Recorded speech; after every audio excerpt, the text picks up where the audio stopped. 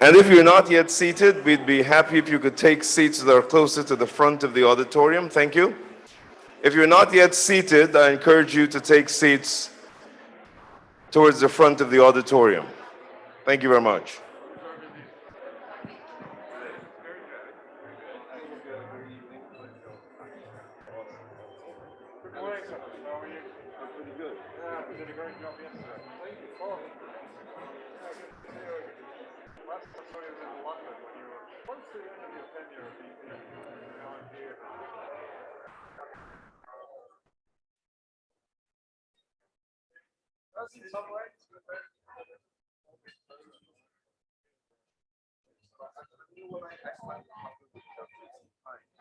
Like I would say, last time we met, and I'm thinking that it was like recent because I missed that 2 year gap. Like it doesn't exist in some senses.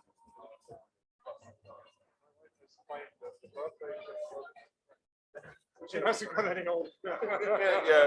I can understand that. I can understand it. Oh yeah. Alex, when you Yeah, I know that. I've told you about the automated interviews, working for yeah, free to do it.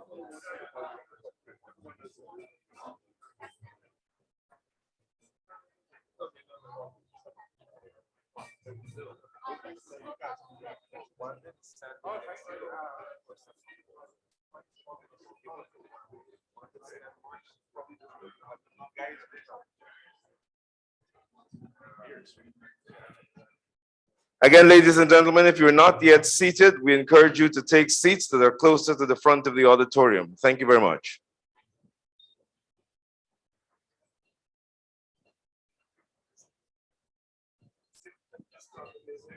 I'm trying to figure out why you keep playing with the thing like that.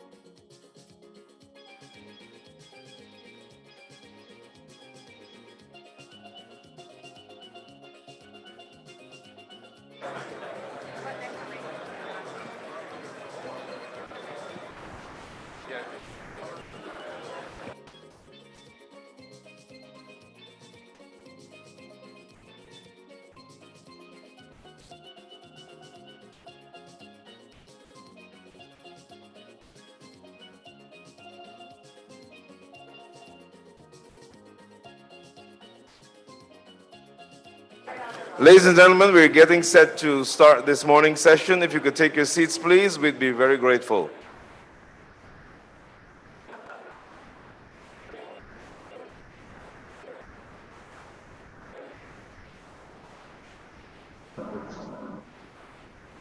Is it streaming? Yeah, everything. Is there a platform? Everything is this. Baby, Yeah. baby, I need it. Show me how to do this thing. Hang on, yeah. Scan. Open. This is your friend. Hi. Yeah.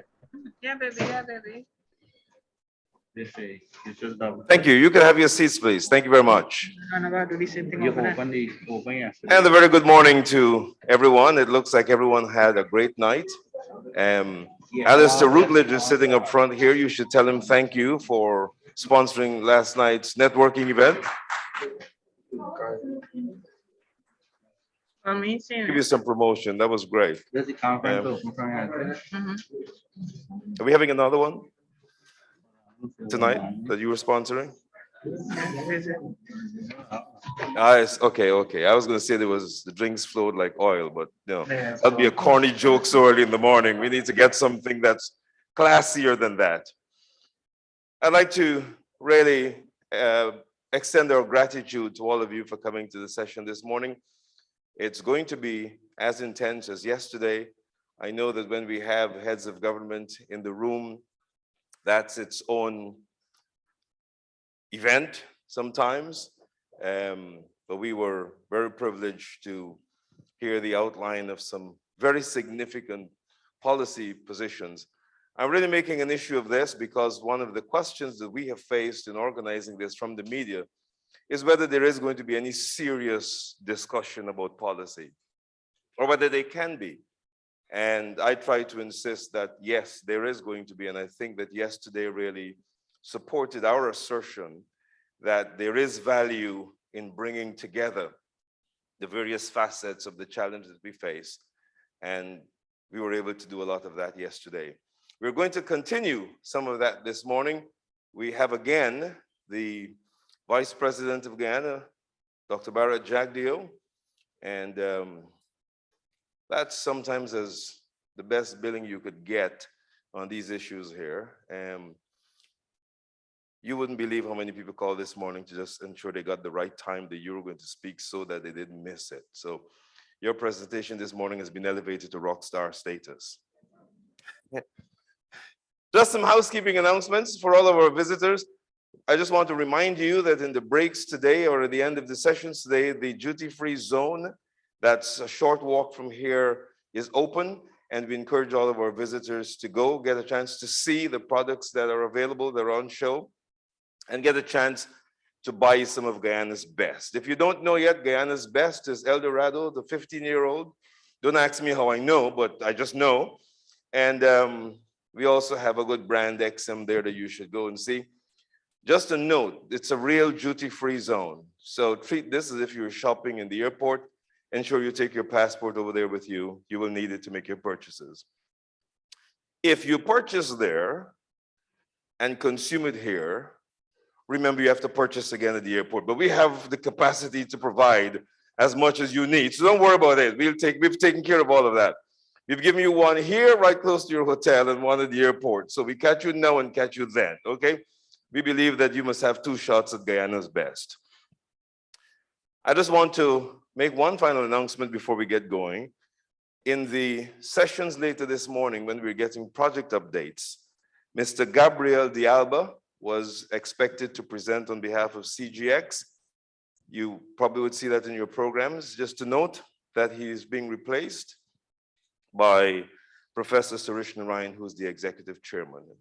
So just note that when we get there.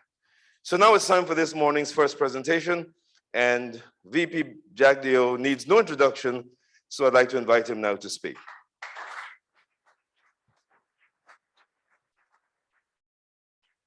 Thank you very much.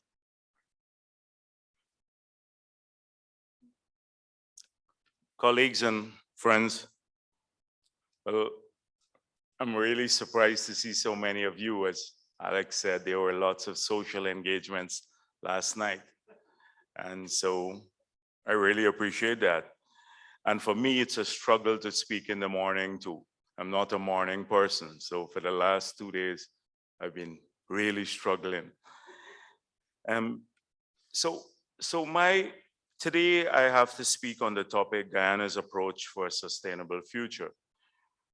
And I'm going to try to quickly take you through a journey that started a long time ago, because the quest for a sustainable future did not start with the discovery or the development of oil and gas. It started a long time ago, and particularly for our friends from abroad. I hope that as you get more involved in Guyana, that you would want to learn a bit about our history. And if you learn that, then you would understand why, in some ways, we act in particular manner today. So let me quickly take you back to the past. A crucial part of our sustainability in the future for Guyana is ensuring we remain a democratic state. And for many of you who come from mature democracies, you may want to know, why am I starting off with this? I should be speaking more about economic sustainability. Well, I started with this largely because we have had significant challenges in preserving democracy here and building democratic institutions. We had almost 3 decades of undemocratic rule. And in that period, we saw almost half of our population fleeing the country.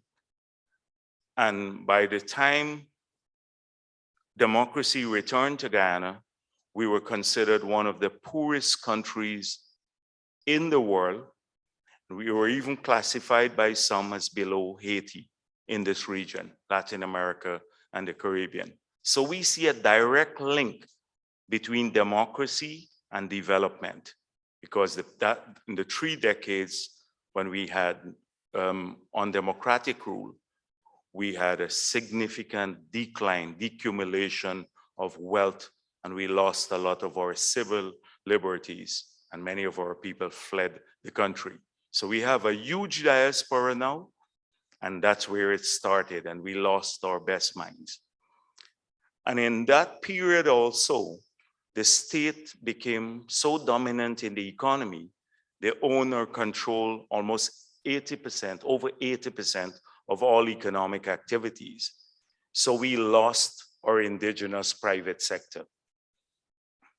And when you come to a new democracy is born, and without an indigenous private sector, and you're trying to move away from state being dominant in the economic sphere, it is a difficult task. We had to rely heavily on foreign capital and incubating a local private sector. So the private sector that you meet in Guyana today is relatively new. It has had just a few decades of development. It's aggressive. We're very pleased with the way they're developing. And that is why sometimes we insist through the local content legislation and through other measures that we promote partnerships, because it's only through partnerships that our private sector will grow, the local private sector. And we rely heavily on them to take this country forward.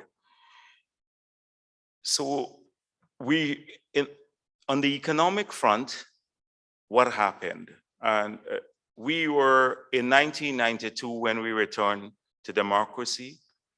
in the 90s, Guyana, the debt was over 900% of gross domestic product, or stock of external debt.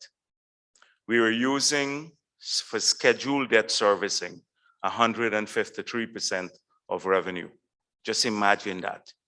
The debt being 9 times the size of your economy and using 153% or schedule to service that debt. Today, our external debt is about 17% of GDP, down from 900%, and we're using about 6% of revenue to service debt. That is how far we have come.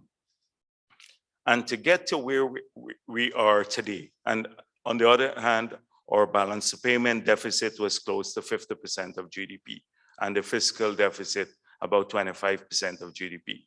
So every 2 years, we're doubling our debt with the rest of the world, and every 4 years, we're doubling our debt on the government side. And today, but how did we get here? It required a lot of fiscal discipline and hard work. And the same fiscal discipline that we have had to demonstrate in that long period to return sustainability to Guyana and to carve a conducive macroeconomic environment for private capital and also for development. The same fiscal discipline we are committed to in managing the future, including oil revenue, because we know how hard it was to get here and how quickly development can slip away from you if countries live above their means and they practice excesses.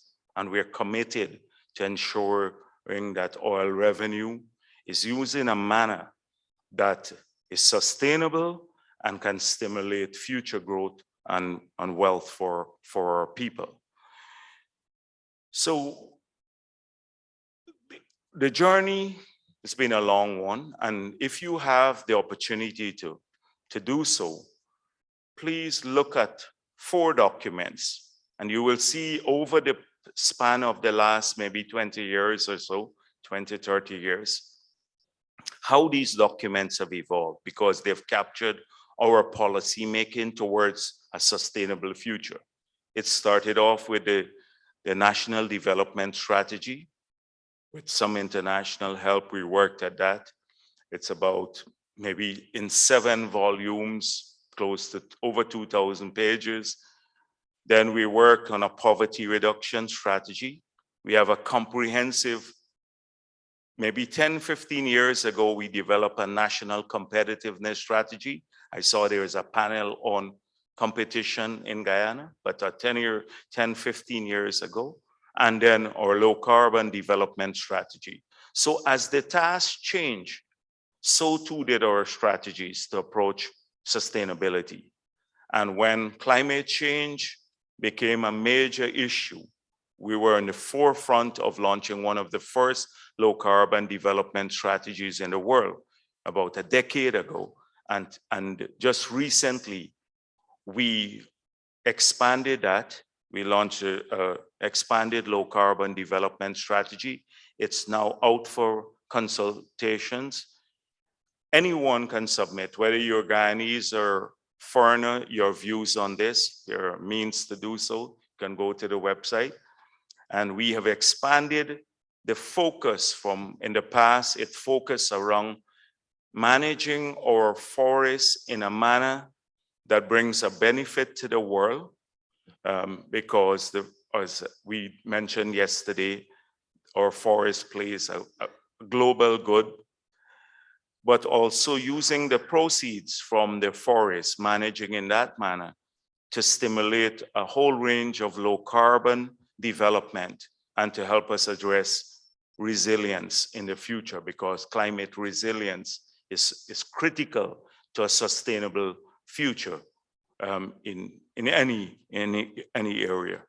So I hope that you have an opportunity to read this document. It would be extremely helpful if you do so, because it will give you a perspective in the future.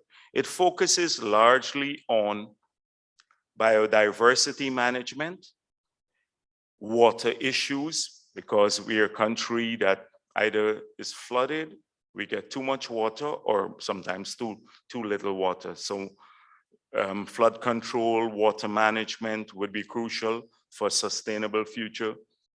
We live mainly along the coast, which is below sea level. So climate change has almost an existential impact on us if we don't prepare our infrastructure for the future. So it focuses heavily on that. It will the LCDS, the Low Carbon Development Strategy, would focus on how we practice logging and mining in a sustainable, low carbon impact manner. Then, of course, the document speaks about our energy mix of the future, the energy transition that was mentioned yesterday in some of the conversations we've had. It details demand for the future, for energy in the future, how we're going to meet that the demand, and what would be the mix and the opportunities too for private participation in supplying that demand. So many of you are aware that on the gas to energy project, there's an opportunity for some companies. We're in the tendering process for that. That's a huge project that shortly we'll be tendering for the solar units, almost 35 megawatts of that. And right now we're negotiating a power purchase agreement for power from the hydro. But that would be detailed here. That's crucial on the sustainability side too. So it is the LCDS, and then let me pivot back to the use of funds from the oil and gas sector. We believe that the funds must be used in a manner transparently. We outlined some of the steps that we have taken through the Natural Resources Fund Act to ensure that the resources are transparently used and accounted for, but they must have a particular focus in Guyana. The focus has to be on infrastructure and incentives to stimulate growth in the non-oil economy.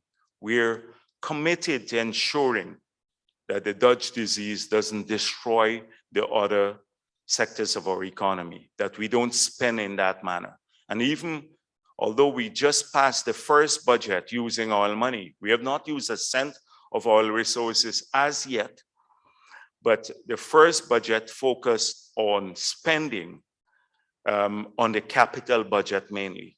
We kept a tight constraint on the recurrent budget because we've seen how countries that receive windfall, they splurge on the current budget, and then when the windfall goes, they can't sustain it. And we're committed to that.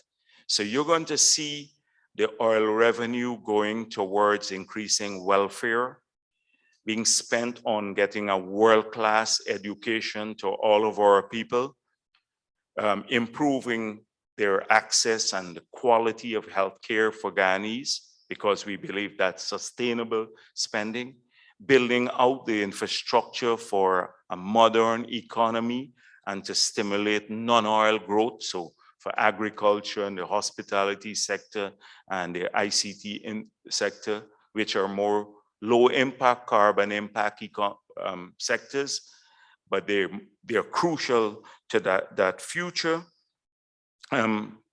This is important for us as we move forward.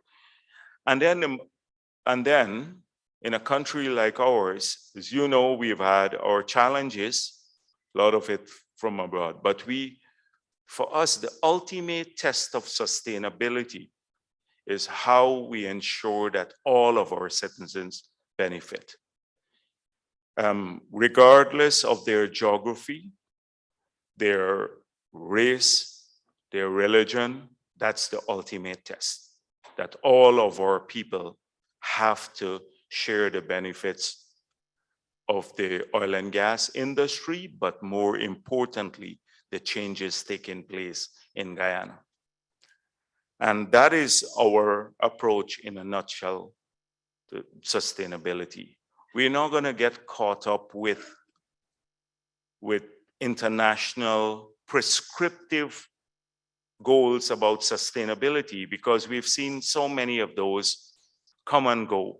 Or the Millennium Development Goals, reaching some net zero. And often I say prescriptive because many of although the goals are set in an international environment, often without the developing world at the table, the policies and the financial support to achieve those goals are often lacking. In fact, global policies lead to us not achieving some of the goals, or were counter to achieving the goals. And let me give you a couple of examples so we don't talk in abstract. So, you know, the Millennium Development Goals were set, and then simultaneously at the WTO, the developed world started pushing for full reciprocity. Mia Motley spoke about the special and differential treatment that we have enjoyed for almost 70 years since GATT was established and then got transformed into the WTO. Because in that period, they recognized that small countries could never compete with the developed world on the same basis. In St. Kitts and Nevis, the entire population can fit in a building that works, a single building in New York, the staff of the people who work in a single building. So how can you compete on the same footing as the United States of America in world trade? Yet there was a move to full reciprocity, pushing the world to full reciprocity.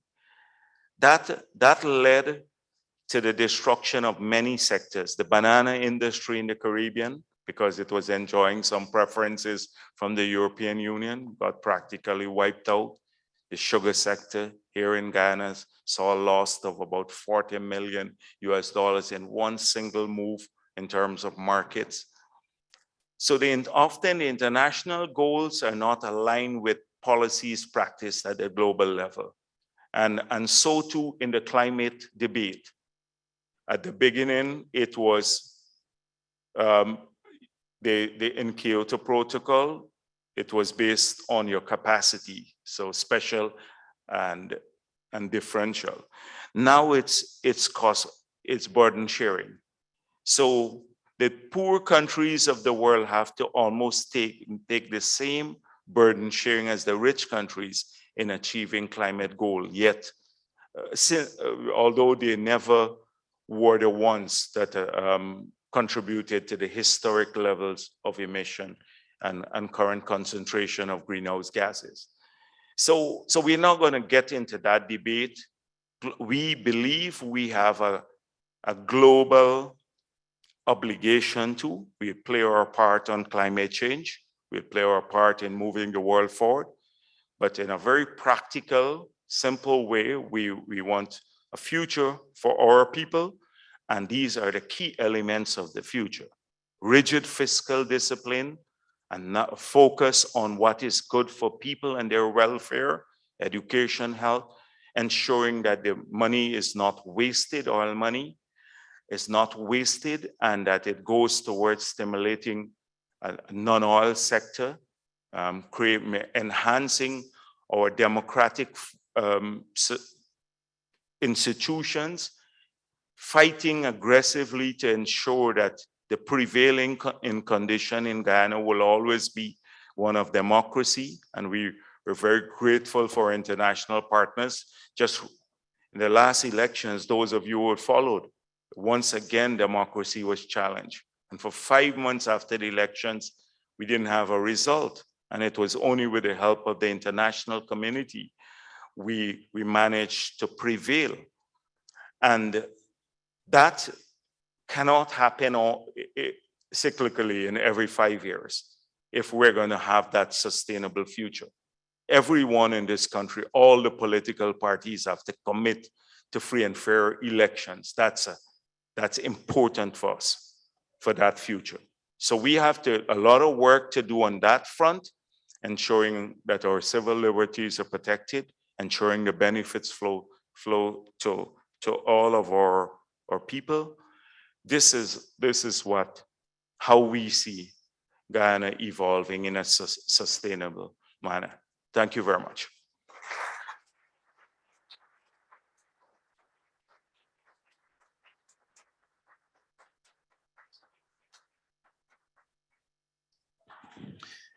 Thank you very much, Dr. Jagdeo. I believe that for all of us, it couldn't be clearer. And importantly, for visitors who'd like to participate, such a clear articulation must be of significant benefit to you in guiding your approach to what we do here. So thank you very much, sir. Before we move to the next presentation, I'd like to ask Dr. Suresh Narayan, Ryan Ramjit, and Mitch Gialou to come to the front. I was told the front left. I don't know where's my left. To this side, whichever side this is. If you could please come there. Could somebody move that mask so that when they come, thank you. Thank you very much. Much appreciated.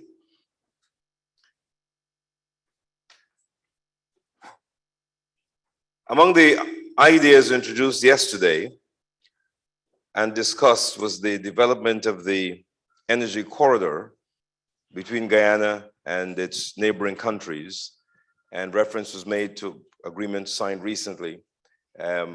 It's relatively new to most people, and we are fortunate today to get some expansion of what that is and some understanding of what our Guyana and its neighboring countries are doing together for this development. The next session is titled The Energy Corridor and Cross-Border Oil Field Development and Services. And to present that is Guyana's Minister of Natural Resources, the Honorable Vikram Bharat. I'd like to invite Mr. Bharat to make his presentation.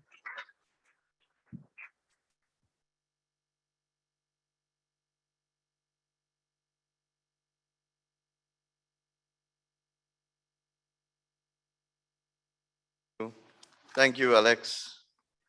I'm not sure if the organizers of this conference realize how difficult it is to speak after your mentor and political leader, Vice President Dr. Bharat Jagdeo. Nevertheless, I'm grateful for the opportunity to speak on this particular topic, and if I may allow to expand a little more on some other areas in the oil and gas sector. First, let me recognize my cabinet colleagues who are here this morning. Excellency, Ambassador Cyril Lynch, High Commissioner, other members, Ambassador, other members of the Diplomatic Corps, my friends, Alistair and team from ExxonMobil. I recognize Repsol, Ryan and others, participants, delegates, investors. Good morning. And we must say, as a country and a government, that we are happy for the response that we would have received at this conference. It's truly amazing, truly amazing. And in that sense, we wish to thank and to show appreciation to the organizers, Mr. Anthony White and his team, Priya Court and others. Forgive me if I don't mention the other names, but I think we owe them a depth of appreciation for showcasing Guyana as it is being done yesterday and over the next few days. We welcome our friends from beyond our borders. I'm saying my friend from Qatar, from Saudi Arabia, from the USA, from Canada, and many other countries that we interacted with yesterday, Trinidad and Tobago, Barbados, Suriname. We welcome you to Guyana. And we hope you're enjoying our diverse culture, our warm hospitality, maybe some of our El Dorado too, and our beautiful country. I know some of you visited the Kaitro Falls, all of you are welcome to visit our Kaitro Falls and our many other eco destination in Guyana. Guyana, as you realize by now, is not only about oil and gas. Therefore, we want to encourage you to take the opportunity to look at the potential to invest in the other sectors, the non-oil sectors. And His Excellency President Ali, Vice President Barajagdio, they would have mentioned yesterday and today how important the non-oil sector is to our development. And for us not to go down the road as many countries would have done in the past, some of our neighbors including, and the Dutch disease taking over. Guyana was built on so many other traditional and non-traditional productive sectors. We have not spent a cent from our natural resources fund as yet. So what we see in Guyana today was built from those other sectors: mining, agriculture, forestry, tourism, manufacturing, and now the new sectors like ICT and others. So I want to encourage our investors who are here, our brothers and sisters from beyond our borders, to look at the possibility of investing in the other sectors. As we all know it, the oil and gas sector, it's not labor intensive, it is more capital intensive. And most of our peoples are trained to work in the traditional sectors. Those are the sectors that create majority of the employment in our country, especially agriculture, tourism, logging, and mining. And we urge you to speak with our local private sector, speak to our local investors to forge possible partnership and joint ventures as we move forward. To my Guyanese brothers and sisters in and out of Guyana, and to our local private sector who is well represented at this conference, we are particularly pleased and happy with your participation and growing interest in the oil and gas sector. Let us grab the opportunity now. Now is the time for us to build a strong, vibrant economy. You know, we often say that people are lucky while some are unlucky. But I am not a strong believer in that. I believe that we consider the people who are lucky. We consider them lucky because those are the ones who grab the opportunities when the opportunities were presented to them. And the ones who cry foul and say that they're unlucky are the ones who turn away from the opportunities. So let us, our local private sector, let us grab this opportunity. This is a golden opportunity that is presented to us. We have waited for decades for this opportunity to come along. Let us work on ensuring that we take full advantage of it and we grow our country and our people together. We often say that our local private sector, the local private sector, as Guyanese, we are very competitive in nature. But I want to urge our local private sector that we need to start looking at each other as partners and not as competitors. If we continue to do so, the ship might set sail without us. Because we all know that in Guyana, one of our challenge is access to capital. And if we don't come together in consortium, in joint ventures, in partnership, we may very well miss the boat.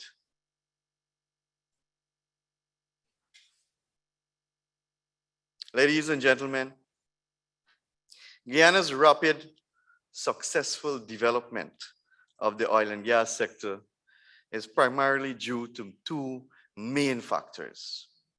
One is that we, as a government, we as a people, we are not shy of saying that we don't know, we need help. We are humble enough to reach out to our friends and to our partners and say, we don't know. The oil and gas sector is new to us. We need your advice. We need your assistance. We need your help. And that humbleness would have brought much success to us.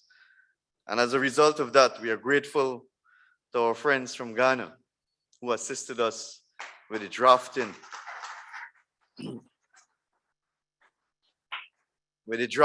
of the local content legislation and the revised Natural Resource Fund.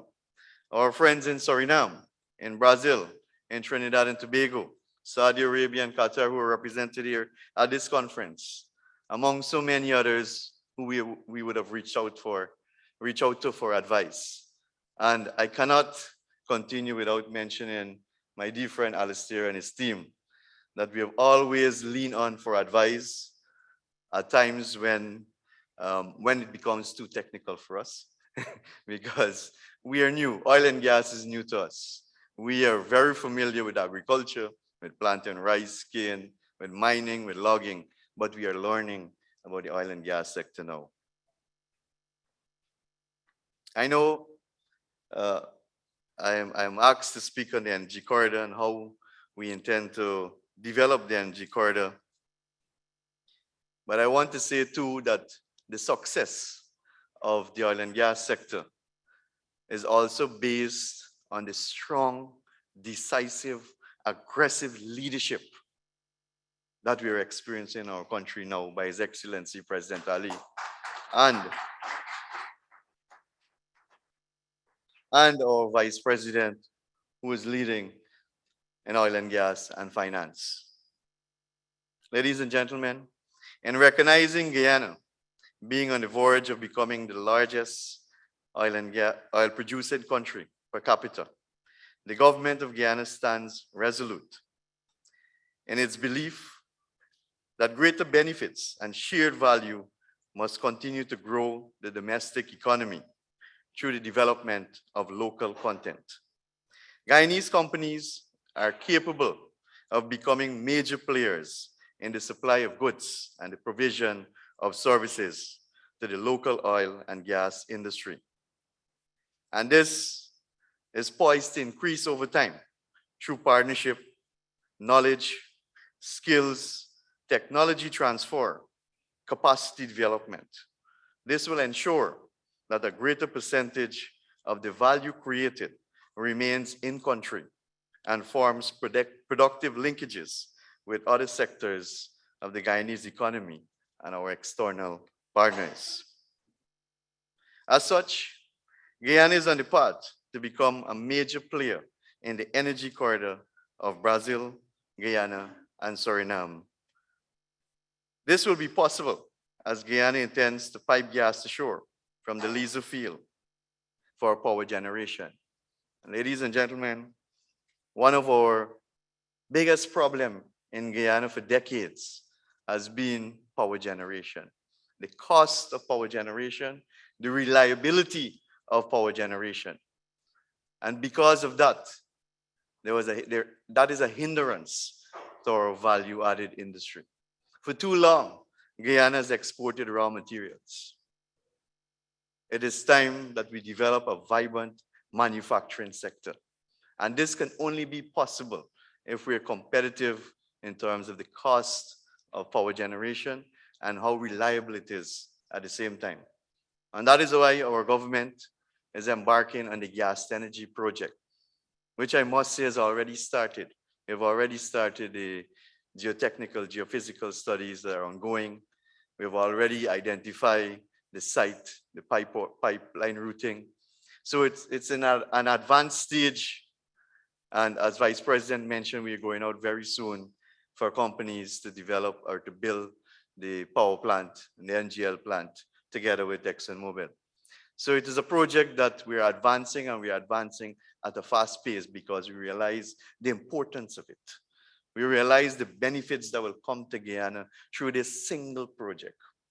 And we would have promised on our campaign trail that we will manage the oil and gas sector in a way that every single Guyanese will benefit from it. And we believe that this project is the transformational project that will benefit every single Guyanese in some way or the other. And I'm not only speaking of lower bills at the ending of the month for household, but it will build a vibrant industrial manufacturing sector, which of course will create jobs for thousands of Guyanese and our friends from out of Guyana as well too, because we need the experience, we need the expertise, we need the skill set. So there are opportunities in this project to benefit every single one across our borders and even beyond our shores in the investment opportunities that will come. Of course, with manufacturing in your own country, you can be afforded cheaper goods and services. You save on importation, you save on valuable foreign currency. So there are so many benefits that will come to us other than cheaper, cleaner, and reliable electricity from this single project. And that is why our government is so committed to ensuring that we implement this project and as fast as possible and in a time frame that is workable with us and our partner. The government is also implementing plans for renewable energy projects to support its intention of creating a cleaner energy mix. Furthermore, the energy corridor will see the countries teaming up to share power based on a collective understanding of their needs and ability to supply. And I must say that our talks with Suriname and Brazil are ongoing. Heads of state would have met recently. Fortunately, I was part of that meeting, and we are now in the drafting stages of developing a strategy that will work for our countries. Cognizant of the vast potential of Guyana and Suriname's oil and gas sectors, the two countries have been strategizing since 2021 on the development of this critical and lucrative sector. This is also being done with a commitment from both presidents, President Ali and President Santoki, to ensure that our country's oil and gas sectors are prudently managed to the benefit of our peoples. The two countries will be developing local human capacities in some key areas with certification in the oil and gas sector. And as you're aware by now, that our government will soon be opening up an oil and gas institute, or what we will call the Guyana Technical Institute in Port Morant, that is Region 6, Berbice. That is our region closest to Suriname. The two countries have also been looking at developments in the gas markets. A joint gas development strategy will see growth for both frontiers. It must be noted that in addition to the domestic demand of the two countries, there is also access to huge markets in northern Brazil and the Guyana Shield. And as such, Guyana, along with Suriname, have the potential of becoming the food and energy capital of the region. In addition, both countries are looking to establish a common gas strategy, which will also facilitate development in sectors such as infrastructure, industries, manufacturing, and natural resources. Hence, both of these CARICOM nations will foster local content platform that will create and support opportunities in not just the oil and gas sector, but the other areas of the two countries' economies. Moreover, both Guyana and Suriname, along with Brazil, are exploring the options for the formation of an energy corridor, as well as mutual opportunities within the oil and gas sector in all three countries. The operationalization of this plan will require development of local knowledge and capacity in the area of logistics and other technical support services.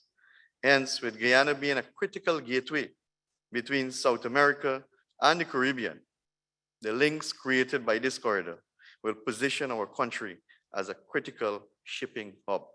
And we have always said, and we are working towards ensuring or building Guyana to be a hub in the Guyana Shield.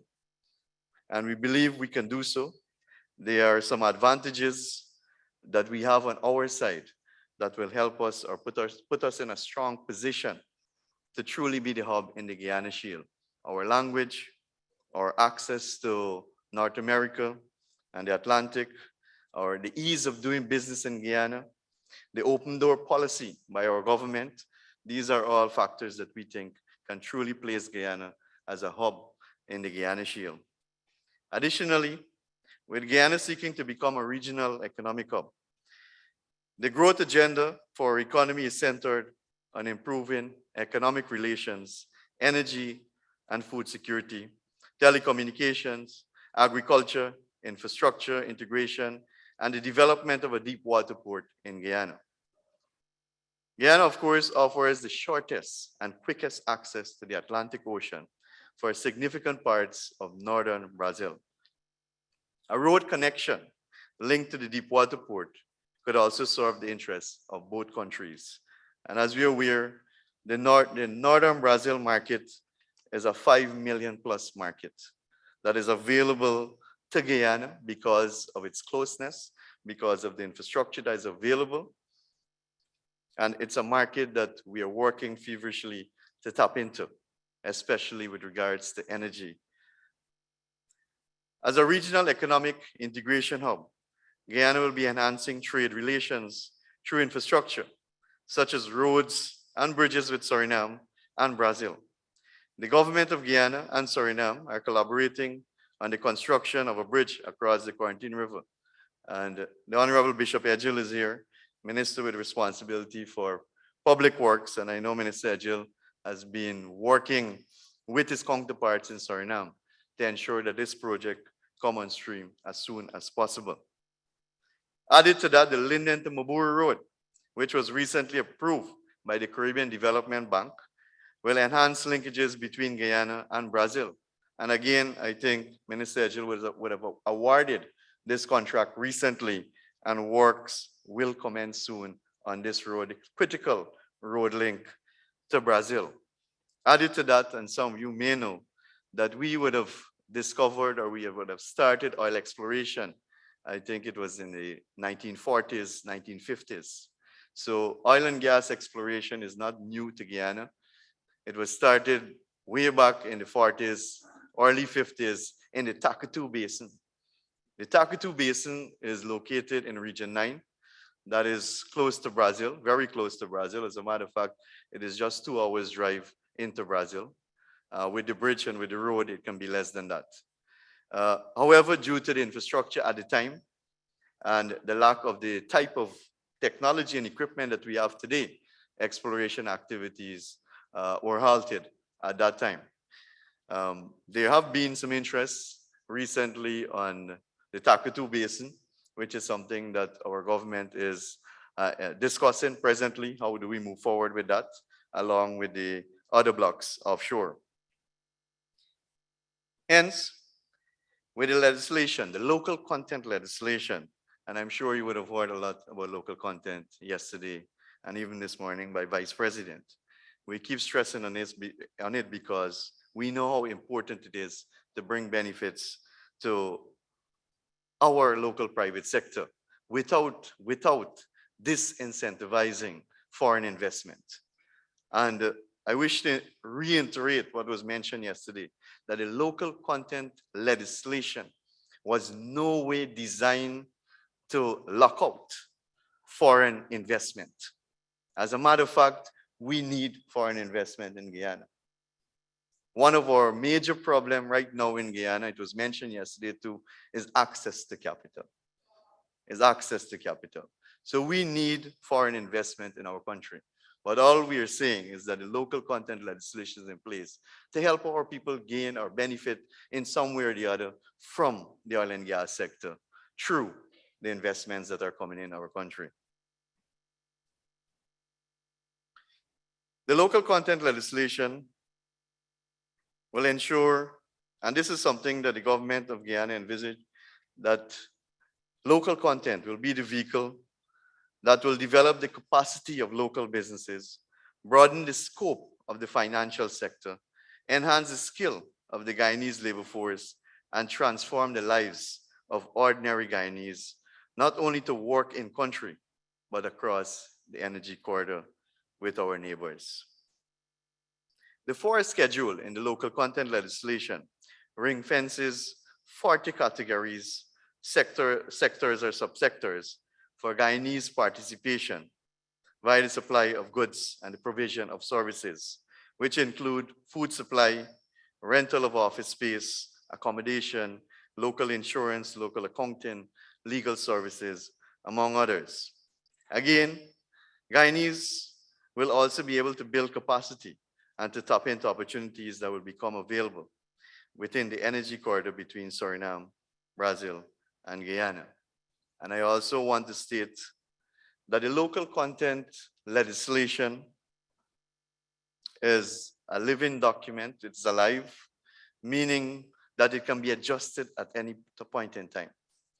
And that is why it is stated in the legislation that we can change the schedule in the local content legislation just by way of an order, that I can just sign an order, and of course, with a negative resolution in Parliament. So we can adjust the schedule whether upwards or downwards. But we must admit in Guyana that we are a bit deficient with regards to capacity for the oil and gas sector. It is something that we need to accept as a country and as a people, because if we don't accept that, then we cannot improve on it. So we have a deficiency in our capacity, and that is what we need to build.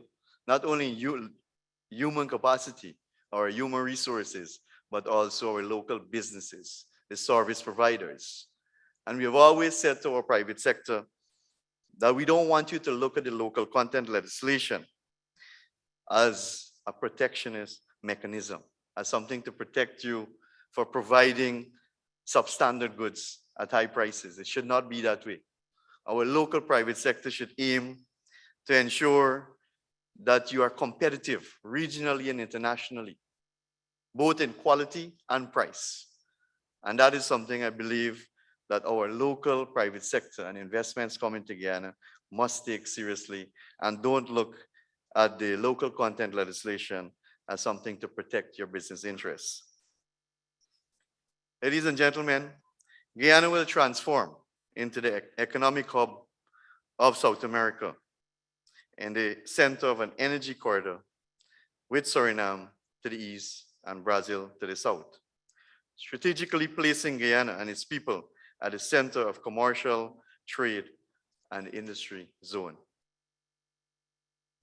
My friends, welcome to the new South American oil-producing frontier, known as the land of many waters, the land of opportunities and prosperity.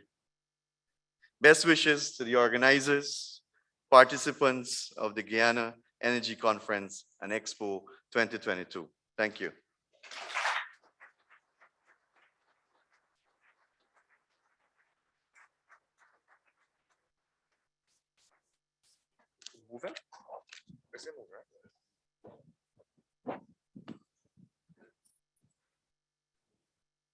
Thank you, Minister Barat. A good compliment to the outline that we got from VP Jagdeo, one that laid down the broadest of the policy strokes, allowing you room to paint inside on the practical aspects. Thank you for that. I just want to make a quick announcement. I didn't tell anybody I was going to do this, so if you have vacancies after I get fired, I'm available. Alistair didn't look this way, he looked back when I said that. Geisens Engineering and K&B Industries formed a local joint venture here in 2020 called Geisens K&B Industries. It's a majority Guyanese-owned company offering the first of its kind services in tubular goods, premium threading, and accessory services, as well as turnkey manufacturing solutions. I don't know what any of that means. Anyway, the partnership recently acquired 55 acres of land from the government of Guyana to establish a facility in Enmore, which is a community that used to be a big sugar community when sugar was big. And now that sugar is not big, as Minister Barat said just now, we continue to look for options there to provide work for people in development. So this joint venture is signing a new agreement this morning. The reason I'm mentioning this now is because one of the things we said that will happen at this conference is we're going to provide an opportunity for people to come together, establish new projects, make announcements about new ventures. And so that announcement is taking place right now over in the media center. It started just about 5 minutes ago. I wanted to bring that to your attention and to let you understand that we are doing everything that we could to deliver on the promise of this conference. We're going to move to our featured speaker for today. Our featured speaker for today is the chair of the Oil and Gas Climate Initiative. And before that, he was global CEO for BP. And a lot of people met him yesterday and said, I remember him from BP days.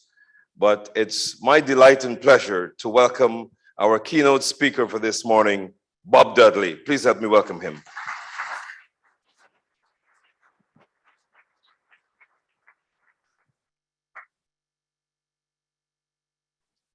Well, a very good morning to everyone. Minister Barat, thank you very much. Your Excellencies from around the world and all respected ladies and gentlemen. And Alex, thank you for that kind introduction. It is a great privilege to be here at this inaugural International Energy Conference and Exposition in Guyana. And if there was any doubt, there is no doubt now that with this great gathering of regional leaders and global energy leadership from governments around the world and industry itself, Guyana is squarely on the global stage with this event. My congratulations to the organizing team, as this is a major accomplishment. These are hard to do. As Alex said, I wear a number of hats in the world of oil and gas and energy, an industry that I love with over 40 years working around the globe, working with brand new breaking oil and gas areas such as Guyana. I've worked in areas such as the South China Sea, Azerbaijan, Angola, regions of Russia, big gas expansions in Egypt, which has some similarities to the potential of Guyana. And I did my best to steer BP as CEO for 10 years through an adventurous 10 years. I also serve today, as Alex said, as the chair of the Oil and Gas Climate Initiative, or OGCI. And this is a group of 12 of the world's largest oil and gas companies with about 30% of the world's oil and gas production. This group came together before the Paris Agreement to work together to make a real difference in our industry. To reduce greenhouse gas emissions, it's a story of partnership and working together for a common good. In what had been a highly competitive group of large companies, it includes national oil companies and IOCs, including two that are working here in Guyana, ExxonMobil and Repsol, great companies. The OGCI brought the CEOs of these companies to personally sit together and work to develop a common technical language, which is actually not that easy, on emissions and methane reductions.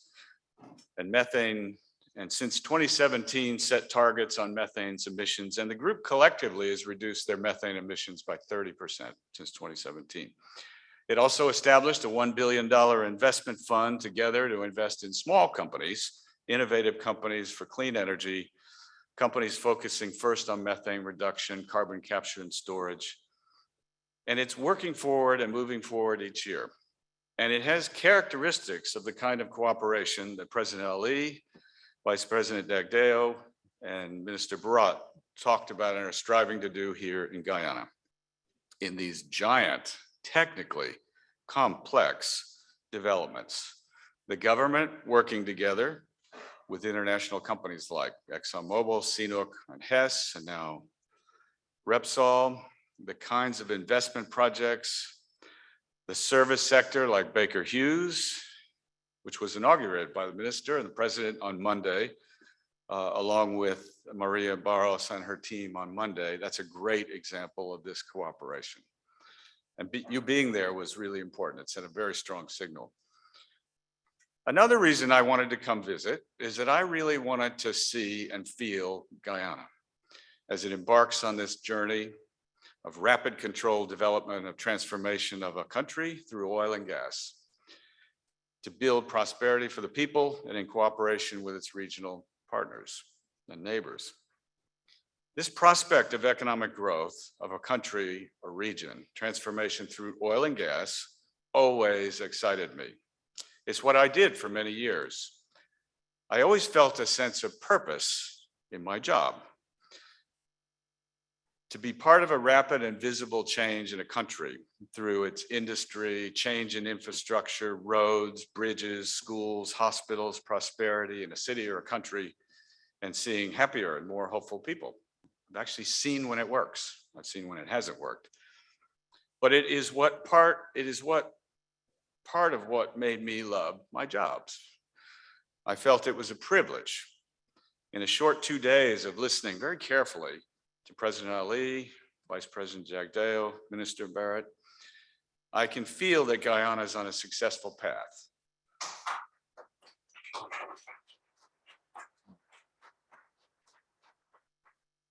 And I would agree with Minister Barrett. It's not about luck. However, because this is not going to be an easy path. It's never easy. It is complex. It may not always be smooth. There will be challenges. But if the challenges are tackled in the spirit of win-win partnerships that you've spoken about, it will move rapidly. I have seen transformational growth projects with the potential of Guyana that have had great success, and they've transformed countries. And I've also seen transformations that went very slowly.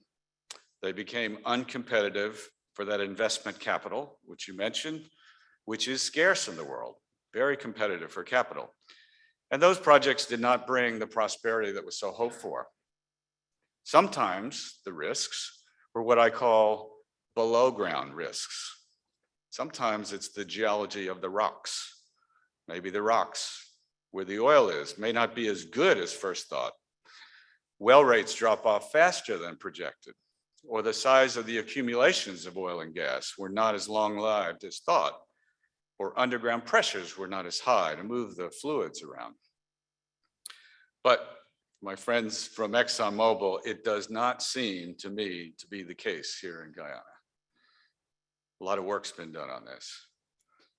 Most of the risks to progress in many promising oil and gas countries and regions turned out to be what I call the above ground risks. It could be the cost of construction. The investment environment may have changed. It's not uncommon for the misalignment of goals between a host nation and the operating investors. Frequent changes of terms or regulatory rules. And as Daniel Yergin said yesterday, long decision-making processes so that project milestones are missed, benefits to all took too long. Dan Yergin mentioned that yesterday, comparing the speed of decisions in Qatar. And I know there's representatives here versus Iran on the same cross-border field itself. Sometimes there are breakdowns of trust between investors, suppliers, parts of government. And I've actually seen breakdowns and disputes between government agencies inside governments that slow transformations down. Sometimes procurement processes have unintended consequences. Mandating transparency and tendering, which you spoke about, is a really good thing. But when always selecting the low-cost bidders is the objective, you often don't get where you want to be. You don't get the needed quality. And I have seen it when government officials are investigated for not selecting the lowest bidder. Then fear sets in. From then on, you always get the lowest bidder, and you get poor quality most of the time. The good bidders stop participating. I don't think that's going to happen here. In a growth province like Guyana, you will be besieged by consultants. Some have good suggestions. Some proposals will send confusion while you evaluate multiple options and then delay the path forward. And it has slowed down many projects around the world. The good thing in Guyana, again, is I don't sense these things here, and the commitment to growth and moving fast. Some countries in stewarding their resources have done spectacularly well. National wealth and prosperity has grown. They have avoided many of the well-known problems and have diversified their economies, as you spoke about, in very broad ways. They have established strong sovereign wealth funds for future generations, and you've done one here, a national fund, what's it? Natural Resource Fund. I've always felt that Norway over 60 years has been maybe the most successful. Norway may be worth sharing some ideas with. I know they funded 250 million in the past here in Guyana some time ago with forestry projects. I regard themselves as a friend of Guyana. Norway had many international partners who brought in the early days the very complex technologies for harsh waves and weather conditions, and at time it formed its own national oil company to partner and learn from the international companies. But it took a while. Today, Norway has a very high standard of living, has the world's largest sovereign wealth fund valued today at a eye-popping $1.4 trillion. That'll take care of a lot of generations in a country with 4 million people. Other areas of success I see have been Qatar, for reasons outlined by Dan Jurgen yesterday, Egypt on its very fast Mediterranean gas developments, Azerbaijan, which transformed its country in 20 years on the shores of the Caspian Sea. Probably many of you have not been there, but it's a really interesting place to go. And it has its own sovereign wealth fund as well. Some of you will have visited the UAE, United Arab Emirates, Abu Dhabi and Dubai are good examples. Unbelievably transformed countries over 50, 60 years. The value of oil and gas has made the UAE a very broad economy. And over many years, I've worked on large transformation projects and seen them transform communities and improve prosperities on the shores of the Caspian and various regions of Russia. Again, the good news is I see full commitments here in Guyana by the minister, the president, vice president, prime minister to go down the right path. I've seen it not work well in places such as Ecuador, no offense, but honest, Ecuador, Venezuela, possibly the country that has the largest resources in the world. Iran, very mistrustful, and a world champion of long negotiations. Not sure that's a good thing. And I'm not sure Nigeria and Angola are your best role models.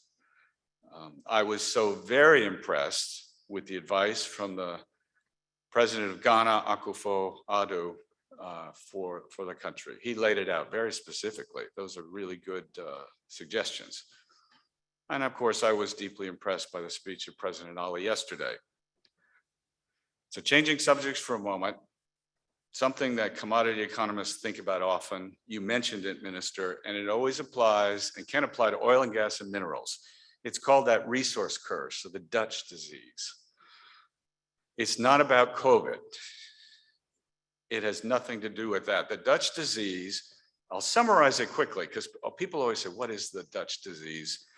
Quickly, but by example, in the Netherlands 50 years ago, they found a giant gas field, very large, called Groningen. It created quick prosperity, lower electricity prices, inflation, the currency started rising rapidly against European currencies and the dollar. Now, the problem with that was that currency became so high that exports from the Netherlands became uncompetitive. Didn't matter whether it was cheese or manufacturing, tourists paid more to visit, and that dropped off. It put people out of work. That's in essence the Dutch disease, the resource curse. And that's shorthand for it. President Ali yesterday mentioned the importance of the currency. Minister Barat did as well about the Dutch disease. So I know you're thinking about it. As I listen to the speech, I hope that speech yesterday is recorded for the future. It was a very important address. He spoke of the commitments to responsibly develop Guyana's oil and gas resources. He clearly laid out many sectors, as did you, Minister, for Guyana to develop its investment infrastructure, agriculture, aquaculture, biomedicines, mining, minerals, education, forestry, medical facilities, hotels, tourism, just to name a few. This approach will broaden the base and benefits for the people, and with a fair and reasonable rate of return for investors. That's what investors want. They want a reasonable, fair rate of return on their capital. Now, as Guyana now enters the world stage, doing it as one Guyana, transparently, democratically, with I call the fresh air values of a sense of history and freedoms, and remaining humble. It will serve Guyana well. Now, permit me a quick note on climate change. I'm deeply committed to quick, sensible action on climate change, to slow and reverse climate impacts. On the development of yours, Guyana's resources, you have been told, or you will find, that there are some people who do not want you to develop your oil and natural gas resources. You will not be popular with certain groups, with some as they passionately believe the world should stop production of all fossil fuels. I believe such people mean well, but many have any real understanding of the complexity and the vast size of the world's energy complex, particularly outside, I would say, the wealthy regions of the world. They may lecture to you, probably best to just listen politely, remain humble, and as the president said yesterday, stick to your plan and your strategy. Now, a few interesting truths of the complexity of the energy transition that we have to do. It's interesting to me that the primary energy sources of the world in 1999 were 81% oil, gas, and coal. In 2019, the primary energy source was 81% oil, gas, and coal. A little bit more gas than coal now, but it just shows you the reliance that the world has. We can't get there without all forms of energy. By 2050, the world will have 2 billion more people in the world, and we will need all forms of energy. The more renewables, the better. The more hydrogen, biofuels, the better, but it's not going to be enough. And the world needs Guyanan light, low sulfur oil.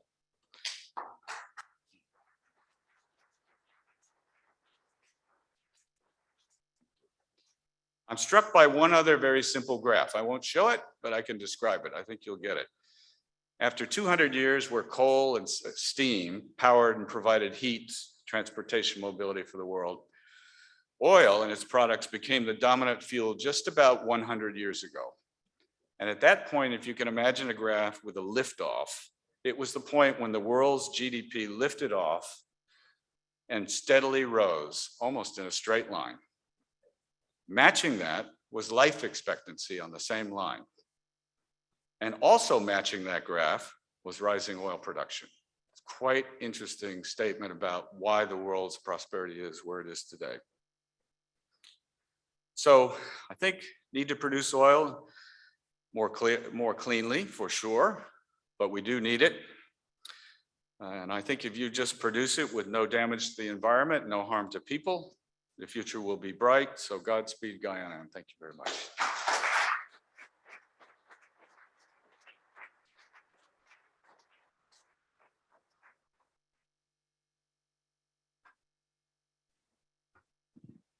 Thank you, Bob.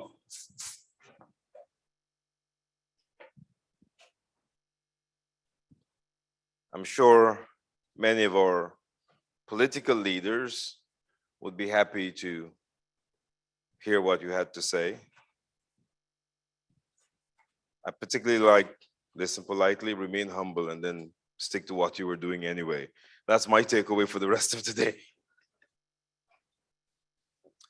Just before we get to the panels, one of our staff heard me talking about last night's networking event sponsored by Exxon, and they got into a panic and messaged me to ensure that I let you know earlier rather than later that tonight's networking event is taking place at the Palm Court. I see some heads nodding, like, why are you taking so long to tell us where the action is this evening?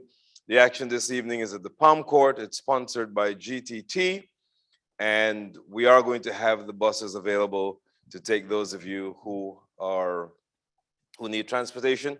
If you're staying at any of the hotels other than the Marriott or Pegasus, the buses that take you there will be available to bring you back just after 8 at that event, so you know how to get there with us. And like I said, drinks tonight are not on ExxonMobil. They're on GTT. That doesn't mean there'll be any less drinks. I mean, there's got some worried faces here.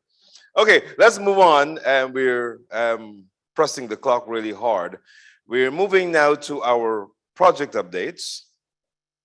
And we're going to introduce the projects and the persons making those presentations one at a time.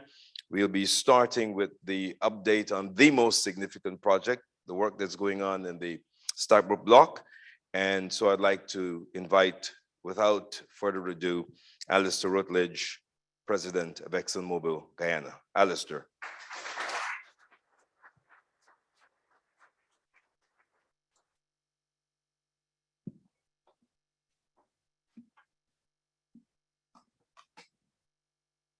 Well, good morning, everyone.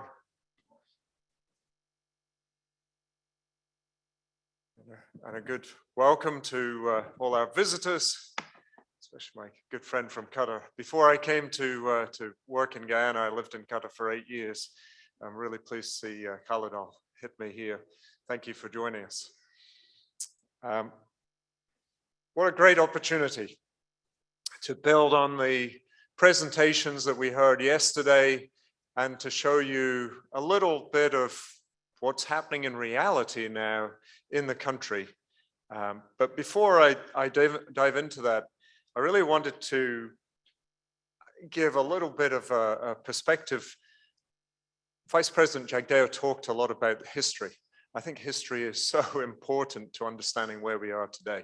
And as a child, I didn't enjoy history. So it was a change for me as I started moving around the world, living in different countries, to begin to appreciate the history that makes the country what it is today. And Guyana has a special and unique history, one which has brought it to where it is. But when we put the oil and gas lens on that, as we heard, exploration has been happening for multiple decades in the country. And it was only less than 7 short years ago that the very first economic discovery was made. So when I go through these brief updates on what's actually happening today, just bear in mind that it was 6.5, just under 7 years ago that we found the first oil in the country. So quite staggering progress. And we'll talk about the development, the actual development that we've seen, but also the progress on local content, building up local content, which, as we've heard, is really important to the country. ExxonMobil and our partners, Hess and CNOOC, are committed to ensuring that not only the benefits flow to the country through the revenues to the Natural Resource Fund, but also directly through employment opportunities and business investment and growth of the infrastructure in the country. And it certainly isn't luck. There's a lot of hard work, as you'll hear as we go through this. So first to exploration and development success. Currently, our exploration and development programs are being supported by 6 drill ships, deep water drill ships, currently operating across the Starbuck block. Although recently they drilled wells, the first wells in the Kaitour block and the Kanji block. Currently, we're working through a whole lot of data that was acquired in those blocks through the wells that we've drilled, and look forward to revisiting those blocks with future drilling opportunities. Since 2015, we have had more than 20 significant discoveries in the Starbuck block, which has brought our recoverable resource estimate to more than 10 billion oil equivalent barrels. And as we heard from the Minister Barat, putting this part of the world at the forefront of deep water development. In fact, really is one of the brightest spots in the world for oil and gas, for energy around the world. And we believe that number will grow. We most recently announced the Lau Lau and Fangtooth discoveries. And as I mentioned, the rigs continue in exploration. Now, that ongoing success in the Starbuck block demonstrates further growth of our high potential development opportunities. We envision 6 projects online by 2027 and see the potential for up to 10 projects based on the current recoverable resources. Our exploration success gives us valuable optionality when it comes to those new projects. We're busy through our exploration and appraisal program, making sure that we test new plays and evaluate targets near to previous discoveries. Currently, we have 3 approved projects that I'll talk about shortly, and we're in the final stages of progressing plans for a 4th project. Our ambitious exploration development success is a reflection of the competitive fiscal framework of the Stabroek Production Sharing Agreement, which clearly incentivizes investment. And in a competitive world, as we heard from Bob, there is a limited capital in the world for investing in energy, and particularly in oil and gas. And so important that Guyana remains competitive. Through this fiscal framework, we pay a royalty to the government, and more importantly, we share the profits evenly. This creates long-term alignment between the Stabroek Block operators and the country of Guyana.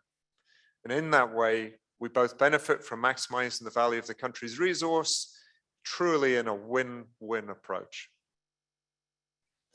Now, as you may know, we are developing the Liza discovery in 2 phases. The first of those began production in December 2019. The Liza Destiny, the very first FPSO and the first production for Guyana, is currently producing upwards of 120,000 barrels per day. We continue to maintain steady, safe operations on the FPSO despite earlier reported challenges with the gas compression system. And the team has recorded over 2 years without a recordable safety incident. So truly setting the appropriate basis for running operations here. As I mentioned earlier, we're now producing from the second development, the Unity FPSO, which is the second phase of development. The crude that's being sold from that is named Unity Gold, which I think is exceptionally appropriate for a country of Guyana, which has relied for so many years on its gold production, that the second crude basket, or the second crude, is named Unity Gold. We anticipate that by the end of this year or later this year, we'll have over 340,000 barrels per day of production from those 2 facilities. As production on the Unity continues safely, we're also working hard on the 3rd project. The Payara development is progressing both in country with the installation of subsurface infrastructure, the drilling of wells. In fact, 2 of the rigs today are working on Payara and Pacora wells, but also in Singapore, where the FPSO is being constructed, fabricated, and making excellent progress. So we remain on target for that project to start up in 2024, just 2 years from now.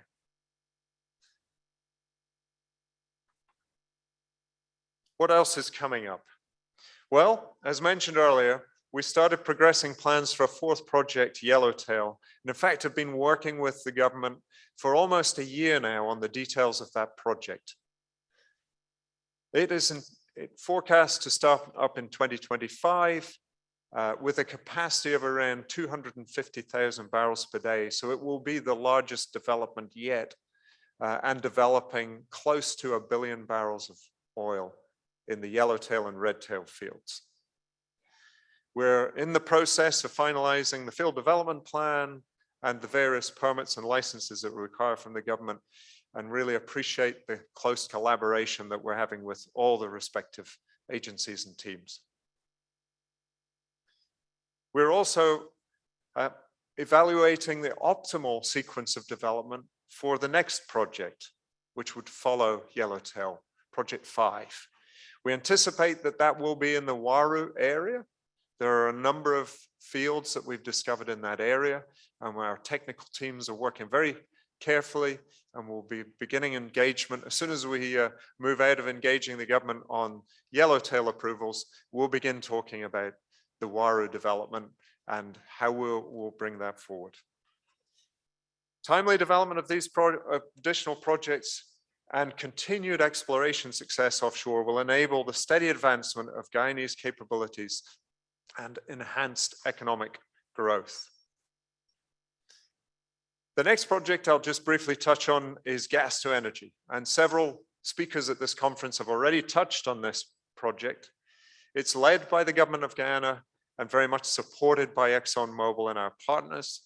We're developing this project in order to deliver reliable, cheaper, cleaner energy to the country.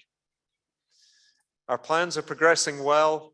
As the minister mentioned, we've been doing a number of onshore surveys. We've identified the routing for the onshore pipeline. We've also been doing G&G surveys offshore. We're moving forward on the contracting strategy, and some of the expressions of interest and pre-qualification are progressing as we speak. At this point, we remain on target, and we are absolutely committed to a 2024 startup for the project. And albeit it's a lot of hard work in front of us, we understand the value to the people of Guyana of that project and working exceptionally hard to make it happen. So as I given you some highlights on the actual projects, let me say how that translates. We've heard so much about the importance of people in the country benefiting from this activity. So a few words on local content and the economic impact that we're having. These ongoing projects and upcoming ones continue to bring significant economic benefit to the people of Guyana, as evidenced by the recently passed national budget, and indeed the progress we continue to make in advancing local content development. Aside from the direct revenues the government is receiving, which has surpassed $600 million and is growing quickly, especially as a result of higher oil prices these days, we are ensuring that Guyanese are actively involved in the development of their country's national resource. Increasing local content is, as I said before, a key priority for us. ExxonMobil has a multi-tiered approach to local content. It starts with workforce development, supplier development, and strategic community investment. And these are all aligned with the recently enacted local content legislation. We're working with the government to implement and clarify where necessary provisions of that recently passed legislation. Again, appreciate the close engagement with the newly formed Local Content Secretariat in the Ministry of Natural Resources. We have been making continuous progress in these areas long before the legislation, and as a demonstration of our commitment to that, the importance of that. In fact, if I give you a couple of the highlights, by the end of year 2021, there were more than 3,600 Guyanese supporting our activities. Now, when you listen to the minister say, ours is a capital-intensive, not labor-intensive industry, and yet 3,600 people are working in our industry here in Guyana, from a start of essentially zero in 2015. That's remarkable progress. And they representing 57% of the workforce. So yes, again, we heard there was a lack of established capacity and capability in the country.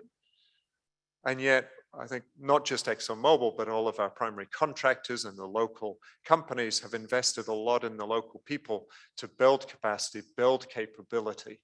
And so that now over half of that workforce are Guyanese. Together with our direct contractors, we have spent more than $600 million here in the country, with more than 850 local suppliers since that first discovery. And as was mentioned earlier on, we celebrated on Monday the opening of the Baker Hughes Supercenter. Last year, celebrated Saipem opening a fabrication facility for some of the subsea infrastructure that's installed offshore. Many more, Schlumberger, Halliburton, Technip, FMC, big international companies that are establishing footprint here in the country, many of them moving their regional bases to Guyana. as an indication of their commitment to Guyana and the importance of this part of the world for energy. So I think it's clear to see the commitment that's being made, not just by ExxonMobil and our Stabroek Block partners, but a number of international companies to ExxonMobil, and that they're committed to building local content and stimulating partnerships in the country. We've worked closely, and I'm delighted to see and hear about one of the announcements this morning, but I name a few companies that are really growing and supporting, have become critical to our business and opportunities. So we heard about Geissens this morning, and they have an exciting announcement. Gisby, which is the Guyana shore base, which is absolutely fundamental to our operations here in the country, has allowed us, enabled us to move virtually all of our supply activities and logistics from Trinidad, where we were initially reliant, is now here in Guyana. Guyana Oil and Gas Support Services Inc. When we launched the Payara project, one of the commitments we made was to bring fabrication activities in country. So some of the fabrication associated with the FPSO is now being done in Guyana, and GOGSI, Guyana Oil and Gas Support Services, has been critical to that too. G-boats, we have now more than 30 vessels supporting our offshore operations. G-boats is a local company that has been, again, playing a huge role in that logistics operation. And then one more call out, shout out for Nabi, who has a partnership, a Guyanese-led partnership, and they're constructing ExxonMobil's new office buildings, which will enable us, as we continue to grow our local workforce, to have a modern environment, also enable us to put an onshore control room, training facilities, so we can continue to develop the workforce, but also to bring the latest technologies to bear in Guyana, which will then benefit much more widely across the country. The magnitude of activities undertaken to date and plans for the future represent a strong foundation for a mutually beneficial long-term relationship between ExxonMobil, our partners, the people and government of Guyana.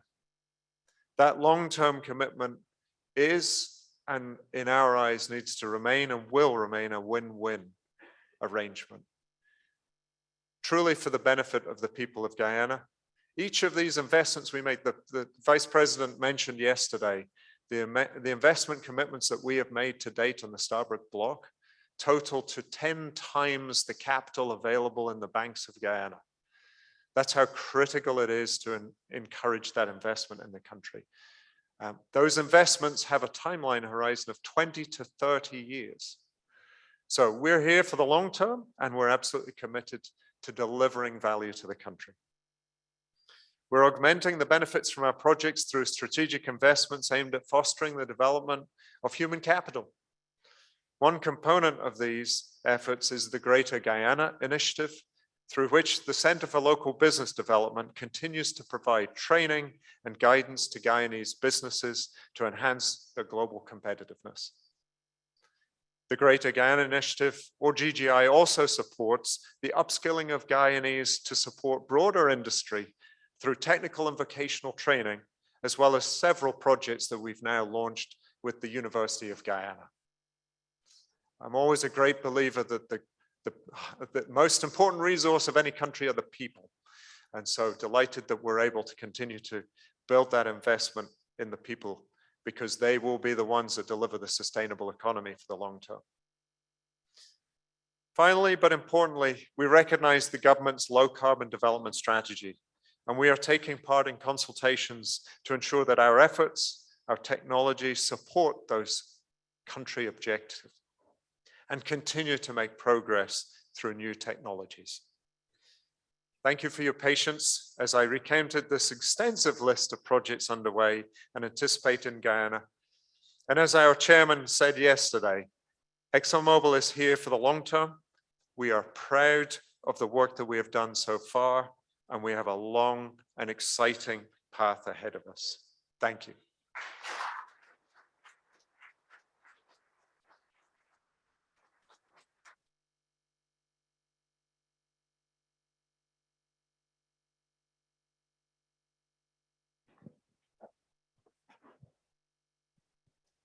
Thank you very much, Alistair, for those updates. While we prepare for the next update, just two comments I wanted to make. One of them is that you talked about your own interest in history and understanding where the country goes, and then you said you're calling the product Unity Gold. Well, you know, the first reason a lot of people came here is because they were looking for gold. So that whole El Dorado story dovetails so nicely with that. But for a long time, what we actually produced was sugar, which was also called Demerara Gold and probably still is. And some people, when they hear those words, connect with. So very, very, very useful there. Are we good to go? Okay, so the next update comes from CGX, as I mentioned earlier. We have replaced the CGX presenter with the co-chairman, Professor Suresh Narayan. And I'd like to invite him now to make the presentation. And I suspect this is just as exciting, right?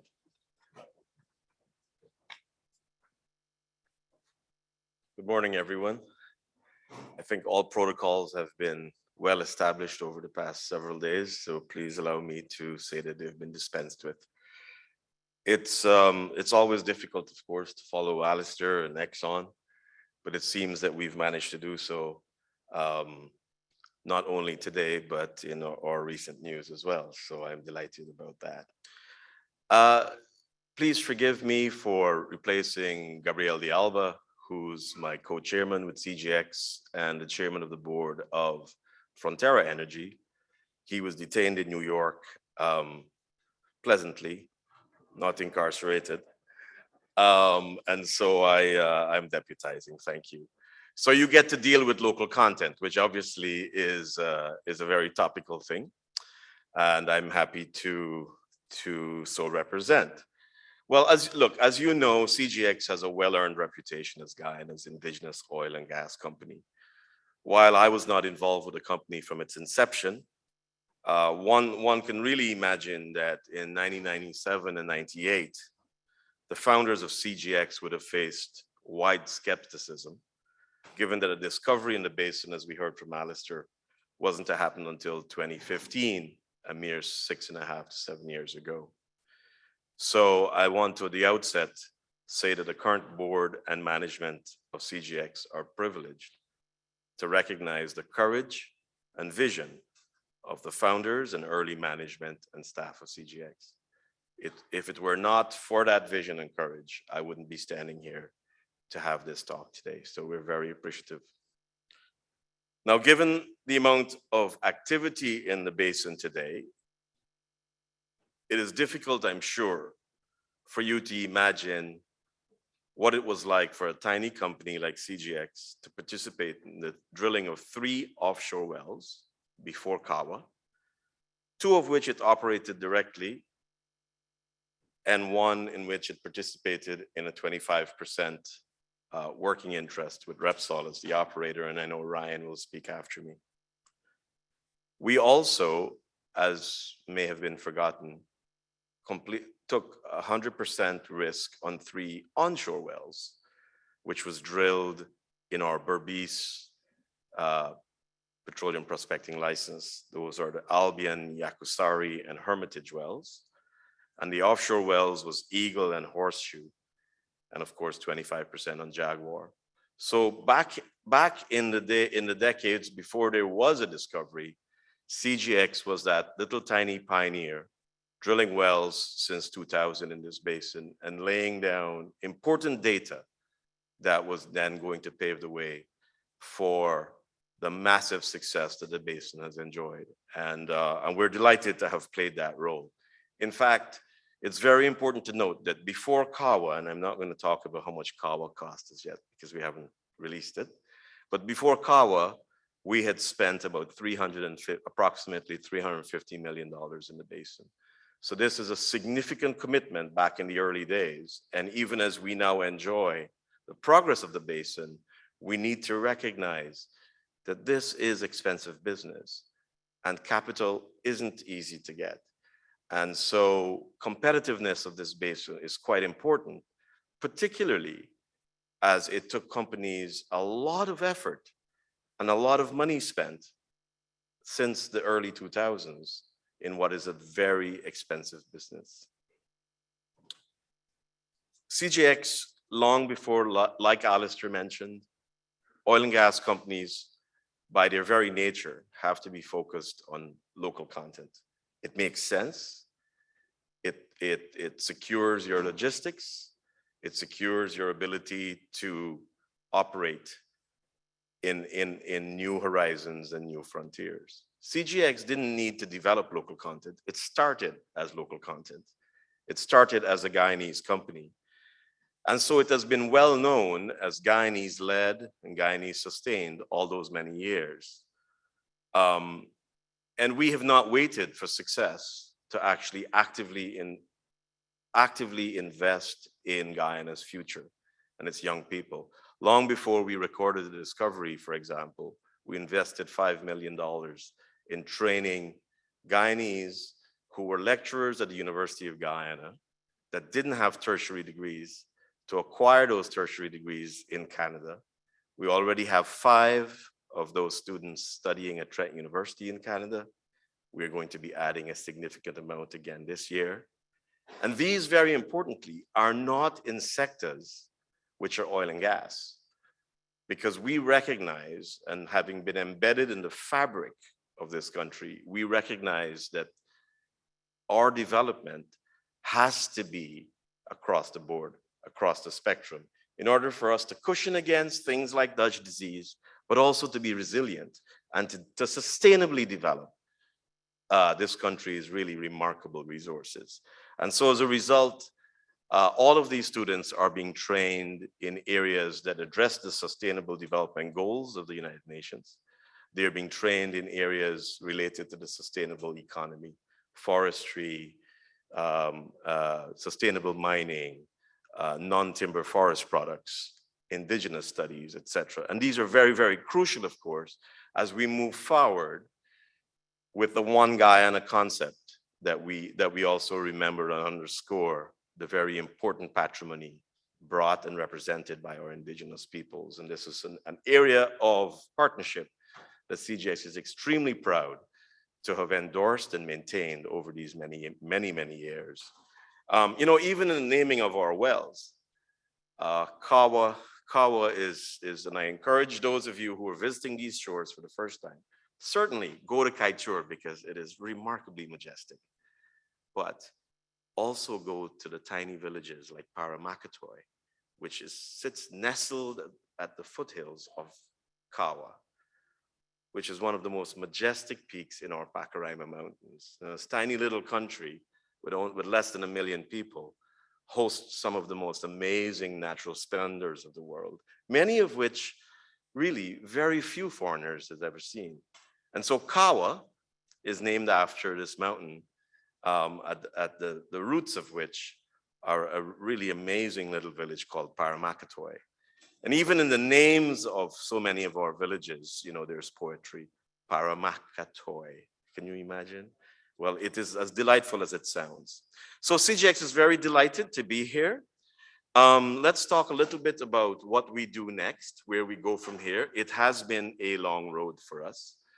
Like the president said, it's important to say what you're doing, remain humble, and keep doing what you said you'd do. And that's what got us through. That's what got us to this stage. We kept doing what we do.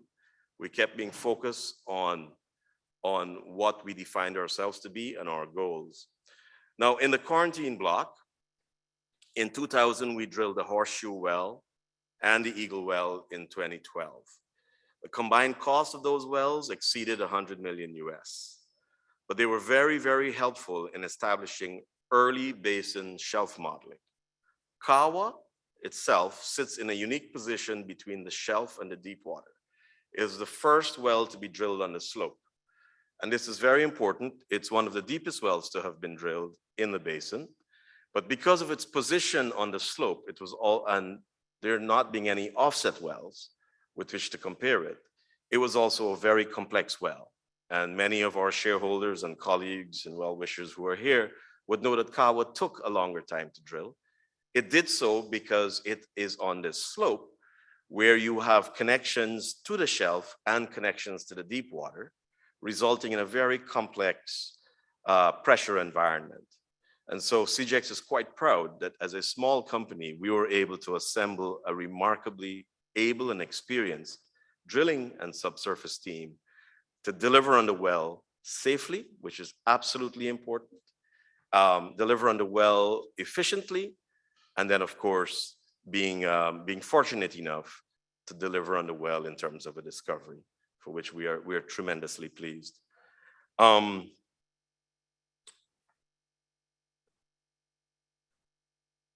For a basin to truly open up, everyone will tell you that multiple exploration wells are required to be drilled. Seismic alone does not, it allows us to see darkly through a glass or to see in part, nunc cognosco ex parte. So it's very important that as we drill, we calibrate our seismic and we calibrate our ability to analyze. So drilling more wells in a basin is very important. Kawa has turned out to be a very key well. Because of its position on the slope, it holds out the potential for additional excitement on the shelf. And so the excitement, I'm sure that our partners on the shelf, up dip of Kawa and up dip of what is I think rightly referred to as the golden trend. This represents a very interesting, exciting opportunity because it has the potential to extend that golden trend up shelfwards. And that truly in itself is important to Guyana, because if you look at the map of our offshore, we have a lot more than the Stabroek Block. So unlocking that value, ensuring that we have more competition in the basin, ensuring not that we're not very appreciative of Alistair's assistance, but everybody will tell you, of course, competition is very important. Ensuring that we have multiple operators unlocking more opportunities for our shore bases, unlocking more opportunities for our local content. This is tremendously important. And of course, as the government looks forward to things like bidding rounds and how do we handle the value of the basin, opening up the basin beyond the remarkable Stabroek is of crucial and pivotal importance to Guyana. And it's often difficult for me to speak only with the hat of CGX on, since many of you know I'm very much a cheerleader for this country. So that's also an important aspect of Kawa, where Kawa is and what it could mean for opening up the basin even further. Now, you all know the Kawa-1 well encountered hydrocarbon-bearing reservoirs within the Maastrichtian, Campanian, and Santonian horizons.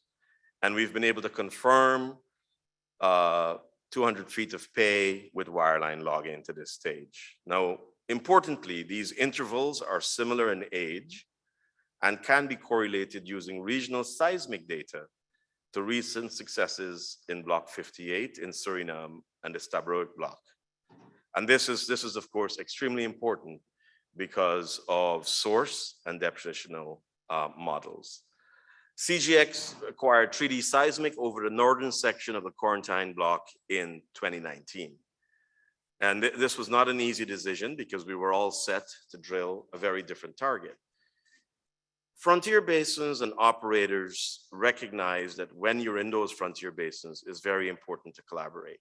And I have to tell you that our decision to first of all acquire seismic over the northern portion of the quarantine, which we had not acquired before, was based not only on Pluma and Haimara, which are right on the border of the quarantine block, right at our northern border, but because of also the kinds of discussions and collaboration we've had with ExxonMobil and other operators. And so we decided in 2019, rather than drill in the middle of the block, to actually conduct 3D seismic, which resulted in opening up 27 prospects in the quarantine block. And Kawa drilled one of those, what are a series of stratigraphic traps in two complexes. So Kawa drilled the easternmost of these complexes, and it tested multiple channel and fan reservoirs. Way, which is our next well to be drilled, which will be drilled in the second half of 2022, is testing the northwestern almost mirror of Kawa. And so obviously, Kawa having established that there's an active hydrocarbon system and established several very more important parameters for us, we are approaching Way with a lot of excitement. So Kawa itself was one of the deepest wells to be drilled in the basin, to a final depth of about 21,578 feet. And we have retained the same rig that drilled Kawa to drill Way. As I said before, these are complex wells. Way will be only the second well drilled on the slope. And so it's still in a very challenging environment. And so therefore we've retained the same well and the same drilling team, because again, operating safely is extremely important. So what is next for us? We are engaged in a very intensive logging program for Kawa. As soon as those results are carefully assessed, we will be letting the public know. We are encouraged enough and excited enough to drill Way, and we have deferred any other programs to focus on Way because of what we've seen on Kawa. We are tremendously excited. It is very exciting for a company that has come so long, so far, to actually record a discovery. We're delighted. We would have been happy to have been the first, since we were here since 2000. But Exxon is certainly a good partner to have in the basin and a great act to follow. So happy to share these news with you. It's been a very, very long road, but now again, the road has been extended, a little bit more paved, perhaps a little bit less challenging for us, but certainly not the end of our road. It's really the beginning of a tremendous amount of work. So very happy to be here today. This is the third oil and gas conference that I've been privileged to speak at, and want to encourage all of you that are here, that are visiting from offshore. Much reference has been made to green gold and black gold and all kinds of gold. This country really is much more than oil and gas. I'm grateful that we're receiving the kinds of attention that we are because of oil and gas. But take the time to look around. If you're like me, investment dollars are investment dollars looking for returns. They're not always just looking for oil and gas returns. There are much more than oil and gas in this country. And so come for oil and gas and try to find other opportunities to stay as well. I wish you all the very best, and I thank the organizers for inviting us and giving us this space.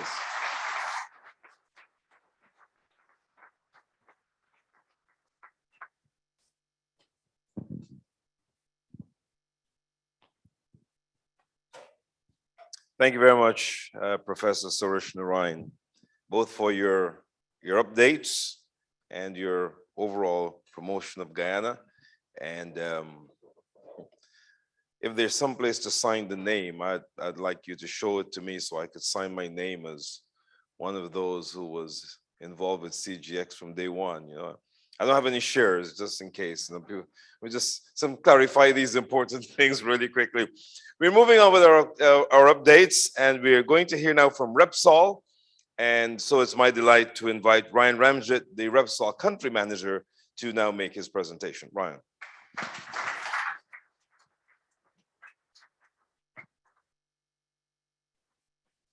Good morning, everyone. Colleagues and visitors, welcome to Guyana. Tough acts to follow, fantastic results for Exxon and of course Guyana.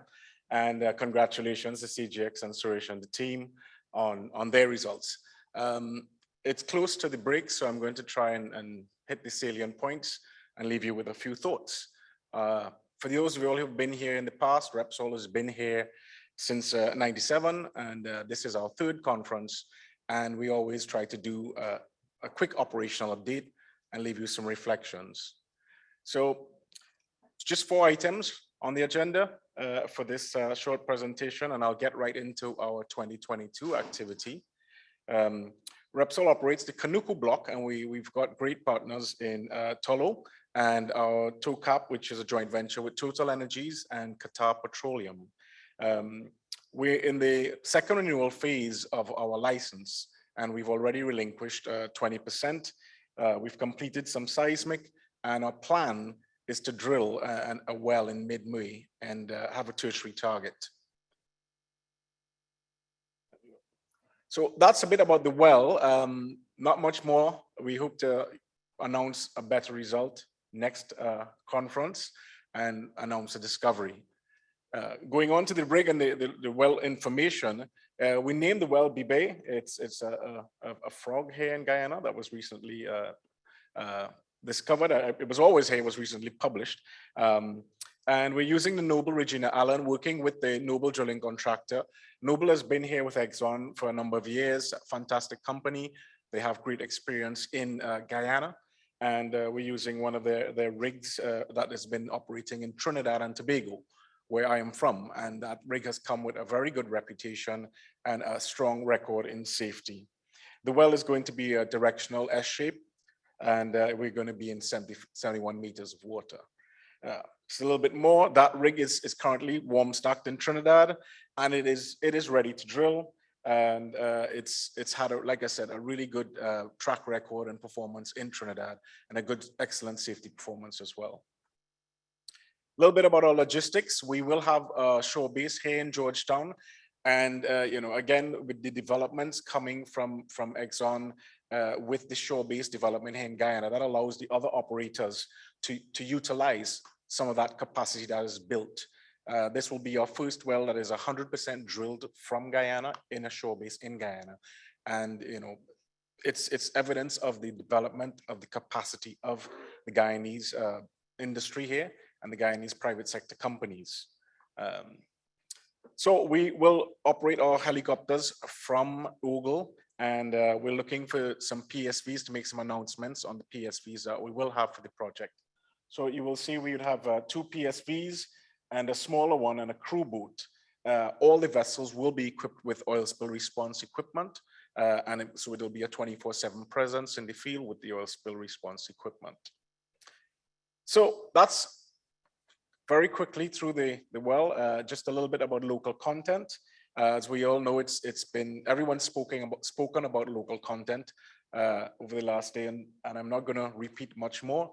For Repsol, we set some goals before the law was written in, and one of those goals was to have a local content questionnaire in all of our tenders for the BB project. And of course, over the last 9-10 years of operating an office here in Guyana, we've always had 100% local companies doing our GNA work here. Another one we're proud of is also engaging 100% local NGOs in our CSR work.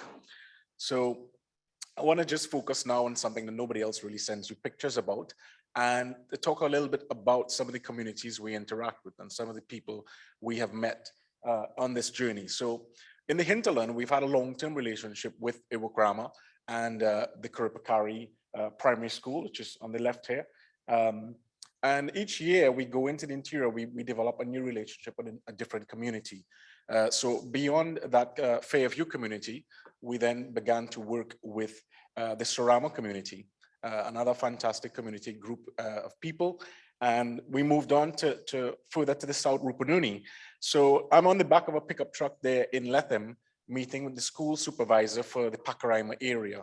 And this supervisor has to drive up to the Pacaraima Mountains to provide supplies for primary schools and nursery schools in that area. And so we drove in, because it's difficult to get materials into the interior. I encourage each of you, if you have the time and you have 9 hours to spare, it's a fantastic drive to Lethem. A fantastic drive. Carry people you trust, and at the end of the journey, you will know if you are going to be their friends for life or foes for a short period. But that journey teaches you a lot about yourself and the people in the vehicle with you. I recommend it highly. I can see quite a few people have done the journey and they recognize the lesson. So moving along, we started a new relationship with the South Rupununi Conservation Society and working with the Katanurib Primary School. And the acting headmistress at the time was Miss Carmelita. And we got there at 5 p.m. It was a long drive. And the students were still there in school, these students, and were so energized, they were so well behaved, and they were so grateful that we would visit, but more importantly, bring the items that they need for their school. The school is also being supported with some solar panels as well from the Rotary Club. And it's a small community, but again, it's always great to meet the people and the children in the community. These are the next generation of engineers, of people who are going to grow this country. The current group in the university is great. We're supporting, we're working with them, but we also have to reach to the primary school, because that's the generation that's going to benefit the most from this oil industry. And that's the generation that's going to make decisions about the future of this country. So we work also in Region 4 in Georgetown, and we partner with the Rotary Club of Georgetown. And last October, we did a beach cleanup at the Unity Beach. And it's just, we work every year with the Rotary Club on our volunteer day. And we managed to pick up a couple of hundred kilograms of plastic waste on the beach. We didn't pick up wood and debris. We went after plastic waste. It stays in the environment a lot longer. We continue our relationship with the Latham Library. This is the Latham Library. If you have books to spare, talk to the librarian. They would love to have some more books in their collection. Every year, again, we grow with them. We deliver shelves, we deliver fans, and we keep a long-term relationship with the National Library. But in the hinterland, we continue working with the Latham Library and the librarian there. I'm not going to go through these goals for 2022. Everyone's talked about local content, but basically we are going to more than comply with the law. We're going to follow on our goals from 2021 and working in all the years leading up to that law. What is critical is we're publishing all of our tenders in partnership with the Center for Local Business Development and working with the team there, with the Georgetown Chamber of Commerce and the GMSA. And so I want to encourage for the businessmen, business community, business owners that are here, if you haven't joined or you haven't signed up with any of these organizations, please do. The GCCI is very active in promoting Guyanese businesses. The GMSA is growing. If you go across the Guyana, a lot of the duty-free items you're going to see are from the GMSA. And of course, the Center for Local Business Development has been phenomenal in setting up a database of all the local providers and international providers that we could send our tenders to. So this is my team, 100% local. I count myself amongst locals. So on the yellow boots, we have Miss Indira Matai. She works as our environmental consultant and our community engagement officer. Then we have Mr. Punanan. He joined us recently, and Punanan Lalbachan works in our cost control. And on the center there is Miss Lola Chanasu, who is like the mother hen of us all, making sure we show up on time, making sure we have everything organized. And then on the far side of me is Mr. Terry Gittins. He makes sure we get to where we need to go on time. Without this team, Repsol would not be as successful or as effective in engaging with the communities we have engaged with. So just some reflections. I took some pictures on the drive down, and you have on the left there, that's Unity Beach, and on the right, it's crossing the bridge from Linden, the Wismar Bridge at 6 a.m. in the morning. For those of you who've been to the South Rupununi, this is the view from the Wichbai Eco Lodge, and it's a fantastic view early in the morning. You can fly to Latham and then drive to some of these areas. You don't have to take a 9-hour drive. Again, I encourage you, get out of the Region 4, get into the interior of Guyana. Guyana is so much more than oil and gas and gold and forestry. There's some fantastic people and communities that you can meet, engage with. You will not forget the experience of going into the interior. This is the Rupununi River. Again, we spent a couple hours sitting here in the sun with my team, the same team you saw there. And you have to get there. And finally, this is on the road to Latham. I'm not a great photographer, but the birds you see here are the Jabiru stork, and they're very unique to Guyana. And they stand very tall, but it's very rare to see a flock of them at the side of the road. So we were very fortunate. For the bird watchers and the nature lovers, it's a fantastic drive. Then some reflections from the Panorama Mountain Inn. Again, this was about 6:30 a.m. We were packing up and leaving to head further south. And for all of us, I say this every year, we come to Guyana to invest, to grow business, to grow the oil and gas industry. And we want to do that without spilling a drop and without damaging the environment. And as we come here, the only thing we should leave are memories. We shouldn't leave any footprints. You go into the interior, you will see that this is a pristine land. And I like to say it's God's green earth. And in all of our operations, I think I speak for all the operators, our sincere intention is to leave the environment the same way we found it, if not better, and to not hurt anyone in our operations.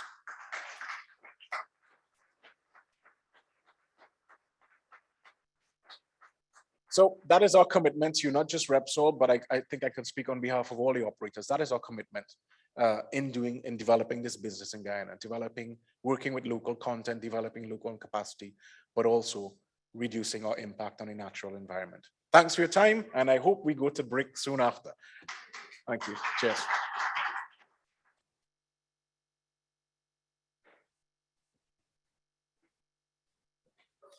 Thank you, Ryan. We will go to break. No. Ryan did not announce the break. No. Ryan is exploring and promoting the environment. I'm announcing the break. Yeah, good to keep your seats. Thank you. Thank you very much. Ryan, you know, when you said, well, this is my team, the doors opened, I saw security, and I thought, well, your team coming in, but that wasn't it. Are we good? Okay, we have one more update before we go to break. And it's an update from Mitch Gialou. I hope I got that right. Okay, you know, I spent a lot of time working on Nana Ado Dwanka Akufo-Addo. You know, I rehearsed every morning in the shower, but they didn't give me this name to practice on. So thank you. So why don't you just come quickly now and give your update, and then we'll go to the break that Ryan announced.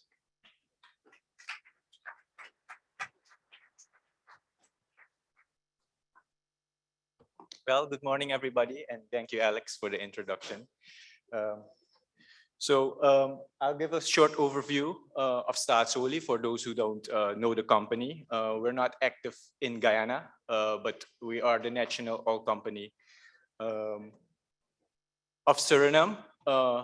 We are producing now for over 40 years in the onshore from 3 production fields, the Tambarejo Northwest, and the Calcutta.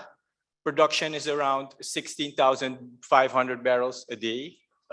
That's from over 1,000 shallow wells, less than 1,000 feet deep. 1,000 meters deep.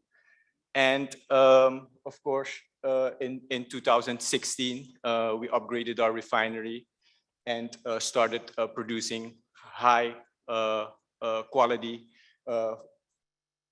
oil products, so ultra low sulfur, premium gasoline and fuel, which we've been delivering to the region and also Guyana. So to give you some of the activities, I think I jumped one.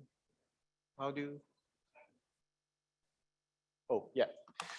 So to give you an update on our activities that we're planning, these are mostly based on our strategic goals that are focused not only on growth, but sustainability of the country. So for our onshore crude production, the goal here is to sustain the current production. At the moment, we are forecasting to see a decline after 2013 in the production. So now we're looking at new technologies like EOR and IOR to increase or sustain the production. We're doing a number of pilot tests on cyclic steam. We've completed a successful pilot project on polymer flooding, which we'll be implementing this year. And also we've completed a horizontal well project in our field. This was a very challenging project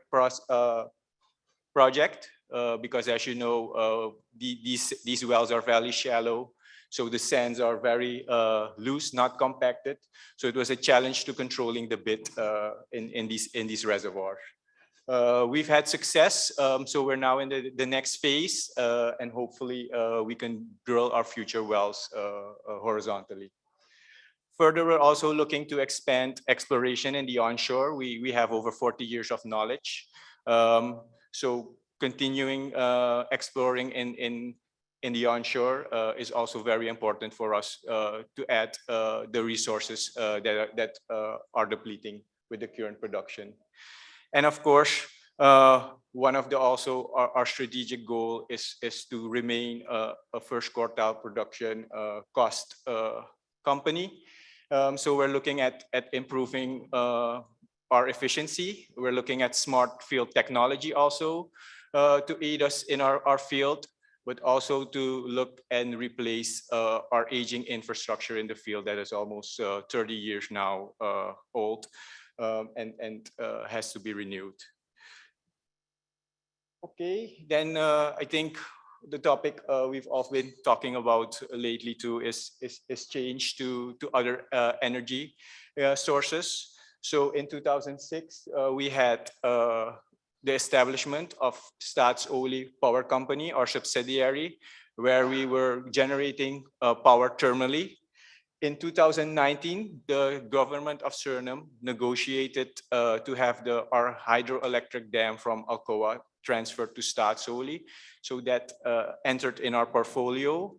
And we have been producing now almost 200 megawatts of energy. You can see the figures there, 96 from our thermal and almost 190 from the dam.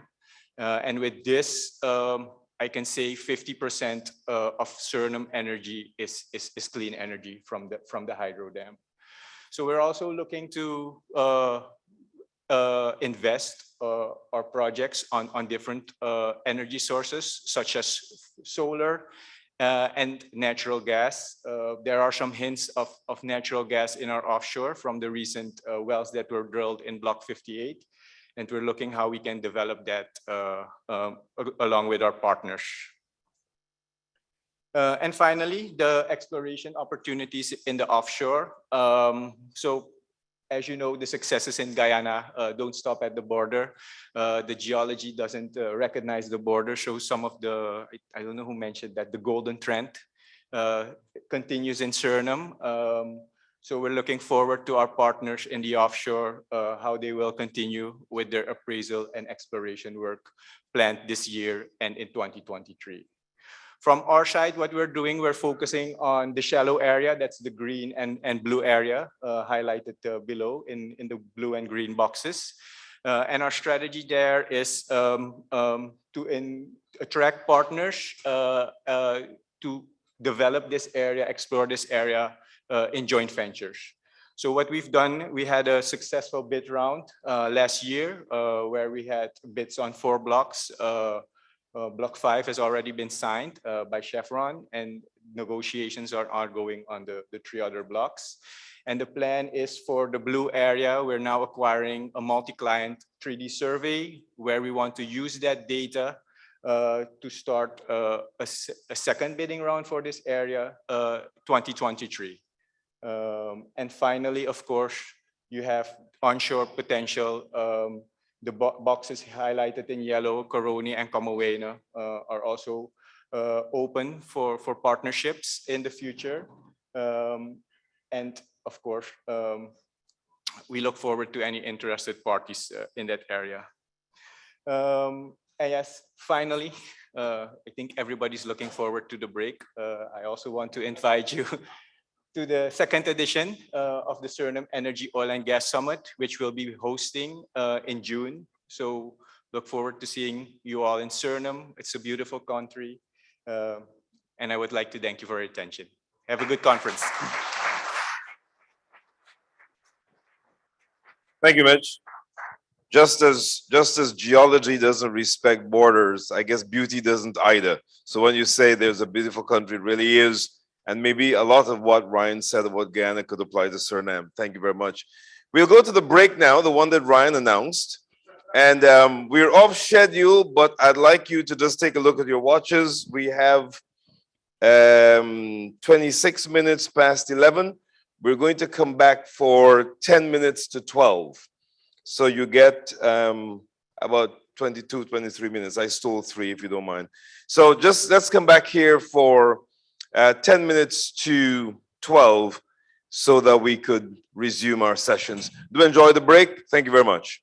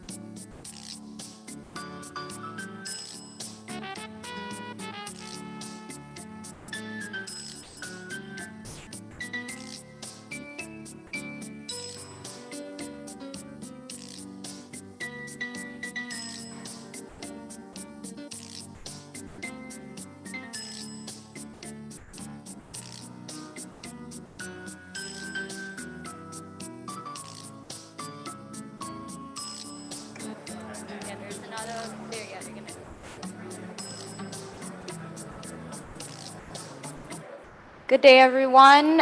We will be resuming soon. So everyone outside in the pre-function area, please start heading back into the conference room. Thank you.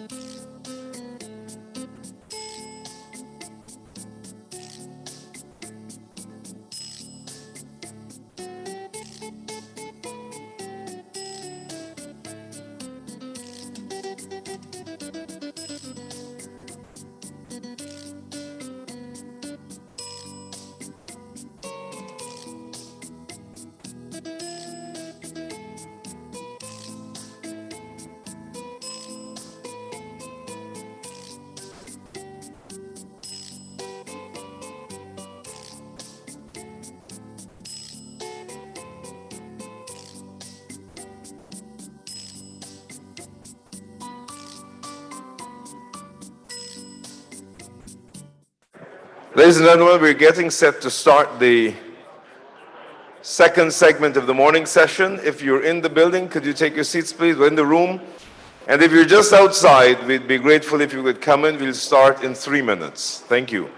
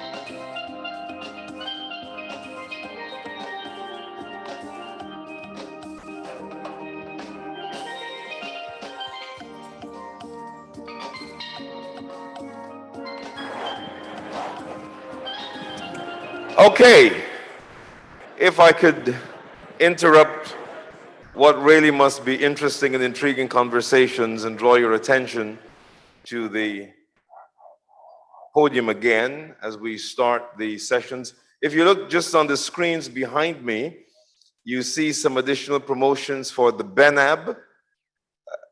I've been reliably informed that many of you in the room at the moment did not go to the BENAB. If you didn't go to the BENAB, put up your hand, please. So I will administer the appropriate punishments during lunch. If you would like to avoid them, you will have to give me a firm commitment that you will visit sometime today. The persons in the BENAB have done extremely well to provide this opportunity at convenience, and we'd be happy if you could support them. I was asked by the Minister of Culture to also let you know that a number of our artists and craftsmen have made products available, both at the BENAB and in some booths at the outside of the Expo area. And I encourage you to visit those booths as well. There's a piece of art just outside here, which you might have seen. That's by one of our local artists and designers, Carol Fraser.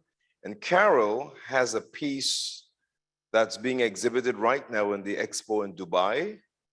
And she had an opportunity for another Expo there, and they didn't want to move her work because they wanted to be there as long as the Expo is there. They're running after records, I hear. And so she had to do a new piece. The piece that's outside is a new piece she did that should be traveling to the Far East very soon. President Ali did the final strokes on the painting yesterday. So Carol's work is out there. You can take a look at that. And her colleagues and their work is available, like I said, that you could see and purchase in the BENAB and outside. Thank you very much. So now let's get to, go right ahead. I know why you're clapping, but listen, I am a sucker for applause. Thank you, thank you, thank you. You're a good audience. Come back tomorrow.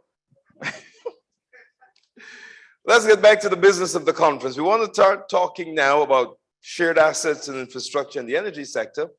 And we are going to get a chance to learn from the EU experience. And to share that with us is His Excellency Ambassador Fernando Pons Canto. And he is the head of the delegation of the European Union to Guyana and Suriname. Ambassador Canto.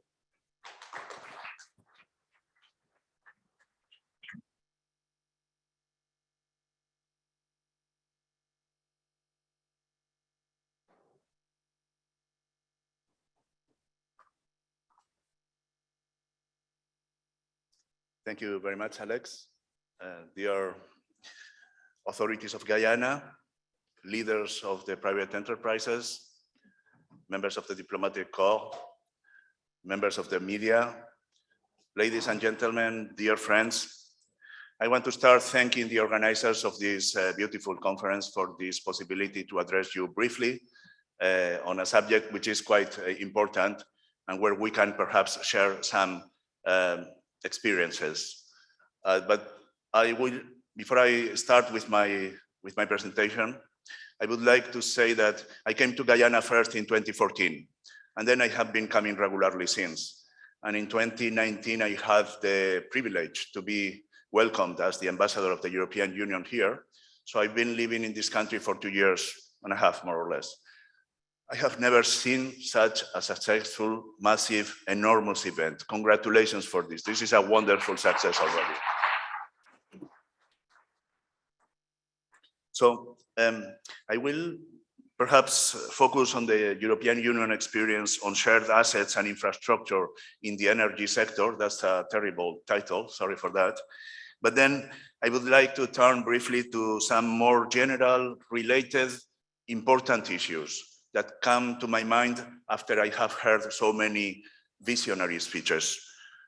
First, the EU experience on the infrastructure in the energy sector. Our conference is about charting a sustainable energy future, and energy infrastructure is a fundamental part of that effort.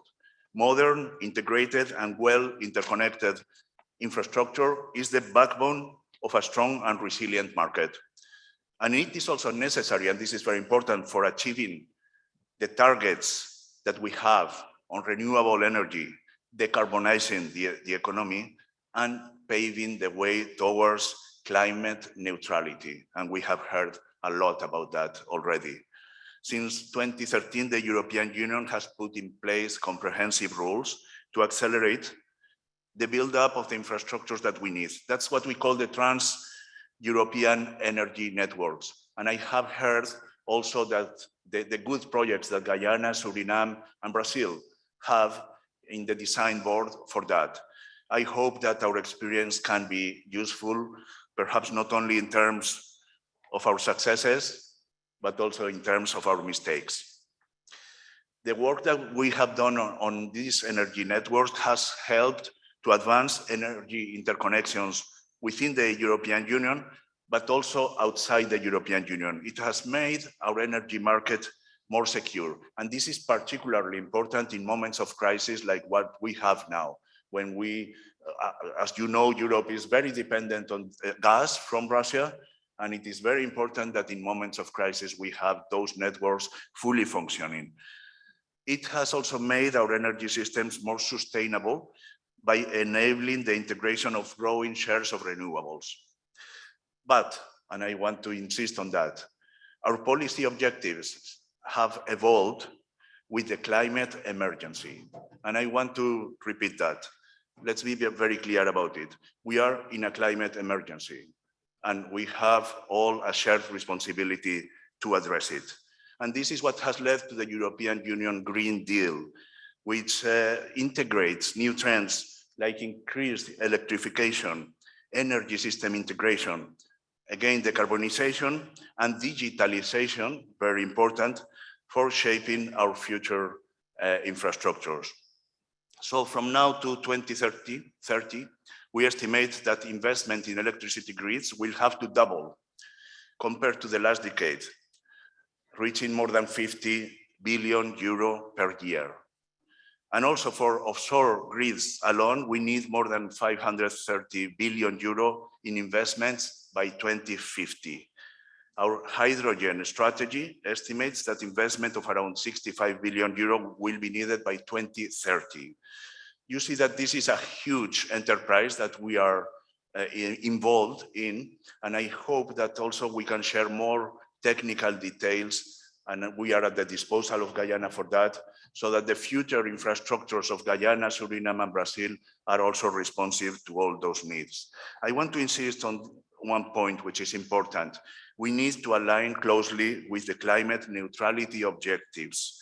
And this is fundamental. And perhaps on a more personal note, I admire and I am very encouraged by those projects of having a meaningful interconnection in terms of energy. If I may, from a non-expert view, but still give a piece of advice, I think it is important. We have discovered that in Europe, that the infrastructures on energy are not only focused on fossil fuels, even if you have a lot and you want to make the most of it, but they must be prepared already for the green transition, because the green transition is happening, it's going to happen, and infrastructures which are not prepared for that will be obsolete. Perhaps to finish with this more technical part before I turn to a few more general comments, I would like to say that our international policy reflects our internal commitments. And I say that also because I heard yesterday some reference to the relations between the European Union and Senegal, a bit unfairly in my view. Let me perhaps just recall here that our president of the European Commission, von der Leyen, just went to Senegal for a historical visit in preparation of the European Union Africa Summit. And this summit is going to happen soon and will focus on strengthening our cooperation and including a very ambitious global gateway Africa-Europe investment package, which will focus very much, not only, but very much on energy infrastructures and helping Africa to reach, to bring affordable energy for all. That's the first thing, but also to transition towards green energy. Let me perhaps turn to a few more general considerations. I want to be strict with my timing because I know that we are a bit late, so I will not speak more than 1 hour, did we say? Now, more seriously, let me turn to a few more general considerations inspired by the impressive interventions that I have had the privilege to hear these days. And I think those are important reflections because no energy network can work in a sustainable way without a vision for the transition towards cleaner energies. So, and I'm glad, I have to say that this vision is being put into place. I heard Vice President Jack Deo that when he recalled yesterday that Guyana is committed, firmly committed to zero emissions target by 2050. To strong carbon price, too early decarbonization. And I think he has said previously something like, we are not withdrawing from our global commitments. Congratulations for that, because this is fundamental, not only for Guyana, but for the entire world. I am extremely encouraged by this commitment because it is indeed urgent and necessary to move towards more sustainable forms of energy. Our future, but also our business future, is there. And I'm also encouraged equally by the commitment to ensure that oil wealth reaches all the citizens of Guyana. There is no sustainability without this precondition. This is a precondition. I heard that and I'm very encouraged by that. I'm sure that this will follow the words. And I would add, perhaps this has not been sufficiently stressed, or I have not heard it a lot, that ensuring energy efficiency and fighting waste in grids is also essential. And I think this is a problem in many places, including in Guyana. So it's very important, and it is a great way to reduce our emissions. Let me turn to corporate responsibility. Corporate responsibility is also key. The Vice President has said that the administration is looking to get the oil companies to acknowledge that they have a commitment to protect the environment. But I'm already encouraged very much by what I have heard today from the oil companies, and in particular, Exxon's chair, Mr. Woods, yesterday debriefed us on that.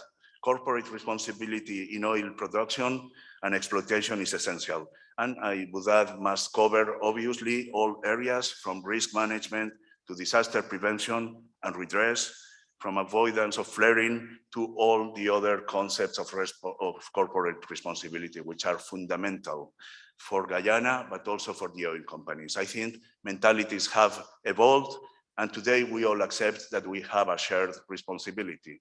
And talking about shared responsibility, let me say a few words about what the European Union is doing and will continue to do in terms of shared responsibility. As you know, and as we know as well, Guyana is highly vulnerable to climate change, maybe one of the most vulnerable countries on earth, if only because it is largely below sea level, and therefore it is very vulnerable to the rising sea levels.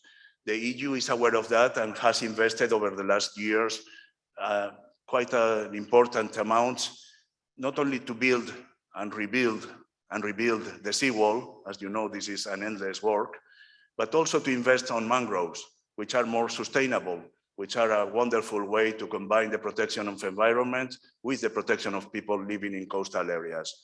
And we have invested more than 50 million euro in the past years, and we will continue to work on mangroves in the future. Because this is the future and this is the good news. It is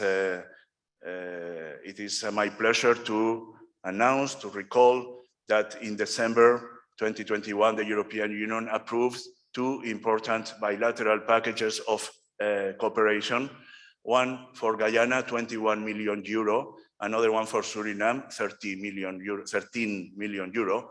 And the largest part of those packages will go precisely to support the forests of Guyana and of Suriname. And this is very important because the forests, as we have been reminded, are not only wonderful and beautiful treasures of Guyana and of Suriname, they are also huge carbon sinks. And we understand that preserving them is in the benefit, first of all, of Guyana and Suriname, but also of the humanity, of humankind, of everybody.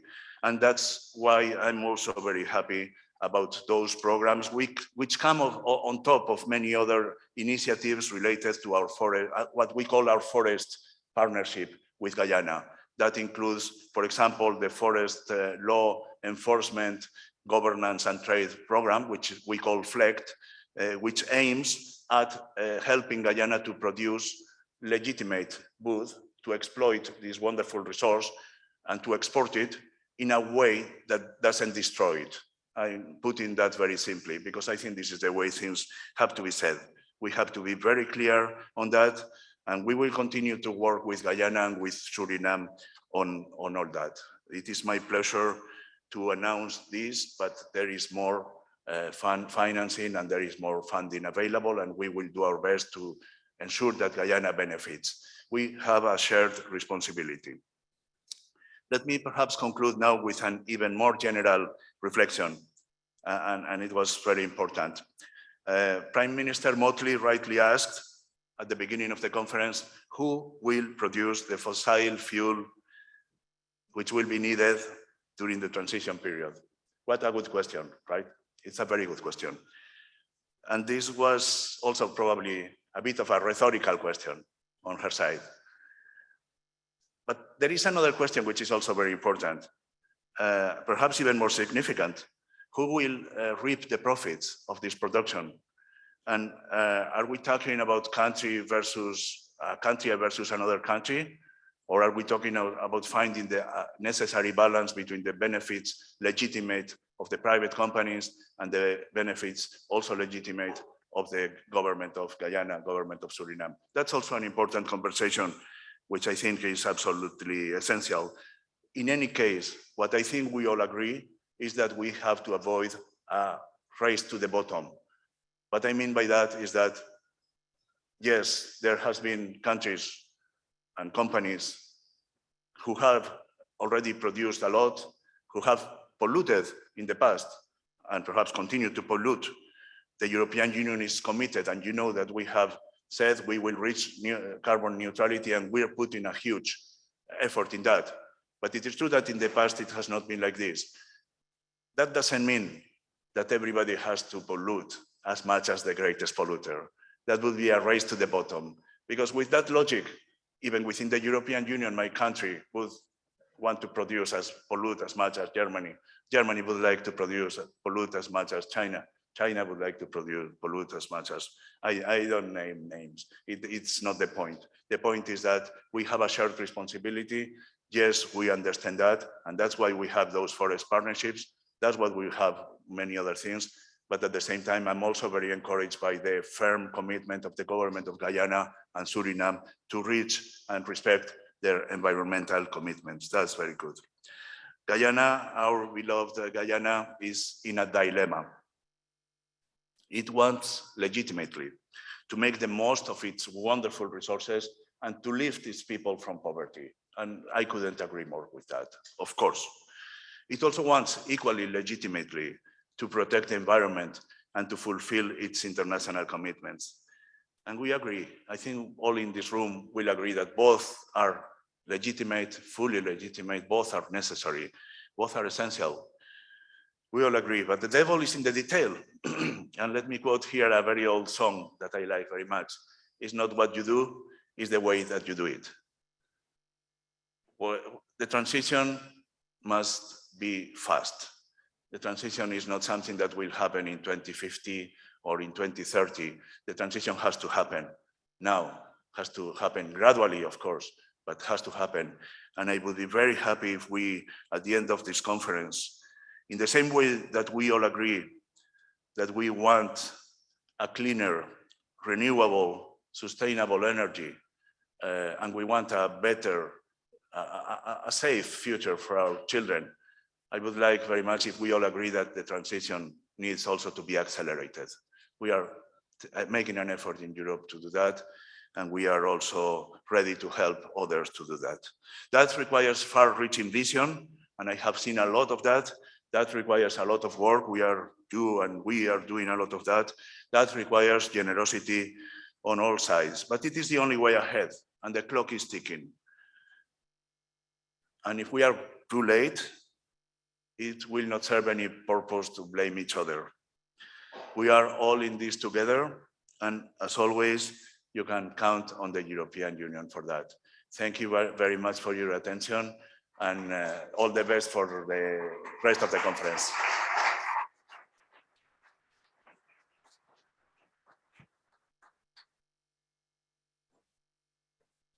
Your Excellency, thank you very much for your contribution to the discourse today. And I promise you that we also appreciate your comments about the organization of this conference. We're moving now to talking about competitiveness and what are the key considerations for Guyana.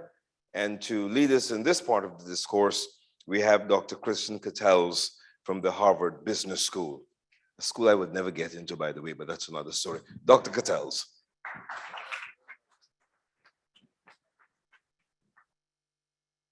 Well, thank you very much, Alex. I noticed a slight hesitation there, not about Harvard, but about the topic of competitiveness. I think it's actually worthwhile to remind ourselves why at an energy conference, we spend so much time talking about competitiveness, about the national economic strategy of this country. Now, we had a very clear message from President Ali yesterday and also from Vice President Jagdeo, both yesterday and this morning. For Guyana, the oil and gas industry is both the fuel and the lubricant of its economic development. It's not a purpose in itself. It is a driver of a much broader change in this country's trajectory moving forward. Now, as you invest here, as you partner with this government, you need to understand what that trajectory is to become a part of it, to be able to cooperate with the government of this path. But then again, I think we heard also today, investors are in it here not just for contributing to Guyana, but also to make a fair return. So why should you care? I think there is a traditional answer to that many of you in this industry know much better than I, which is that being successful also in oil and gas is much easier in a functioning, successful economy and society. So making sure that what you do actually contributes to Guyana's success is also paying back in enabling you to be more productive and successful.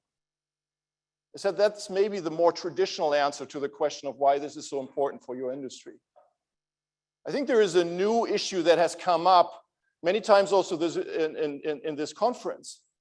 And this is about what is the role of the oil and gas industry globally as we're embarking on this transition to zero carbon, net zero, whatever you want to call it, new type of global economy. Guyana is at the forefront of arguably being one of the key sources of the bridge energy that we all need on this transition.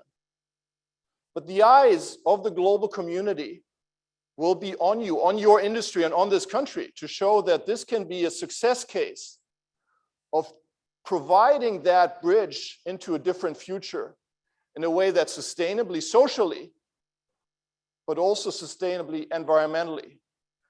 So how you operate here, whether you are able to provide the best technology to this market to fulfill the promise that many of the leading companies, including ExxonMobil, with its commitment to reduce a lot of its CO2 emissions in its productions, making sure that that happens here will be critical.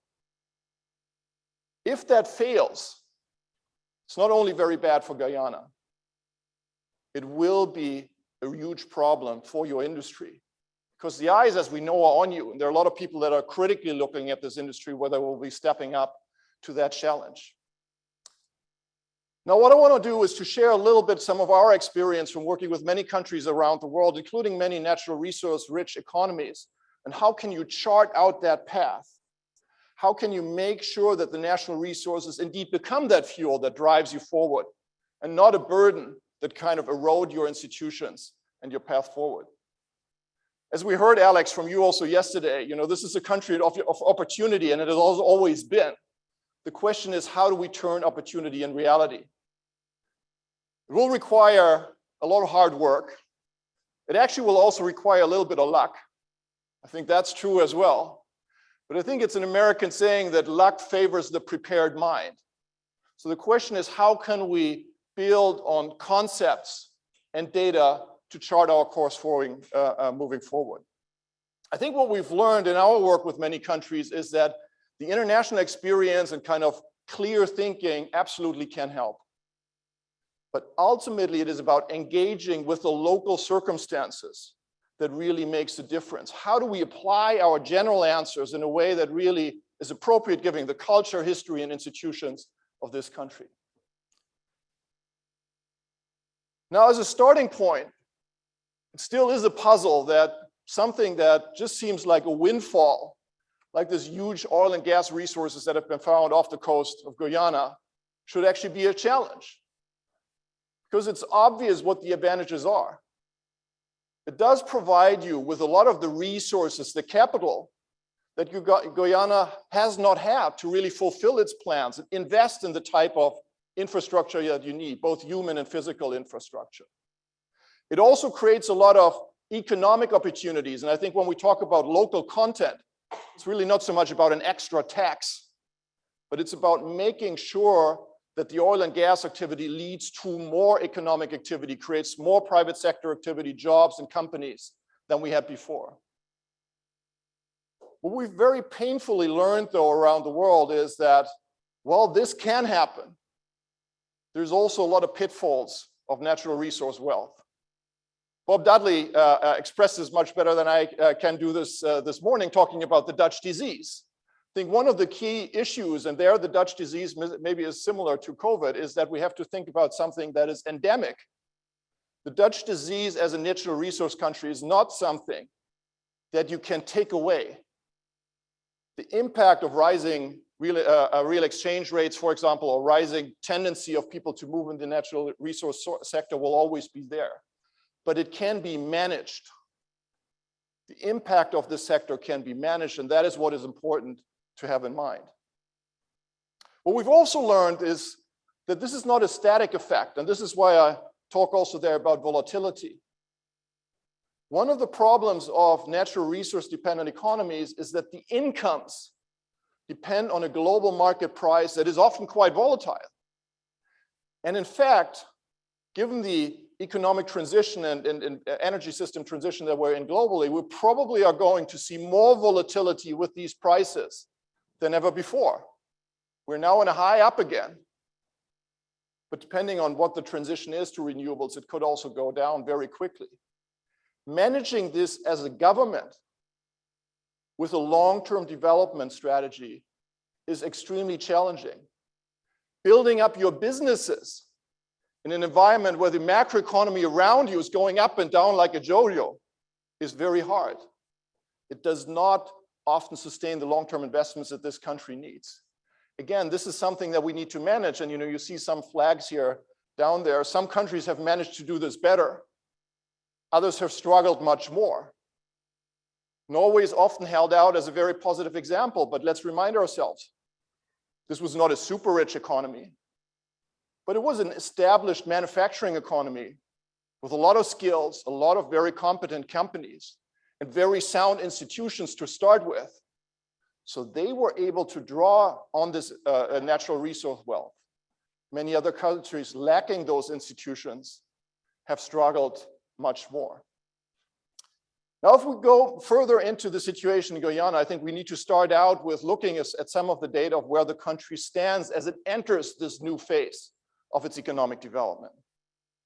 And one of the striking numbers is this one, 550,000. That's the number of Guyanese that do not live in Guyana, that have decided that their future is outside of the country. So for every 3 Guyanese in the country today, there are 2 other Guyanese who have decided that their future is abroad. Hopefully we can bring these people back, but it is a sign of the challenge at the starting point of this economy as we're moving forward. We also now have much better data, luckily, in terms of economic development about where countries stand, both in terms of their prosperity, but also in terms of their social situation, their social progress. And what we find is that Guyana not only is kind of at a moderate level of its economic development, but it is actually facing quite significant social challenges because of its history, because of the structure of its society, because of the nature of this country. So there is a lot of need to address these social issues as well as creating economic growth. What is behind that? What are the root causes of these outcomes? That's what we're trying to unlock in our analysis of competitiveness. It's really about these fundamentals. And I had an opportunity to work with some of my colleagues at Harvard, but also with some of the local folks that we work with here in Guyana to take a closer look. So what we see is that there is a balance between these capabilities in the country at the moment and the type of modest economic performance that we see so far. In particular, there are challenges in the business space. And I think the Vice President reflected on this today. There are historical reasons for why that is. And I must say I was very encouraged by the examples of local companies that we heard this morning that have actually managed to build into this sector. But we need many more of them, and not just in the oil and gas sector. We know that building these companies is difficult. One of the reasons that we don't have more companies doing this is that there are widespread challenges in the business environment. Physical infrastructure, human capital, rules and regulations, financial system. We know that there's a lot of things that will need to change over time. We've had quite successful, competent macroeconomic management of this economy, despite the challenges that Dr. Jagdeo also pointed out this morning. But this fiscal and monetary system will be tested to a totally different degree with the type of capital inflows that are happening due to the oil and gas sector. So even there, the past success is not a sign of future performance. We also have seen a lot of national economic plans, and actually more, and I think more thought through plans than in many other economies that I've worked with. But we've also experienced that these plans have not always led to the type of impact that you were hoping for. So what does this mean for the future? It means that we cannot think just about economic progress and competitiveness. We need to think about social progress, because that's an area where this society has a huge need. We know that oil and gas produces a lot of resources and capabilities, but we need to translate that into real change. The huge challenge is that so many things will have to be improved and changed over time. So how are we going to manage that in an effective way so that the paper becomes reality? We need a strategy. Now, for those of you from the business sector, a strategy is a well-established term, and we often think about both the goals, but we also often think about value proposition. I'll come back to that because this is actually something that few countries are very clear about. Politicians tend to be quite good in putting out flashy goals on what this country is aimed to achieve, and then they have a long list of actions.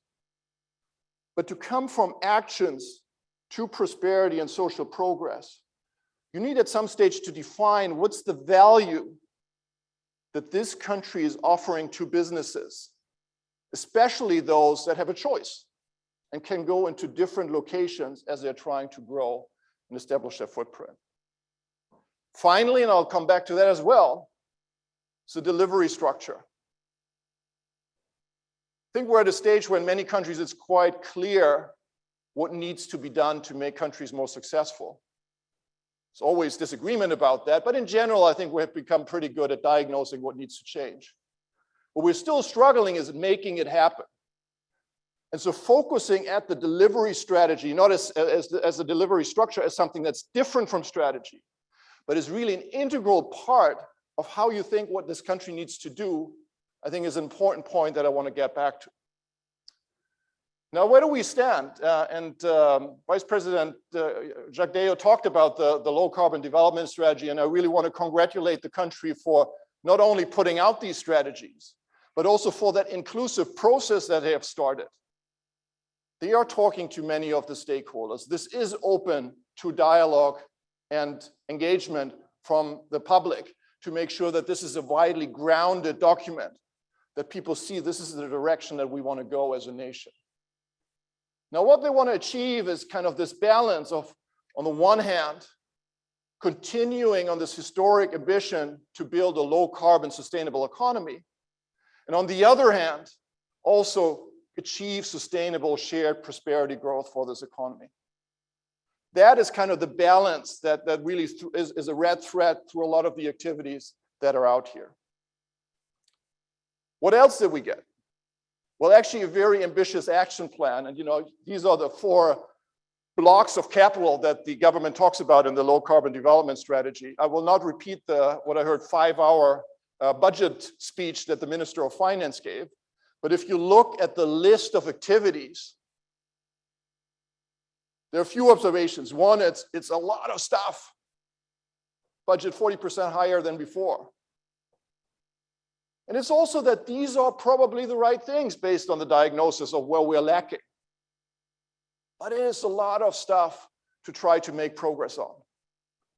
How can we make sure this actually happens? And I want to focus on 3 issues that I think we learned and sometimes kind of painfully learned in the countries that we've worked with. So the what we do, how can we make sure that these action plans become a reality? The why we do it, the kind of motivation and logic and why that is important to talk about a national value proposition. And the how we do it. How do we create that type of delivery structure that I mentioned that is so critical to make sure that we actually move towards real impact? Now let's start about the what. I think the critical observation is that the type of economy and society that Guyana aims to build is not going to be built in one budget. It's not going to even be built by one administration. It's a generational task for this country. And where most countries trip up is that they overload. They understand that so many things have to be changed that they try to start with everything. And that temptation becomes even larger if you have the resources to fund this. But the resources are not all. You need the people, you need the institutions, you need the structures to make this happen. And so then you actually make progress on nothing. So sequencing, balancing the needs with the capabilities, I think is an absolutely crucial part of the process of generating successful, effective strategy for economic prosperity for Guyana. We probably need to start with really overweighting on some of the social needs, because this is where the country really lags behind. We need to then kind of focus on the fundamentals of creating a functioning modern economy in terms of infrastructure, rules and regulations, and so on.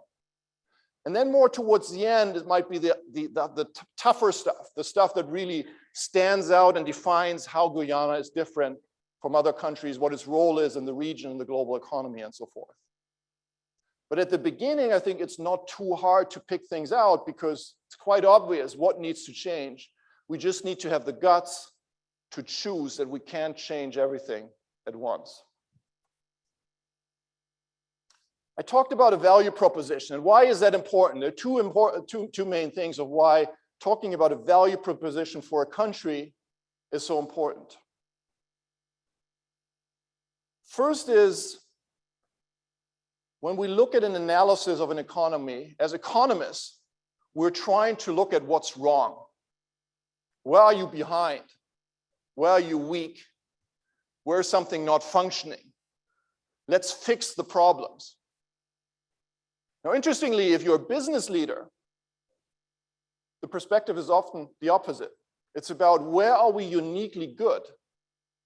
What are the things that we can offer that nobody else can?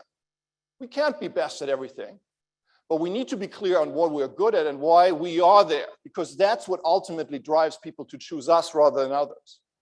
A national value proposition is about thinking through what our current and future aspired strengths, our offering, our commitment to the business community is going to be. And that can be a very important kind of counterweight to just looking at the negatives and the problems that we need to solve. The other issue of why a value proposition is so important is that the world around us is constantly changing.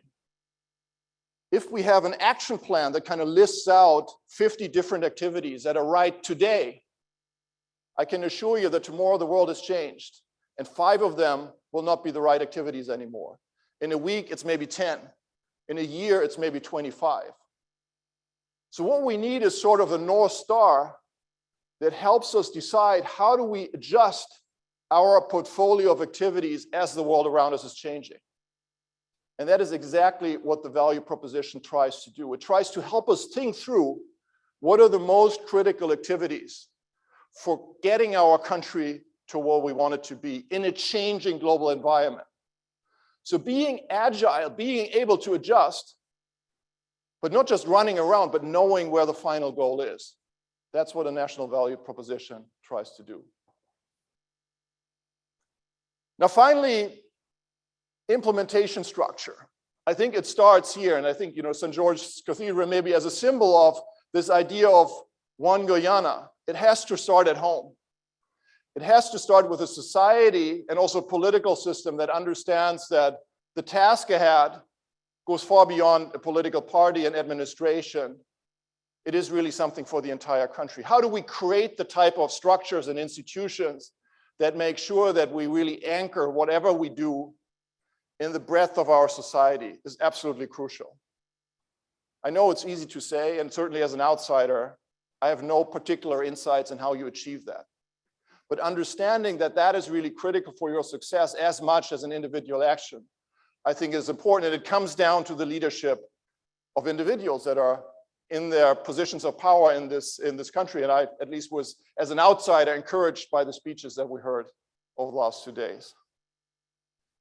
Now, then there's also a lot of talk about capacity. And if we would be as effective increasing capacity in countries that need it, that we are in talking about it, it would be great. Unfortunately, we are not very good at creating capacity.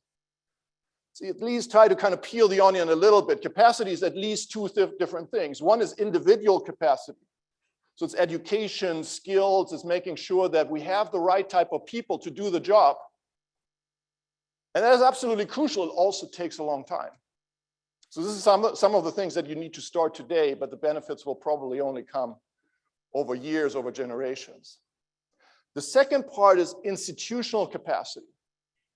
So making sure that we create organizations, legal structures that match the current capability of individuals with the task ahead.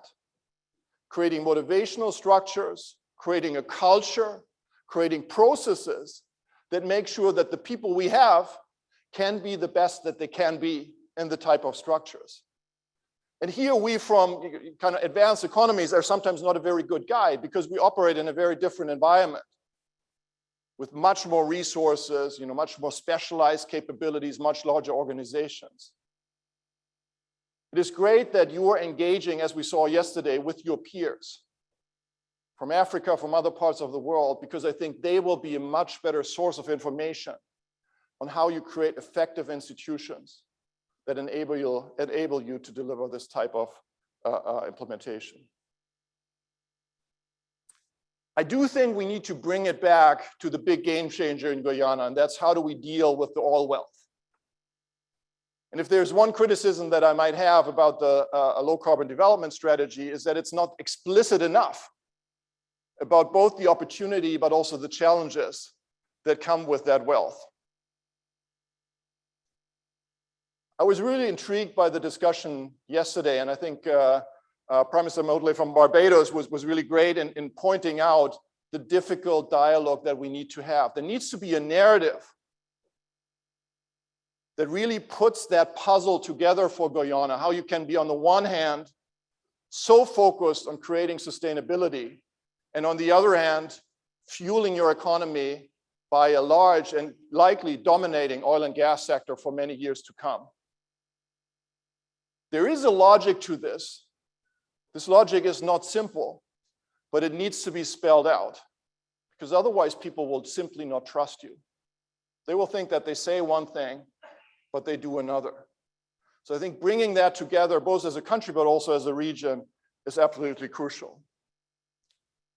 The second point might be more technical, but I think that goes back to what I said at the beginning. If you can make sure that Guyana becomes an example of an oil and gas sector that operationally implements the best low carbon emission operational practices in the world, you have a much higher chance of convincing the global audience that you are part of the solution and not just denying what the reality is that we're facing in terms of climate change. That requires a huge partnership with the oil and gas industry and also willingness for them to make you that showcase, that example.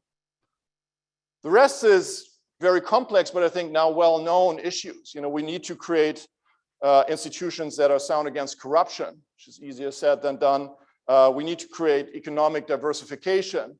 Now here, I think I would want to manage our expectations. This economy will be dominated by oil and gas, and there's absolutely nothing you can do to avoid that.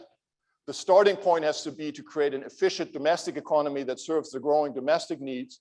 And then we can also, in specific areas like tourism and others, kind of pick individual opportunities, but the dominance of oil and gas will be there.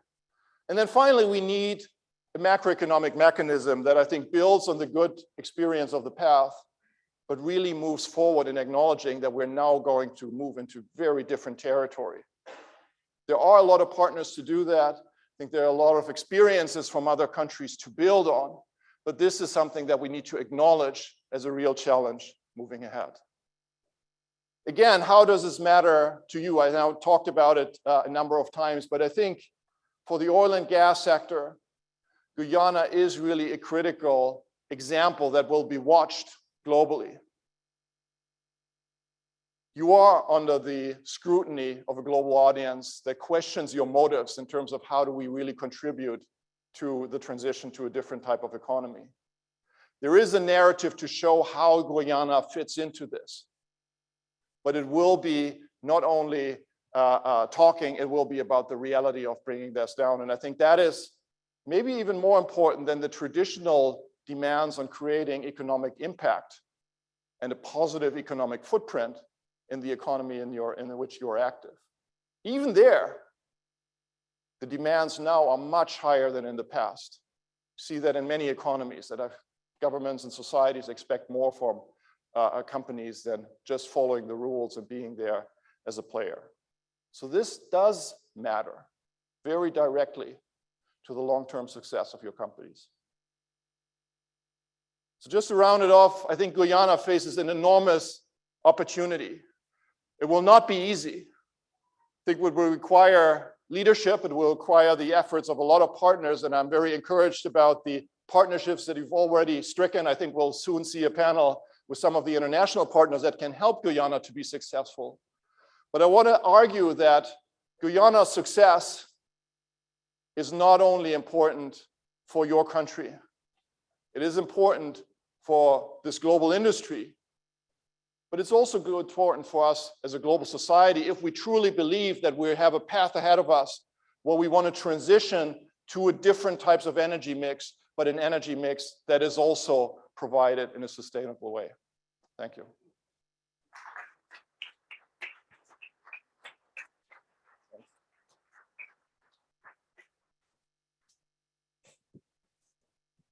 Thank you very much, Dr. Cattels.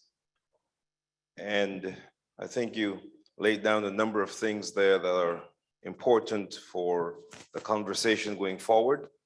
Among them is I'm going to boast that I went to a Harvard lecture, and I'll probably use that the next time I attempt to get in. Just a couple of comments while we prepare the panels. I noticed your number was 550. I've always described Guyana as a demographic mirage because I no longer think of Guyana's population as being limited to a particular geography, but the way we have so spread out our diaspora, I try to get us to think of Guyana differently as more of people in a larger space than this limited geography. But you did say that we could leverage a diaspora with all of its critical ties, and that to me is how I think we always need to keep thinking about our population. Listen, I'm saying all this to try and impress him, you know. If you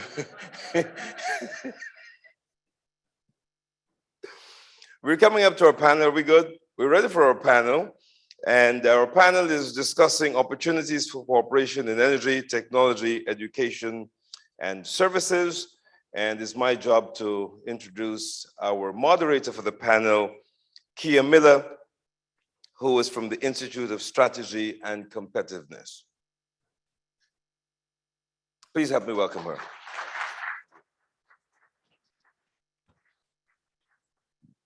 Good afternoon, everyone. I would like to invite our panelists, our esteemed panelists, to approach the stage.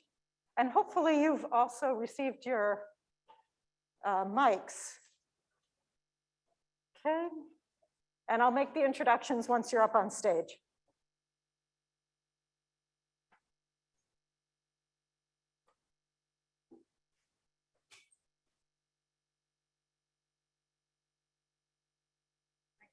I didn't yet have a mic. Oh, we need one more mic here.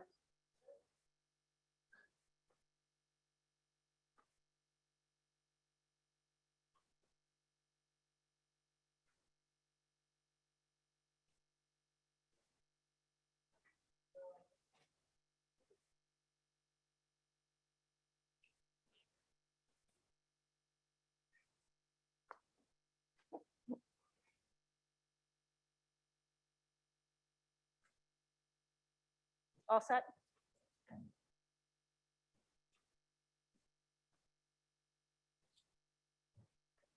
Good. Okay, good afternoon, everyone. My name, as Alex said, is Kaya Miller. I'm from the Institute for Strategy and Competitiveness at Harvard. Oh, I get to take off my mask. What a relief. And I'm the moderator of this next panel, Opportunities for Cooperation in Energy, Tech, Education, and Services. And it's quite fitting. Thank you for teeing me up, Christian. Partnerships are going to be absolutely critical, as we heard from not just Christian, but many of the other speakers. Because of the fast pace of change and growth that we're seeing, Guyana's international partnerships will play an important role in making sure that the country is able to leverage these historic oil discoveries and really realize that broad-based shared prosperity for all Guyanese people that we heard President Ali talking about yesterday, many other speakers, and that plays such a central role in the country's vision. So I'm here on stage now with 5 of Guyana's integral, engaged, and highly committed partners up here with me. And our include His Excellency Mark Berman, High Commissioner of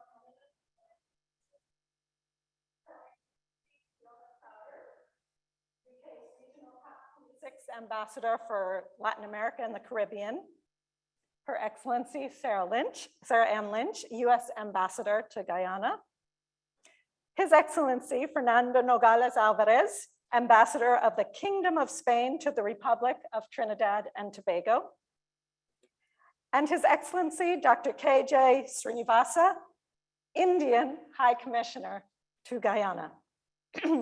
So we will start with a discussion around the opportunities for cooperation in energy, and then move to a broader discussion around Guyana's business environment and the opportunities we have for tech investments, services, and perhaps most importantly, and my favorite topic, investments in people. All these investments will set a stage for growth in a diverse array of industries. And we'll have a chance to hear from our esteemed panelists about the bilateral and multilateral partnership opportunities, and also hear a little bit of advice. And I'm happy to announce we will also have a chance for a few questions from the audience. So I want to encourage you to get ready, get your questions ready. We look forward to hearing directly from you. This conference is, after all, for you. So let's jump right in. And I'm going to select specific panelists, but if others would like to come in, you are most welcome. Let's start with Ambassador Lynch.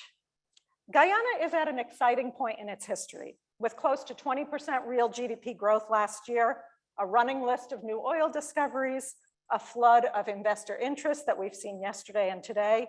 Just look around the room. The oil boom is really truly transformational. The budget is the biggest in history, with programs aimed at improving livelihoods, supporting new businesses, investing in infrastructure, health, education, so much more. What does this point in history mean for Guyana, for the country's prosperity? And really, what does it mean for the long-term prosperity of the Guyanese people? Thank you, Kaya, and it's great to be here. Thank you for the invitation to sit on this panel. And a big thank you to Tony White and the organizers of this expo. It really is amazing. And if people haven't had a chance to walk around the booths yet, I suggest that they do. I think the biggest signal there is Guyana is open for business. But to get to your actual question, this is a momentous time here in Guyana. It is historic, very exciting indeed. And Guyana, you know, like every nation around the world, is on its own journey to prosperity. I think Guyana's journey to prosperity is unique. And what makes it a little bit different is what we've been talking about all week, those 10 billion barrels of oil out there in the ocean and perhaps counting. That makes this a potential game changer time for Guyana, if the oil resources are managed appropriately and well. And so I think in the short term, that's going to mean a lot of hard work. It's going to mean a lot of hard work for the government to look at legislation and regulations and put things in place to attract investors, whether they're local or international. It's going to mean a lot of hard work for the private sector to create interesting opportunities, to be innovative and create jobs, frankly, not just in Georgetown, but throughout Guyana. It has 10 geographic regions. And it's going to require a lot of work on behalf of the citizens of Guyana. They will want to participate. They'll want to be asked to participate in this new day to shape their future. And I think I was very pleased that the Vice President actually mentioned democracy as an underlying principle to all of what I just mentioned. So if those segments of society focus on democratic principles and do all that hard work, I think we're going to see a very prosperous Guyana in the end. And that will be measured, I believe, by a government that is transparent and invests in its people, by a private sector that's thriving and creates vast opportunities in many sectors, and by a civil society that's strong and holds its government accountable. It's a tall order, but Guyana can do it. I think the international community is there to support them. And what we will see is a economically diverse, resilient, prosperous Guyana that is a great partner to the many nations that are represented here today. Thank you so much. I would love to build on what you're saying. It is really a lot going on here, but it's in context, a really interesting global context. And I'd like to bring in Ambassador Clowder at this point. You know, Guyana has really stepped up to be a major player on the global stage because of all of the energy resources. And we see that translating to some exciting initiatives here at home. We heard about them in a number of the presentations, the massive gas to energy project, the renewables as reflected in the reactivation of the Malia Falls hydropower plant, several others, many solar farms, Bartica, Wakanam, many others. How do you see, as the COP ambassador for this region, how do you see Guyana striking that critical balance between overseeing these massive oil and gas resources, but also continuing what really is a longstanding history of and reputation for sustainability and good stewardship of its carbon sink, shall we say? Thank you very much, and thank you for the invitation to be here at this conference, which I think truly is a very exciting time for Guyana. And I've really had my eyes opened to the opportunities that are here. And I think I felt I was coming to an oil and gas conference and almost, I deal with climate issues, so almost stepping into the dragon's den. But I think what's really exciting here is actually there is the possibility for a shared vision. And this is not an either or choice. This is a pathway which Guyana is at a unique moment in its history. It already has a very strong reputation on sustainability, the preservation of the forests, very precious biodiversity here. It now has this outstanding economic opportunity, that an economic opportunity that, if used wisely, could further accelerate a transition towards a cleaner, sustainable future. And I think the key is actually in the title of this conference that we've all come here to, which is about charting a sustainable energy future. And so I think we've heard great vision here. We've heard inspirational words from the president, from the vice president and other ministers, and also from other leaders, Mayor Motley, the president of Suriname, and indeed the president of Ghana. So it's about how can the country translate that vision into the action and implementation that Christian has just been talking to us about. And so I think there are many, many opportunities here in which Guyana, also through its global diaspora, could present itself as a global exemplar, that we're all in a new world. We need to move to a net zero world. Guyana has this unique opportunity. It could really raise its profile, raise its influence, show how a shared path is possible, create prosperity for its population, and build a sustainable future.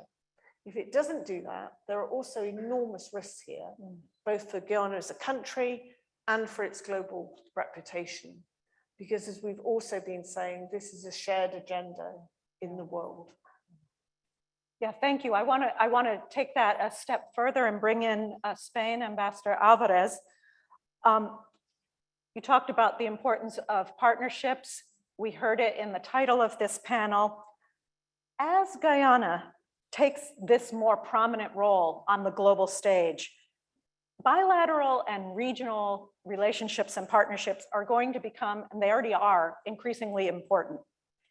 How do you see Guyana's relationships with its international partners evolving over the next several years? And are there particular regions that you see as presenting particularly exciting opportunities for Guyana? So thank you so very much. I'm very happy to be here. To cut a long story short, I think that I had a boss who said that at the end of the day, foreign policy begins with your neighbors. And one of the most encouraging signs that and notices that I have heard these days is the focus on providing a gateway to Brazil, and the thing that and this energy corridor. And I think that if these three countries manages to establish, identify themselves as a beacon for prosperity and stability, I think it's going to be a major piece of news. And also the alliance with Barbados, that might create a new impetus for the region to be seen not as a secondary player in the global stage, but as an active participant in all the contemporary discussions. Thank you. I completely agree with that. And I think the local partnerships that we heard a lot at the opening sessions are so exciting. And there's a real opportunity for Guyana to step up and be a leader in this Caribbean region. I'd like to bring in High Commissioner Berman now and double click a little bit on the renewables that we started to touch on a little bit.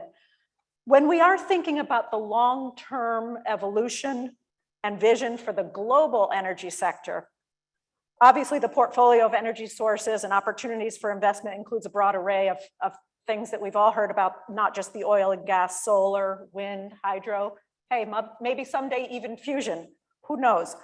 While much of the focus has understandably been on the oil and gas sector, the energy portfolio includes a number of exciting new projects in the renewables. How would you characterize these opportunities in the energy sector, specifically for Guyana?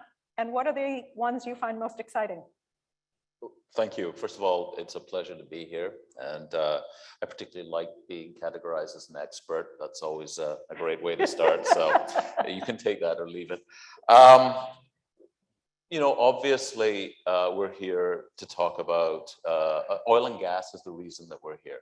But as Ambassador has said, this has been a remarkable conference to talk at a breadth of energy possibilities. Canada's been involved in Guyana since independence. We've had a long relationship, but I have to be honest, the discovery of oil has made a number of potential investors sit up and take interest. And so I think that's a very positive thing in terms of not just oil and gas, but also other sources of energy. When you fly into Guyana, and I've been here just over a year, when you fly in or you fly over, you're struck by a number of things. And I think it was mentioned yesterday, huge coastline, massive rivers, waterfalls, bright sun, wind. I mean, all the precursors for renewables are here. The Amelia Falls is one example of a project that's moving forward.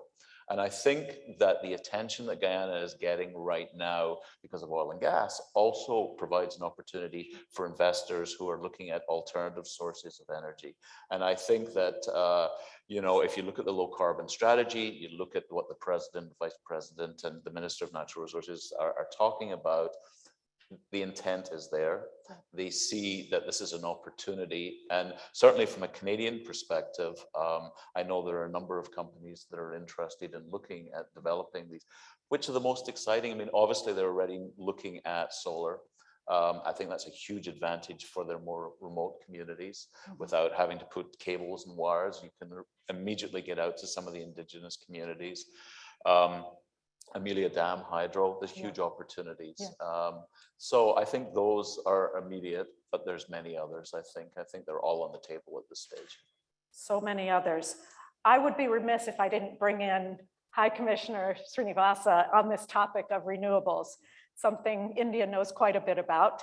I think you have a target of 40% share of renewable power in power generation capacity by 2022, this year, and you're very close to meeting that target. What are some of the lessons Guyana can learn from India's experience, and what opportunities for bilateral cooperation do you see with Guyana? Thank you, Kaya, for getting together, getting all of us together in this panel. And first of all, I would like to congratulate the organizers, the Guyanese government, and the participants on this successful, wonderful conference. I think this sets the tone for the future of Guyana. And I must say, these are exciting times, as Ambassador Lynch was mentioning. Guyana is open for business. I think in a decade's time, I don't know whether we will be able to recognize Guyana of today. Coming to your question, I think India, being the third largest consumer of energy in the world right now, and they're also ranked third in the Ernst & Young's Renewable Energy Country Attractiveness Index. So I don't know, that's an index where it places US and China #1 and #2. Yep. India is #3 there. So I think India's path towards fully realizing its renewable energy potential will be a game changer, not only for its own citizens, but also for the world, especially those who are trying to combat climate change. That said, you mentioned about India's goal recently for 40% of its energy mix being renewable energy sources. Prime Minister Modi mentioned very clearly in his speech at the COP26 recently in Glasgow that India plans to have 500 gigawatts by 2030, and 50% of its energy would be coming from renewable energy by 2030 again. So coming to your questions on the lessons for Guyana. Getting these renewable energy projects off the ground itself is a big task. And India has faced all of them. The opposition from environmental groups and from many of the interest groups, if I may say so. Solar expansion in India has offered, key lessons for not only for India, for other countries also. What I feel is that it's very important to set specific targets, specific policy targets, and then going through all the efforts which are required by a government, to achieve those targets. For example, what we have seen in India is that a very clear national leadership is required who want to not only get the policy running, but also to involve local authorities. Because the central government might say, okay, let's do this. But if the state governments are not involved fully, what will they do? For example, in India, when India wanted to mandate its solar policy, they actively involved the provincial governments and told the municipal authorities that, look, we are going to start on the solar projects. For example, make rooftop solars compulsory for new constructions. If the local governments did not go through it, the program would not have been successful. So helping these laws to be set, the incorporation of specific targets works. Under the same policy, what the central government did in India was they put an obligation for purchase of a specific proportion of their electricity from renewable energy sources. I think that is something which Guyana could explore. The government especially has launched many schemes for promotion of renewable energy and giving subsidies and incentives for accelerated depreciation for the projects, giving a waiver of interstate transmission system charges and losses, financing of solar rooftop systems as part of home loans itself, then permitting foreign direct investment of up to 100% in all these projects. These are all things which could help Guyana to explore renewable energy. As Prime Minister Modi he announced during the Glasgow summit, announcement of such big targets does make a splash in international media. 500 gigawatts, 50%. It gives the required attention from the world, and it also gets in the attention of the investors. Investors don't just come because you have just announced a policy somewhere in the middle of nowhere. You have to get them interested into your project. How do you do that? You announce these big splash projects. Then at the same time, what you do is you prepare a groundwork for reforms. You prepare a groundwork for those investments to come through. That's what is happening in India right now. And, renewables, when I was coming to this conference, people just mentioned that this is an oil and gas conference. It is not. It's an international energy conference. And that clarity of thought, that thinking process is there. We think that renewables is just what, solar or wind, but there are other aspects like biomass, mini hydel projects. These are all things, we have to get in a judicious mix of such sources of renewable energy into the grid.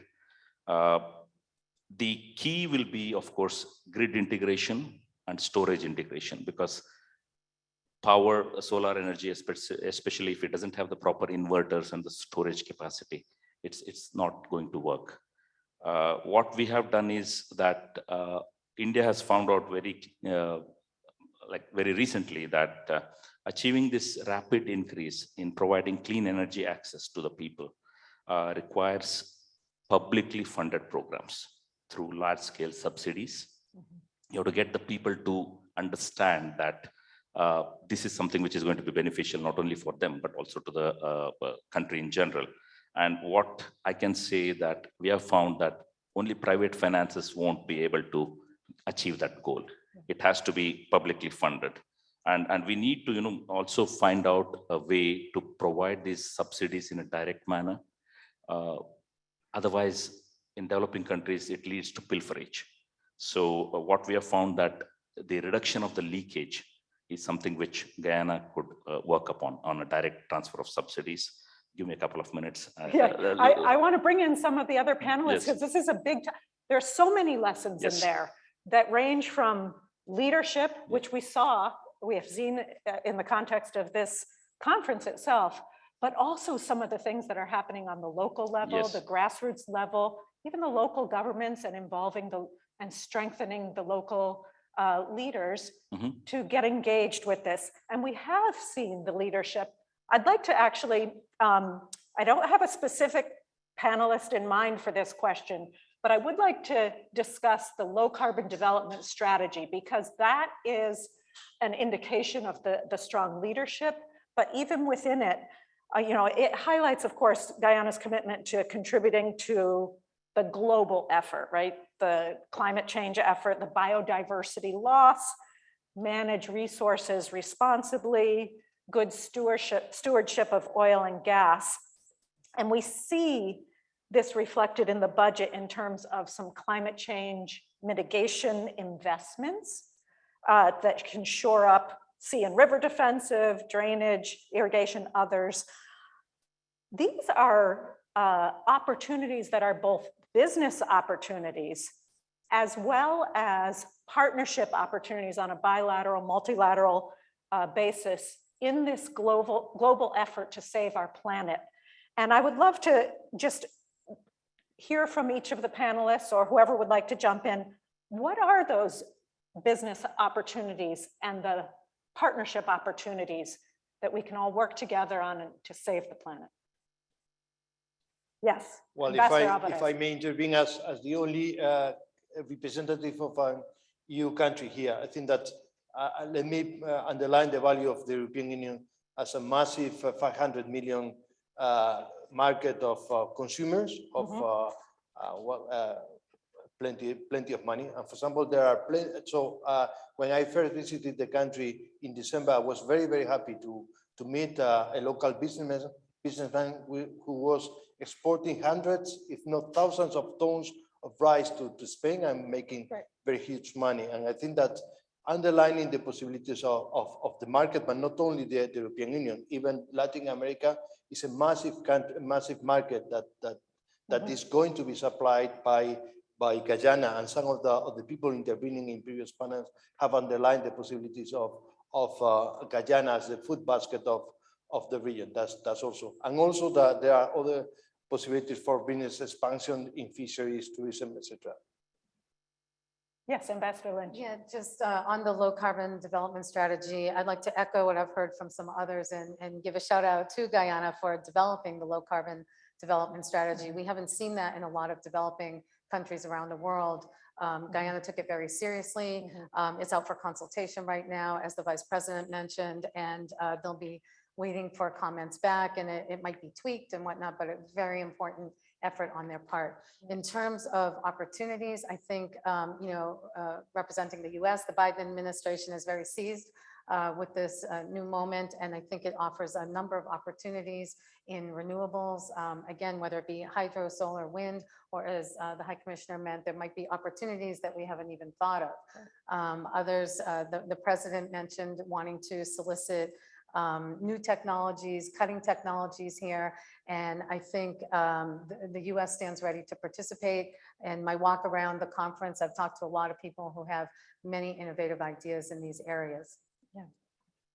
Commissioner Berman, and then we'll get to Ambassador Clowder. So I echo what colleagues have just said. I mean, one of the great opportunities for Guyana is because there's a lot they need to do, particularly in context of infrastructure and other industries, and therefore they have opportunity to use new and clean technologies, whether it's development of roads or buildings or we've already talked about new sources of energy. There's opportunities right now, and I know there's a lot of interest in all of our countries in sharing some of the technologies that we're developing. So they're at a perfect place to start to introduce those technologies into their movement forward. Great. Ambassador Clowder, and then I want to take us in a slightly different direction and then remind the audience to get your questions ready. Okay, Ambassador Clowder. So as the other panelists have said, I think opportunities across all sectors here. So again, it comes back to the implementation and actually translating that very good low carbon development strategy into an action plan in addressing it in different sectors, and also tying this with the oil and gas opportunity, that how do you take all of this towards net zero? How do you also build those global alliances, both with partner countries, but also one of the things we've been trying to do through COP is mobilizing the big finance institutions, mobilizing other countries to invest, and mobilizing the private sector. So I think there's lots of opportunities to build different networks there. There's also, as well as the sectors of renewables, of agriculture, of water management, ecotourism, etc. There's all the underpinning financial, legal services, training and capacity building that's needed that goes along with that. But I guess one of my main messages is also that perhaps we haven't touched on so much is the critical crisis of climate change.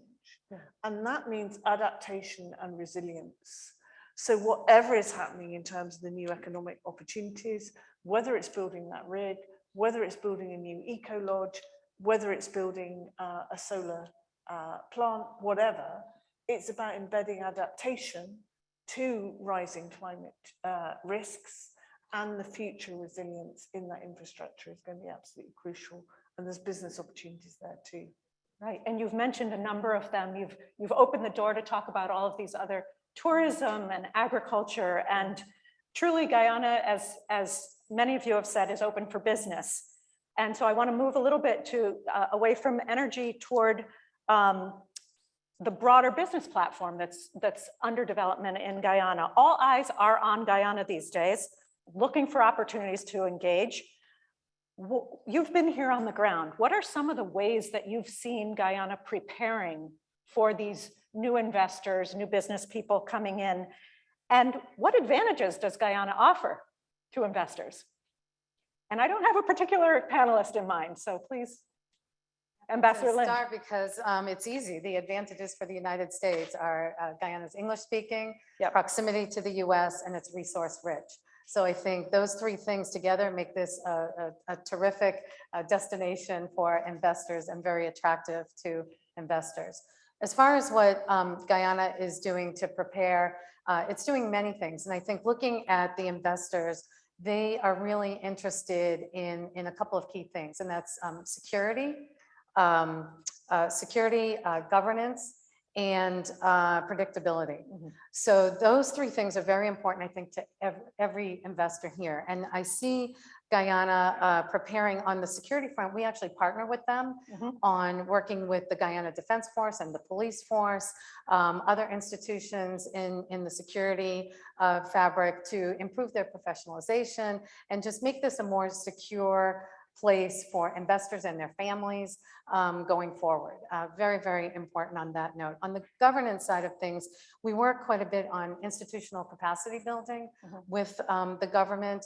Two quick examples. One is the Guyanese Revenue Authority that we've worked with to increase their capability to audit large contracts. And we've also worked with their human resource folks to develop better systems so they aren't victim to corrupt practices so much. And then the EITI, the Extractive Industries Transparency Initiative, through our U.S. Agency for International Development, we help stand that up here. And we continue to work with the EITI to get them to the next level. And then on predictability, you know, I think Christian mentioned the budget this year and the last year. And I think what you see is while they are trying to do a lot, there is a prioritization, and they are prioritizing health and education in both budgets. So that gets to investing in people, and infrastructure, which gets to investing in the economy.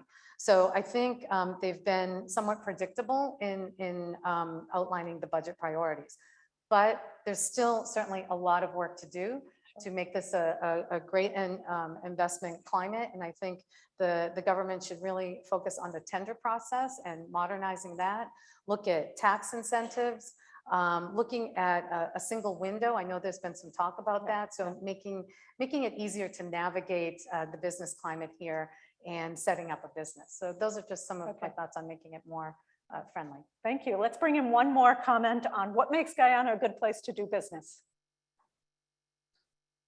Okay, Ambassador Berman. Just very briefly, one of the advantages that many of our countries have is that we have large Guyanese diasporas who are very knowledgeable, who have connections and partnerships. I mean, Mr. Tony White, who's organized this conference, is a very successful Canadian/Guyanese businessman. That's a huge advantage because they're familiar with how things work. They're familiar. They can develop partnerships very quickly. And I think that's a huge advantage. But I also agree that the move towards a single window, a concierge service will be a huge benefit to help streamline, particularly for companies who haven't been here before, who are getting into new areas such as agriculture or tourism or others. I think that'll be a huge step forward. Okay, great. And I'm going to move to the last question before we open it up. And I want to invite audience members to come to the center aisle where you'll find microphones. So last question before we open it up for questions. Let's make this a speed round and include everyone. In just a sentence or two, if there was one piece of advice you could give to the potential partners in our audience today who are exploring opportunities in Guyana, what would it be? We'll just go down the line. Sure. I would suggest that you please build up local linkages. The local partners are very vital in Guyana. I think your partnership in Guyana will go a long way if you have a local partner. Thank you. Yes, come to Guyana prepared, do your homework, and come to Guyana to find a local partner. I'd say build that brand on heading to net zero, raise awareness that this is a new opportunity in a new Guyana, and build that trust and partnerships.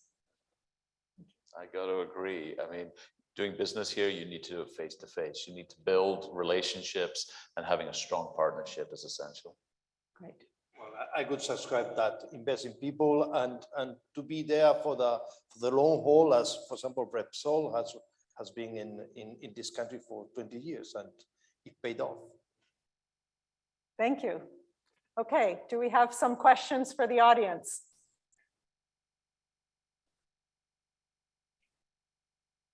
Okay. Please come to the center aisle if you have a question. You'll find the microphones there. But as you're making your way, and I encourage you to, this is for you. These are your resources up here. I do have a favorite topic that I like to talk about, and that is something many of you have raised, which is people and investing in people. And education plays a critical role in ensuring that Guyana is going to be prepared for the investors who are coming and looking, and they're going to be expecting some skilled people to hire. Is there anything you care to highlight from your bilateral partnerships on the topic of education? I see a hand down in Ambassador, oh, several of them. Okay, so we haven't heard from High Commissioner Srinivasa, and so a quick comment, and then we'll go down to Ambassador Alvarez. Thank you, Kaya. I think education is something which I would rate as the #1 infrastructure that Guyana should invest in heavily. You know, for example, the COVID has taught us about e-learning and distance learning now. I think that should be continued in certain respects. The upskilling of the local labor in many fields, be it oil and gas, be it your health, be it your IT skills, etc. For example, India, we have built a Center for Excellence in IT, which is functioning right now in the University of Guyana at a cost of around $2 million. We are now upgrading it to a CARICOM Center for IT, which will now cater for all the CARICOM countries. We are very happy to partner with the government of Guyana's Gold program, where about 4,500 students per year out of the 6,000 odd scholarships are going to study in 2 Indian universities. And what we are trying to do is we are trying to build up a long distance learning facility with the government of Guyana, for which talks are underway. So I think education will play an important role. And as High Commissioner Berman was mentioning, the linkages which this country has with the diaspora, they will play a huge role, because the very fact that these people are abroad and they are really, you know, achieving so much professionally will be inspiration to the local Guyanese. And India knows quite a bit about that too, as well.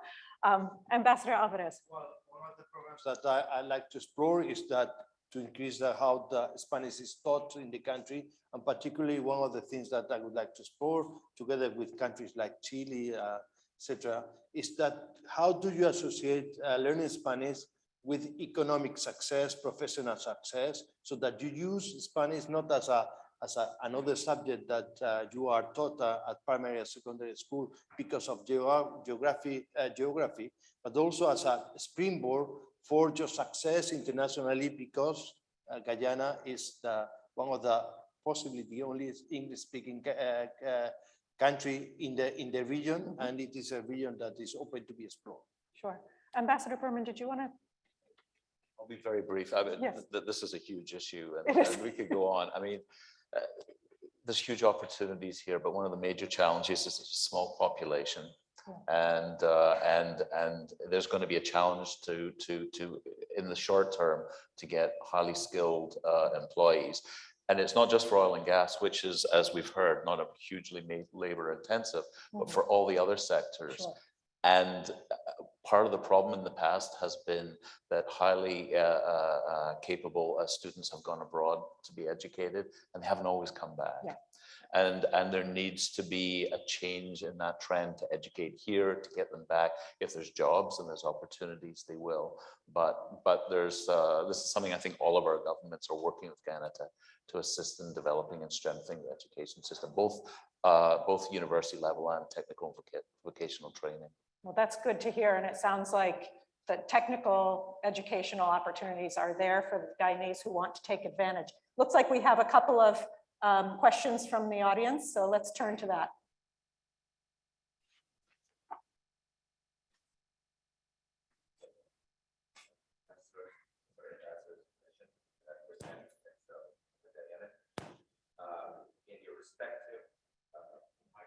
Yeah, we can't hear.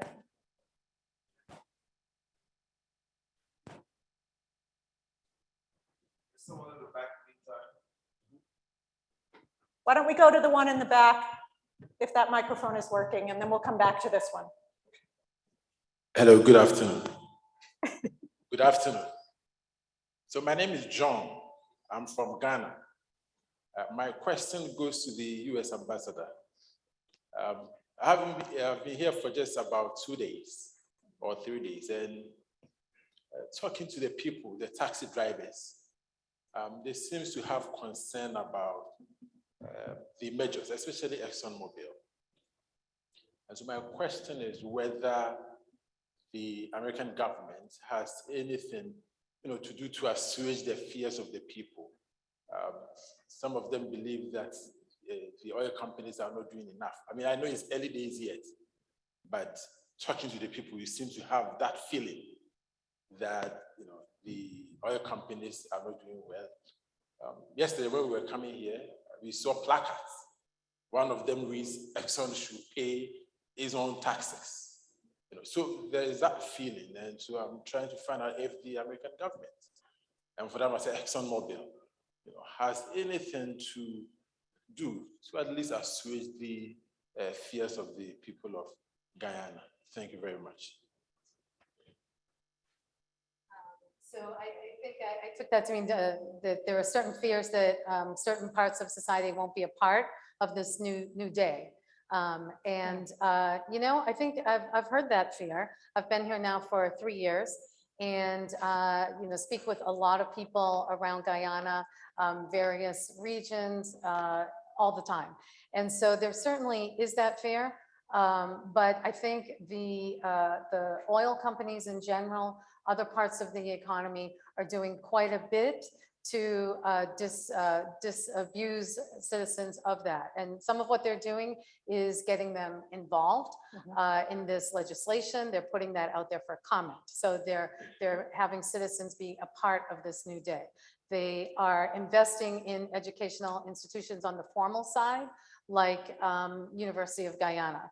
Also investing in, as you mentioned, several mentioned, vocational education efforts as well. So there are a number of things that I think the government is doing. I mentioned some earlier, but the companies in general, they're issuing scholarships for training. They're issuing, they're announcing internships that people can take part in. So they want to attract, I think, the best and the brightest of Guyana, but they recognize, and I think the Guyanese recognize, they don't have all the technical expertise necessarily to get involved in the oil industry right away. So these companies are setting up their own kind of training centers and on-the-job training as well. So I think there are a number of things that these companies are doing to help the citizens realize that they want to invest in them and that they will have a future and they will have opportunities. And I just want to add by saying, because several people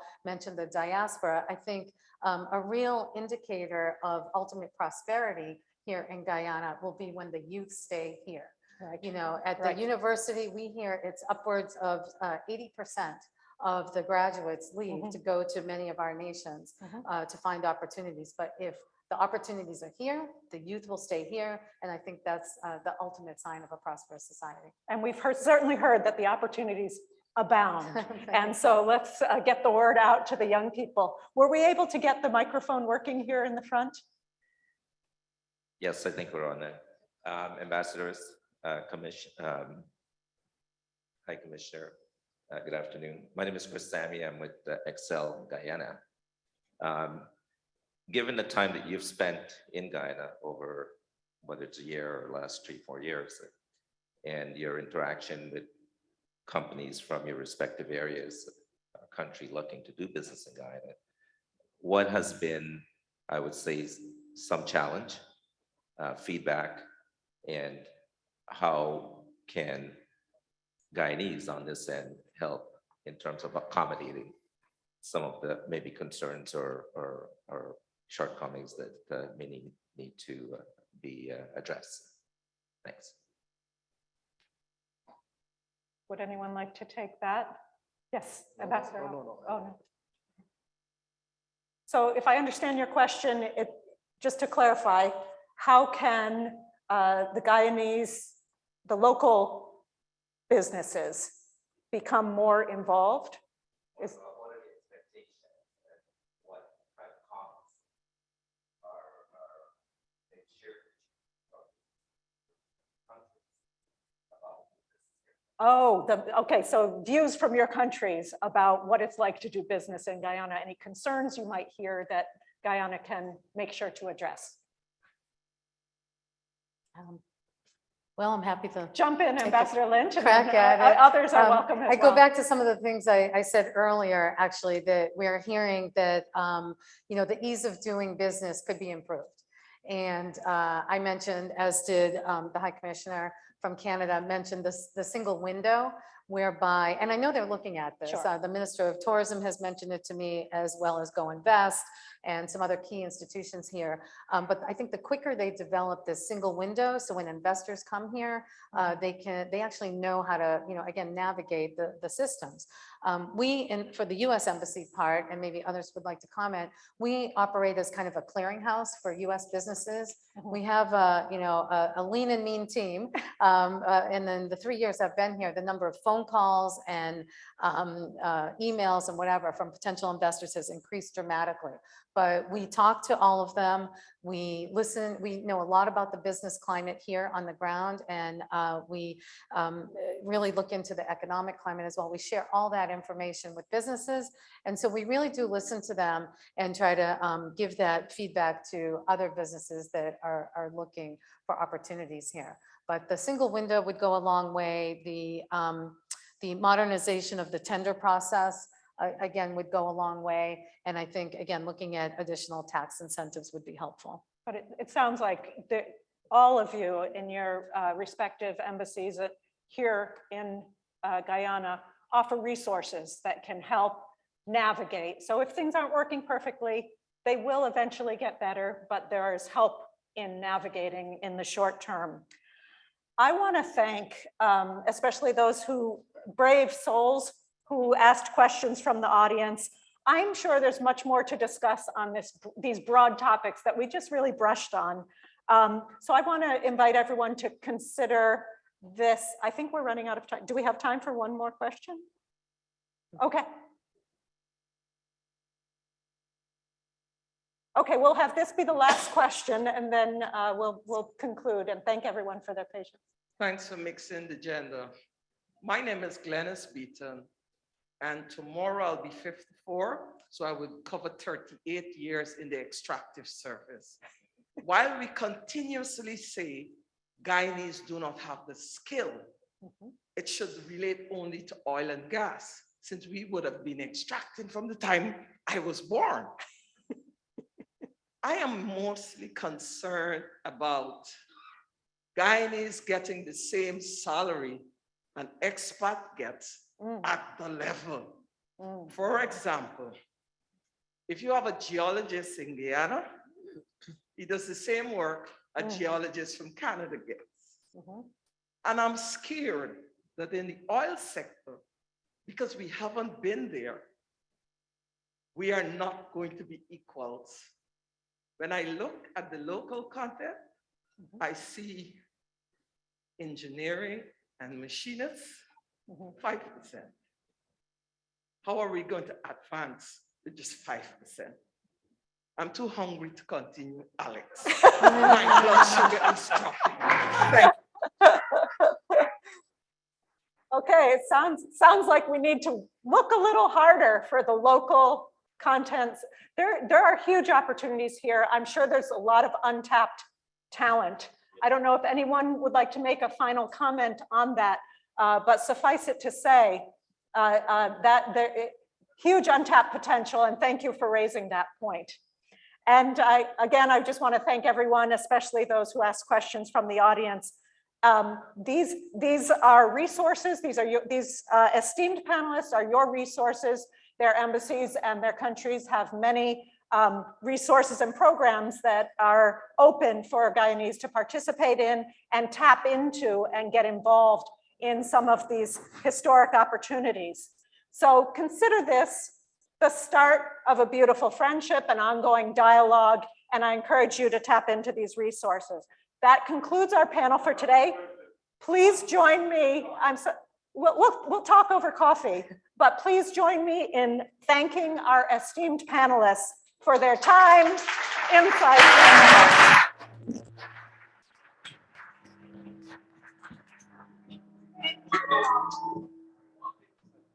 Excellent. Just let me finish up. Just let me wrap up.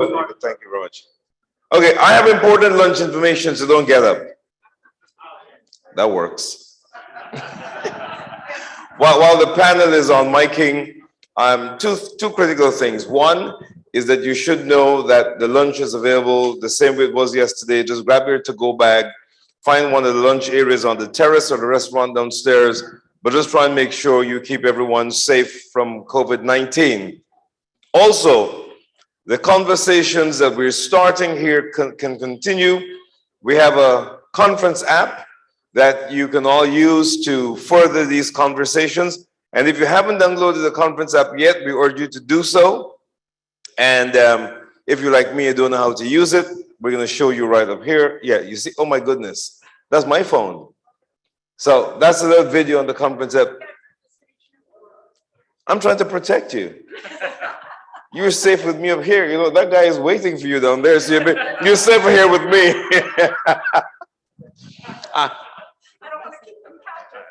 Thank you, Kaya. No, we're all leaving now. So thank you very much.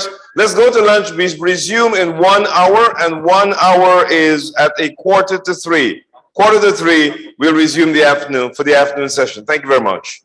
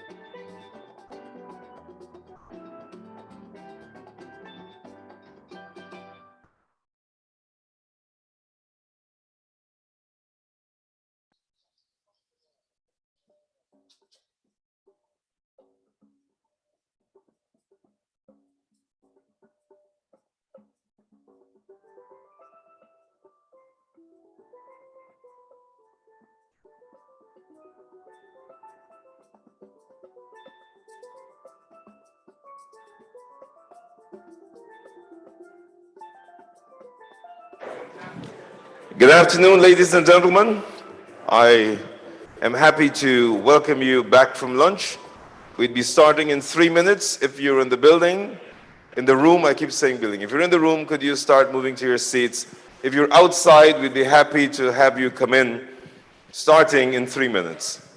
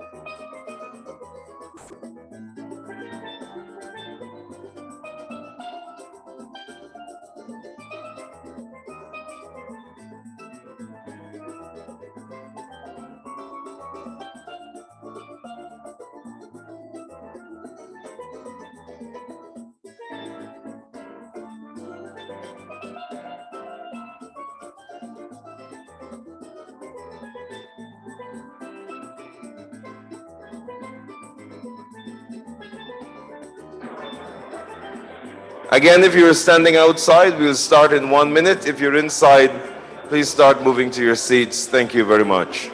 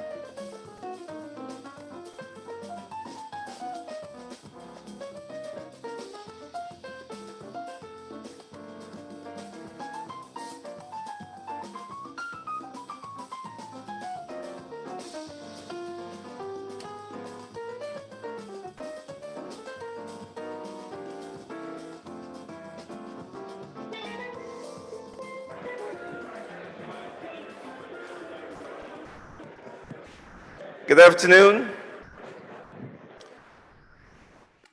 And welcome back from lunch. Looks like lunch was good. Yeah, you could always tell when lunch is good. It will take a little while to get back. You could tell lunch is good.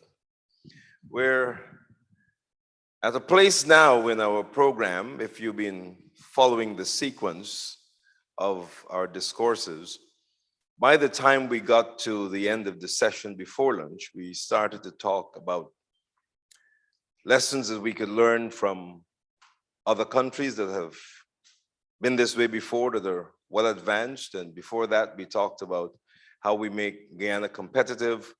We talked about the fact that Guyana is trying to do all of this with a small population, and we have a diaspora that's almost the size of the population that's home. And that's, from one perspective, a constraint, but from another perspective, an opportunity.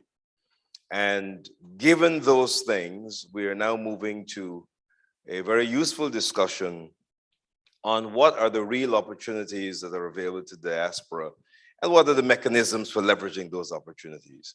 And to lead us in that discussion is Mr. Robert Prasad, who now holds the position of Foreign Secretary in the Ministry of Foreign Affairs and International Cooperation.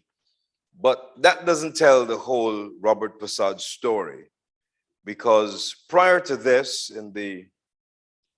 just over 5 years ago, before we had the changing of the political guard twice, Robert Prasad was a minister in the government who, apart from being responsible at one time for agriculture, was responsible for natural resources and was very involved in the developments at that time. So there's a perspective here that he's able to bring, and right now he's focused on this challenge of how we leverage our human resources and human capital in the diaspora to support development here at the present time. So it's my pleasure to introduce Robert Prasad. Please help me welcome him.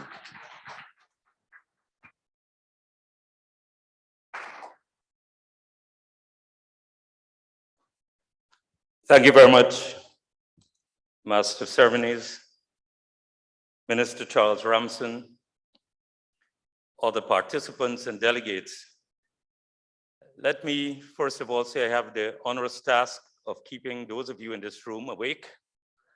And I'm quite sure it's always difficult to be speaking after lunch, especially I'm quite sure we've all had a hearty lunch. But given the importance of the topic here, which I'm about to speak on, I think it's important to have a bit of reflection as to how is it, and you would have heard from the various presentation, how is it Guyana got to where it is today in terms of the development of our hydrocarbons, as we all say, also the oil and gas sector.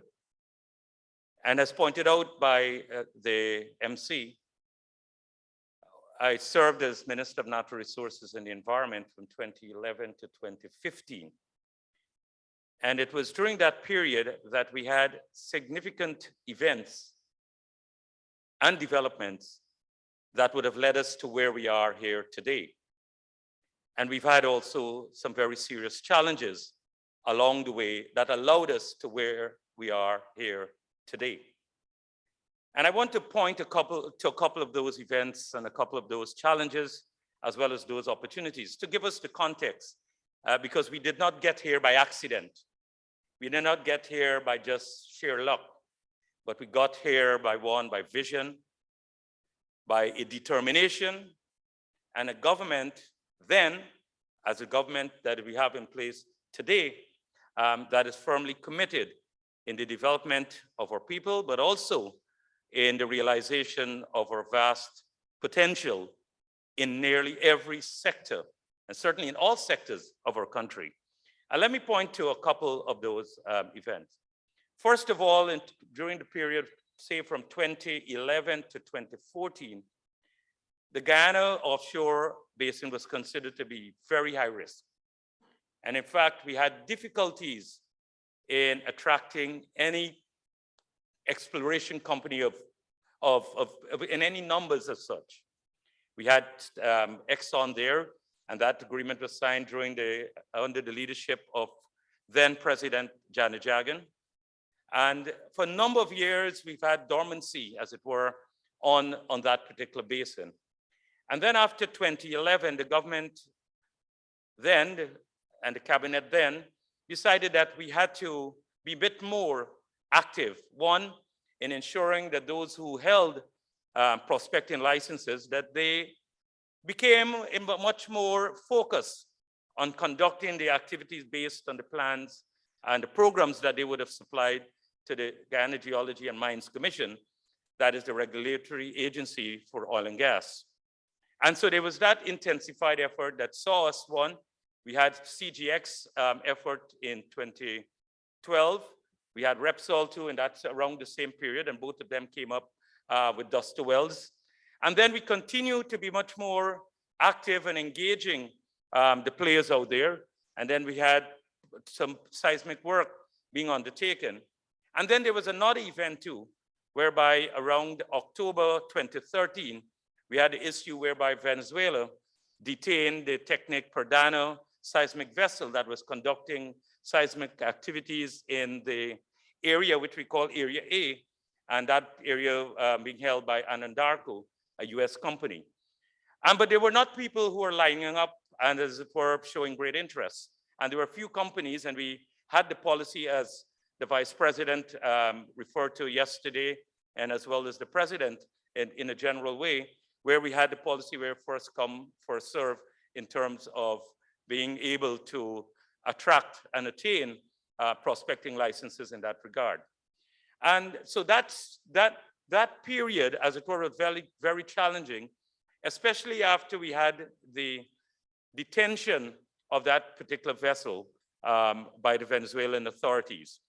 I say that in the context that our activities then were focused, one, in not only the realization of our hydrocarbons, which was the primary goal, but more so that we had to ensure that our territorial integrity and sovereignty was intact. And how do you do that?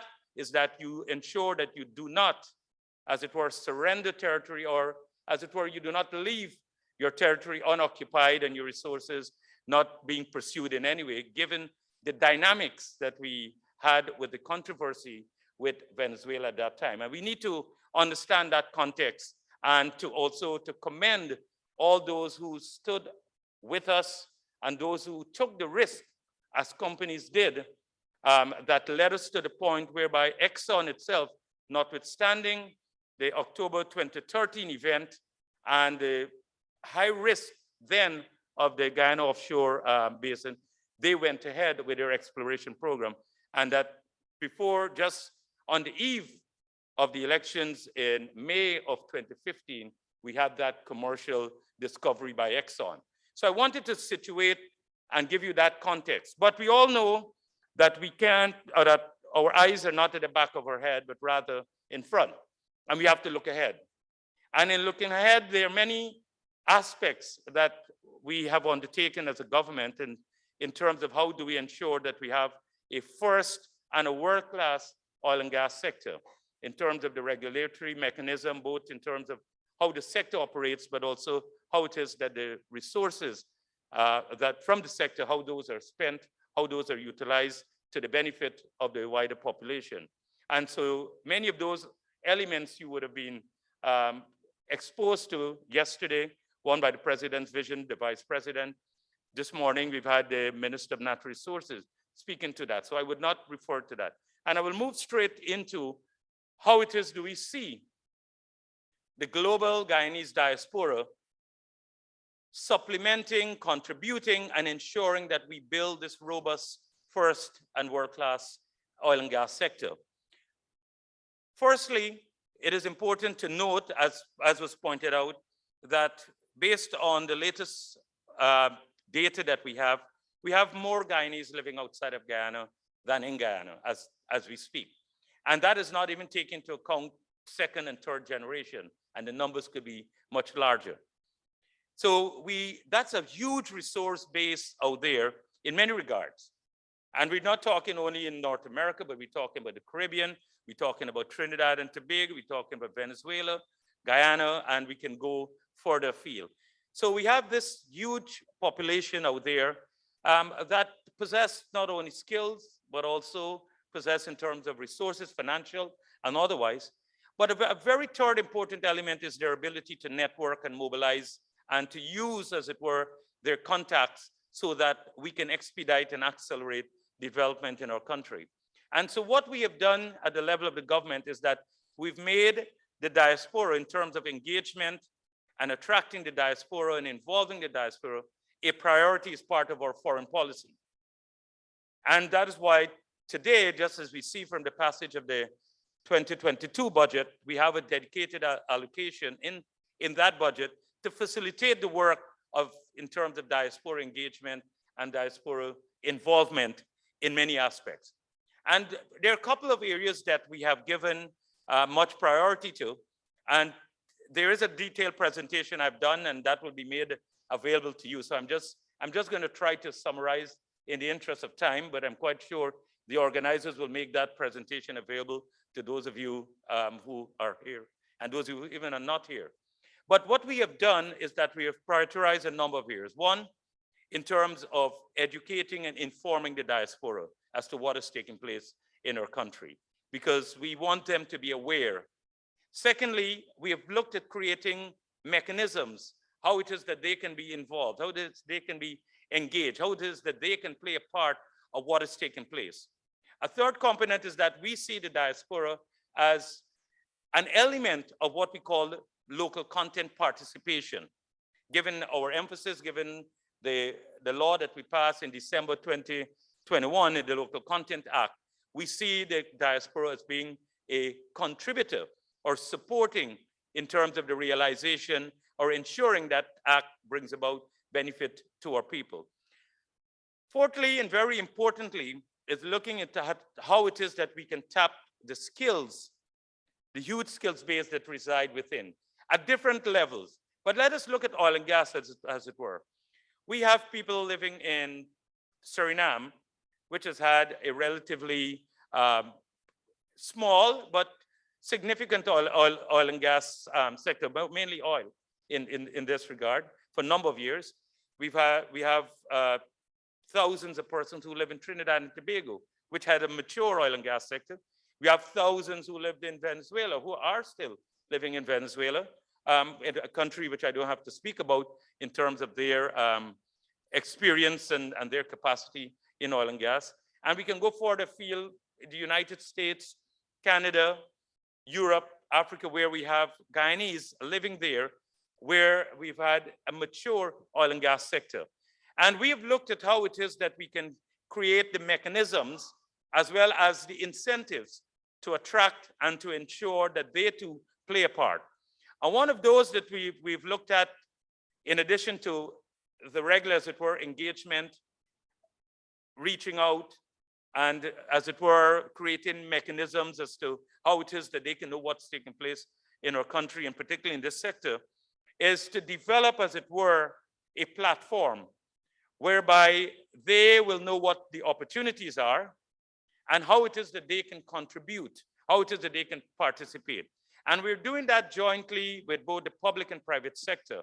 And we are supporting private initiatives. Take, for instance, there are recruitment companies that are operating even in neighboring states here, who are going out seeking Guyanese to fill the many vacancies in the oil and gas sector as exist in other sectors of our economy. And they've started that process. And we will be extending that platform to other areas where Guyanese reside. And that's one example. The second example too is, and we have several persons in this room and perhaps in the conference at large, whereby members of the diaspora have taken the initiative of looking at where it is there are opportunities created directly and indirectly by the oil and gas sector, and have started investment, one of which is in real estate. Secondly, they've looked in terms of logistics and supply to the industry. We have the other area in terms of food production, whereby members of the diaspora of the last 12 months have returned and have started to invest. Fourthly, they've looked at how it is that they can create JVs with companies from where they would have been domiciled for a number of years. And so those are just several examples how the diaspora have started that process and have been seeking to utilize those mechanisms. The other element is looking at how it is that we can create incentives.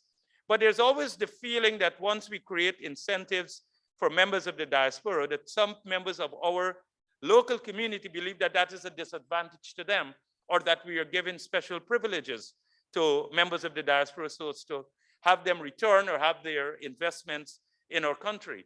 But that is not the case. Whatever investment regime that we have is available to both the local population as well as to Guyanese living abroad. But we seek to calibrate those in a way that it makes it not only economically viable and financially viable for them to return, but also to look at the social and other elements of it so that persons would want to come back to Guyana, but not only come back to Guyana, but also to repatriate whatever resources, financial and otherwise. And we're doing that in a way that it does not create an uneven playing field for persons here. Another element too that we've sought to enhance our work is how it is that we can get the second and third generation of Guyanese in the diaspora. And that is always being a challenge because many of them, one, they have not returned for a number of years. Secondly, they have developed skills and businesses and are living as, relatively comfortably out there and feel very much attached to where they are. So it is in a form of uprooting them and bringing them to a different place. And we have been looking at creative ways of targeting the second and third generation. And I'm happy the Minister of Youth is here because we've started a project working with his ministry whereby we are going after that, as it were, that cohort of the diaspora, the second and third generation, and developing, as it were, a youth volunteer program, similar to what those of you who are familiar with the United States, there's the Peace Corps and there's also a volunteer corps in other places. We're trying to develop those to get that cohort of the diaspora back to give up their skills, to give up their time, and indirectly getting them to be aware, to be familiar, and to understand better what is taking place in the country so that they too can come and play a part in what is taking place because they have skills, they will bring new ideas, they'll bring innovation, they'll bring the types of technologies as is so necessary. And another dimension too, and another area also that we've been placing emphasis, and we've looked at the example of Ireland and as to how it is that they've utilized and been able to galvanize and marshal their diaspora in terms of supporting their economic development. And what they've done is they've not targeted the money. They've not targeted the issue of persons remigrating, and as we are doing, and we've just reintroduced the progressive remigration scheme that we had prior to 2015 that was unwisely changed to make it much more less attractive to persons to return. That happened after 2015, but we are now going back to that earliest scheme. But what the Irish have done is that they have looked at where their people work and live and have sought to tap into the network that the diaspora has, be it in terms of businesses, be it in terms of skill, be it in terms of capital. And they have encouraged their diaspora to mobilize that network. And that is why at one time, Ireland became, particularly in Dublin, became the destination for many headquarters of big companies. And that came about solely because of the work of the Irish diaspora in many parts of the world, where companies relocated their headquarters in Ireland because of the incentives and because it was an attractive place to be. And that is the type of approach to, and that is also one of the planks in which we are working on to get the diaspora involved and to utilize and to tap their skill.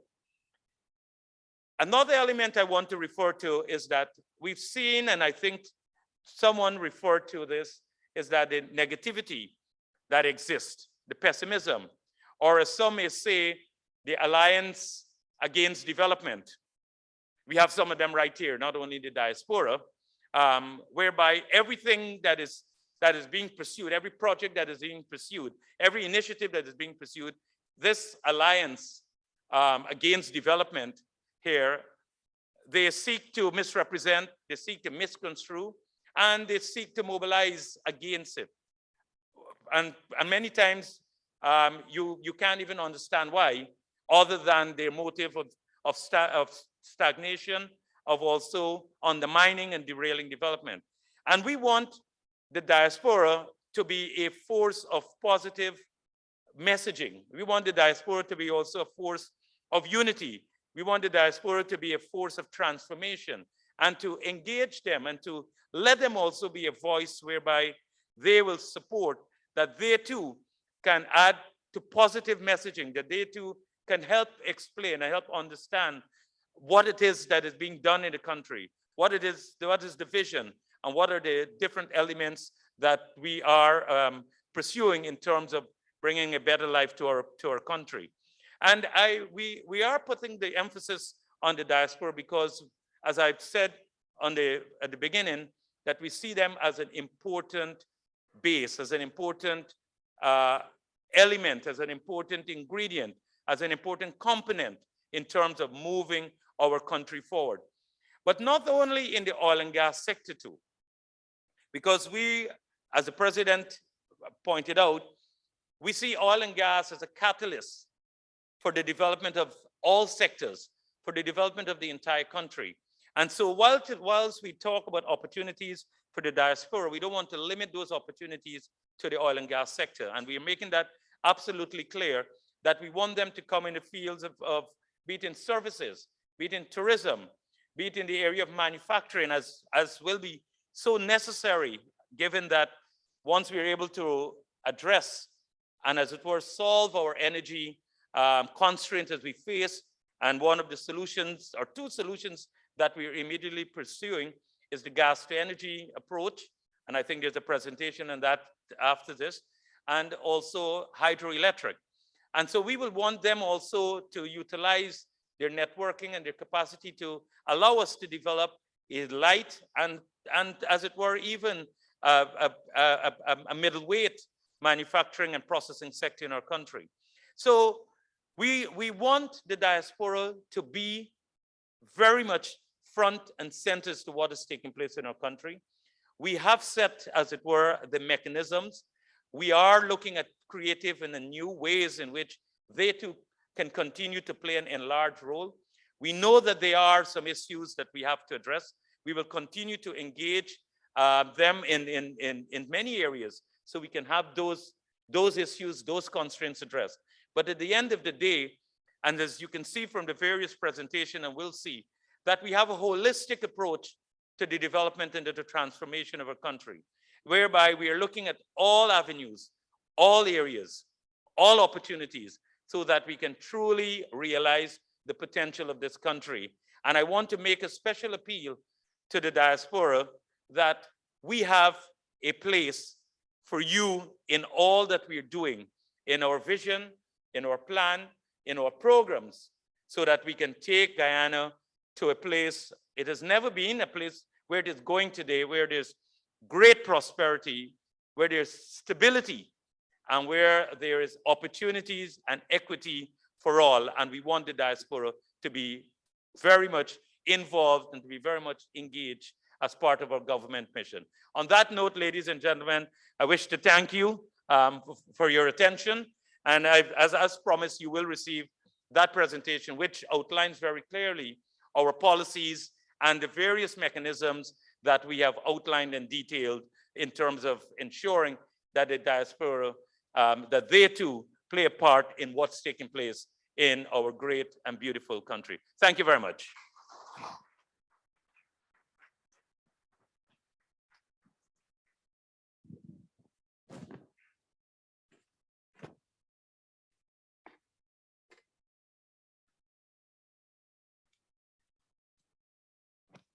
Thank you very much, Robert, for that outline. And we're moving now to trace another critical path. If you notice, there's some issues, ideas, topics that are introduced in the early stages. And then, as we say, we circle back to amplify those. And there's been a lot of reference to the gas to shore, gas to energy project. And we now get a chance to hear about that project in detail by the person responsible for leading its development. I want to introduce Mr. Winston Brassington, who has served in a number of capacities related to significant developments over the last 10 to 20 years in Guyana. We talked a little bit about how I will introduce him.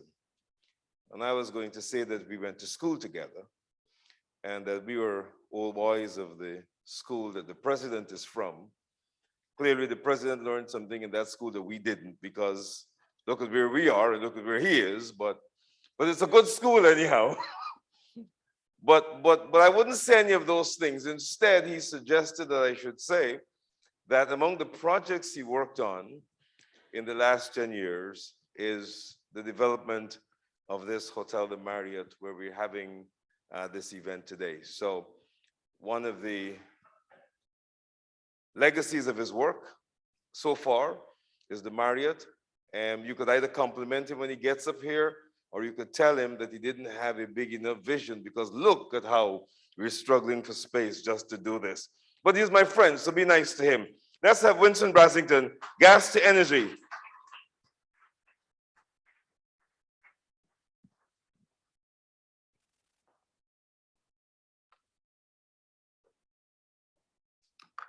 Good afternoon, everyone. All protocols observed. Alex, I think you were a few years ahead of me, just to make that clear. So I'm of the younger generation. So, well,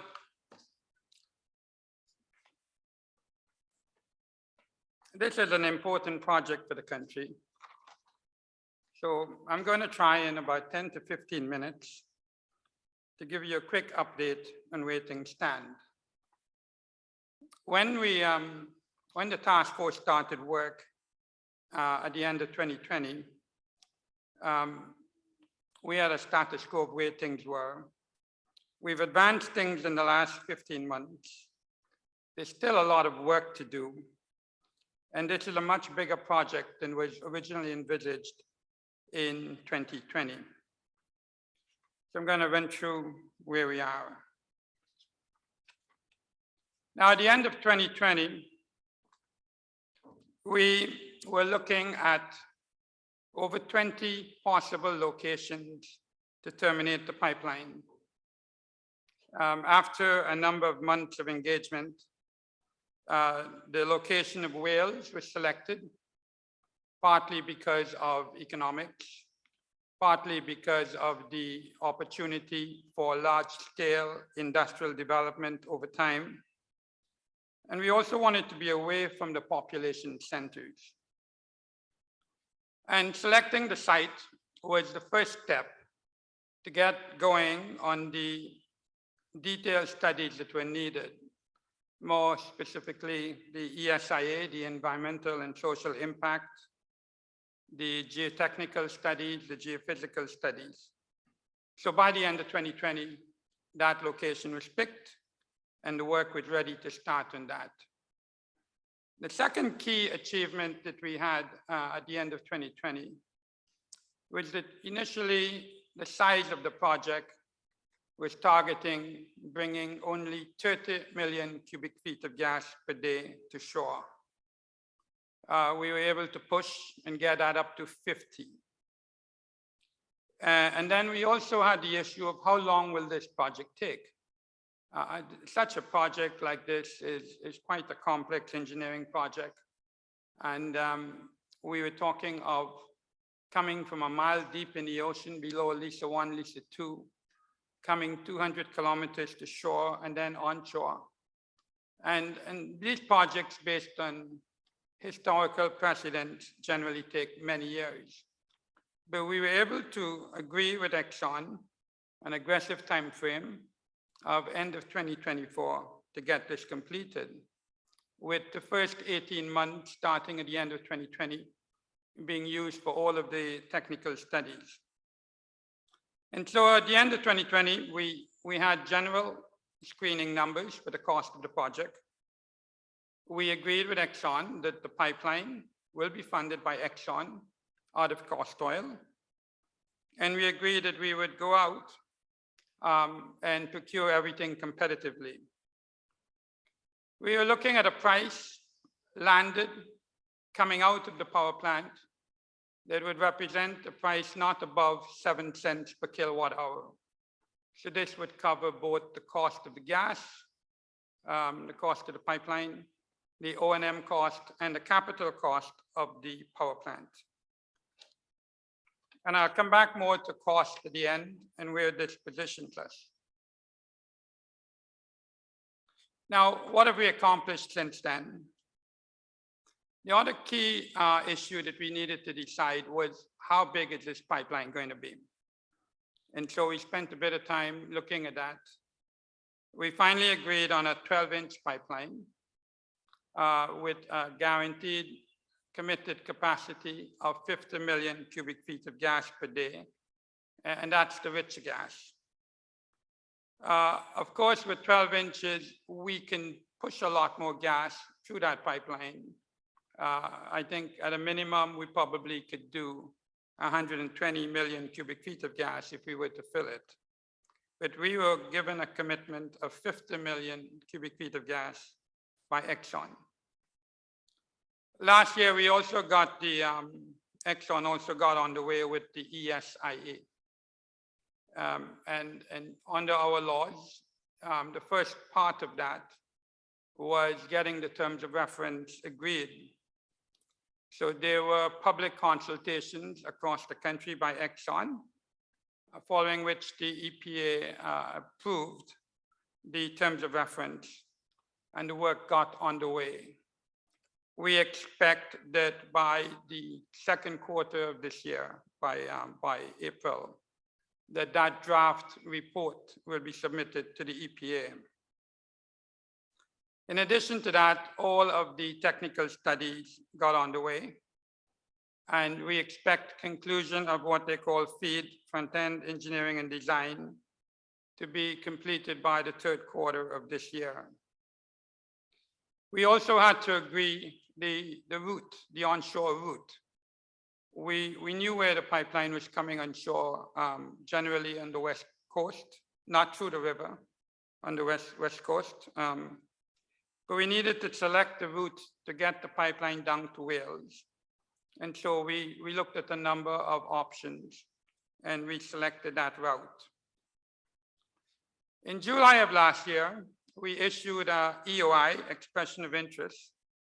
And we basically invited interested parties to comment on what would provide input in our choice of the technology for the power plant, the level of interest in the NGLs, and the level of interest in the value-added production.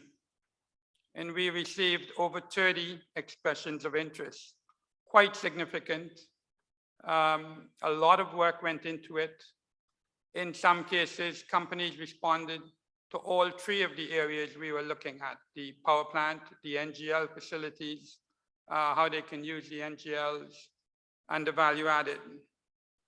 In all, I think from the 30 companies, we had over 50 plus different areas that they were interested in.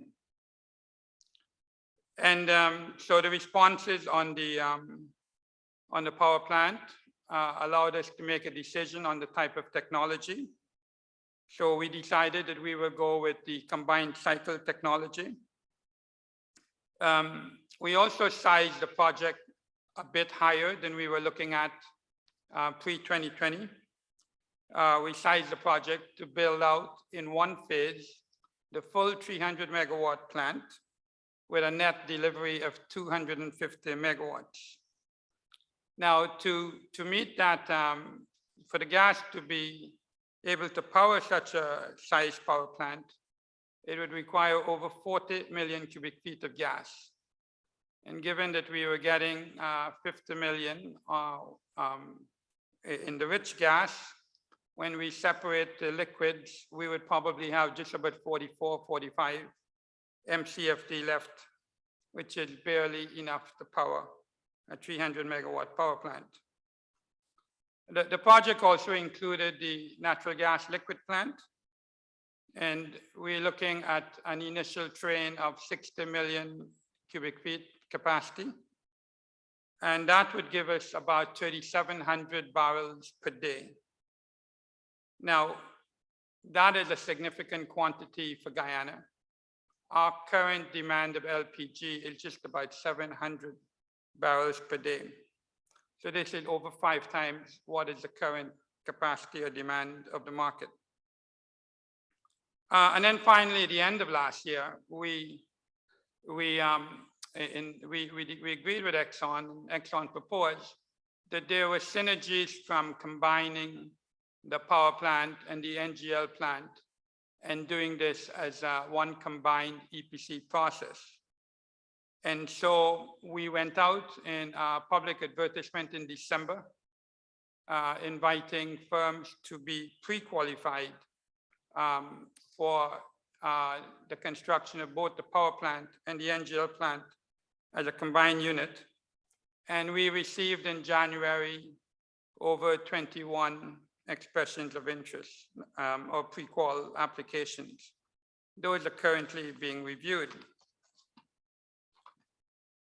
So what are the next steps? Once the pre-qual process is completed, and we're expecting that to be completed this quarter, the next step would be to issue the RFP. And this may be done in stages with priority for the power plant.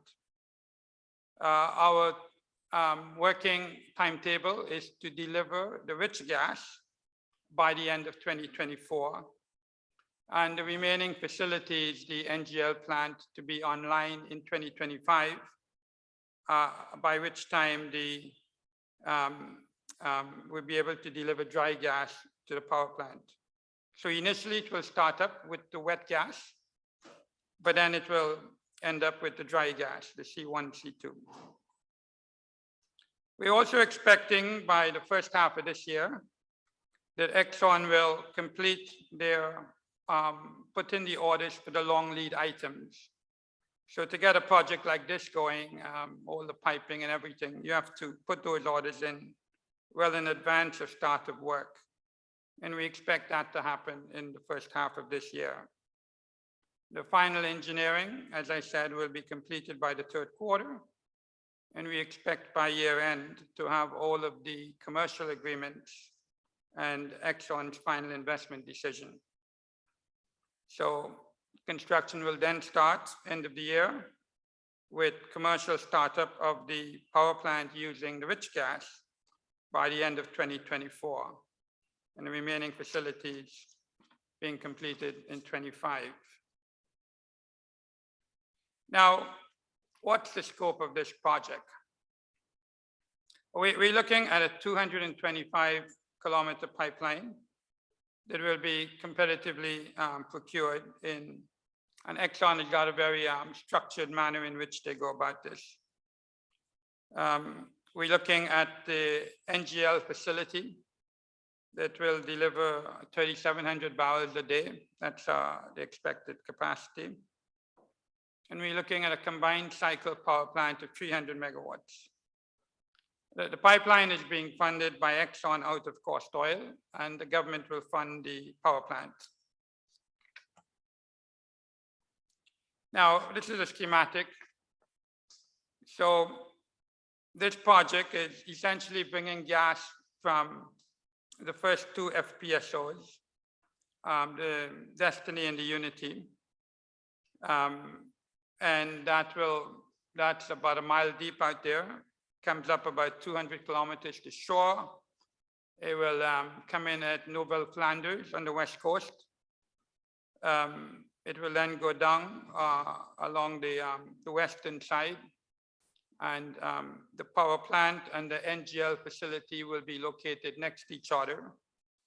And then the power will go from there through substations and transmission lines. As part of this project, the transmission size that GPL currently uses is 69 kV, but because of the increase in the total capacity that we will need, the new transmission voltage will be 230 kV.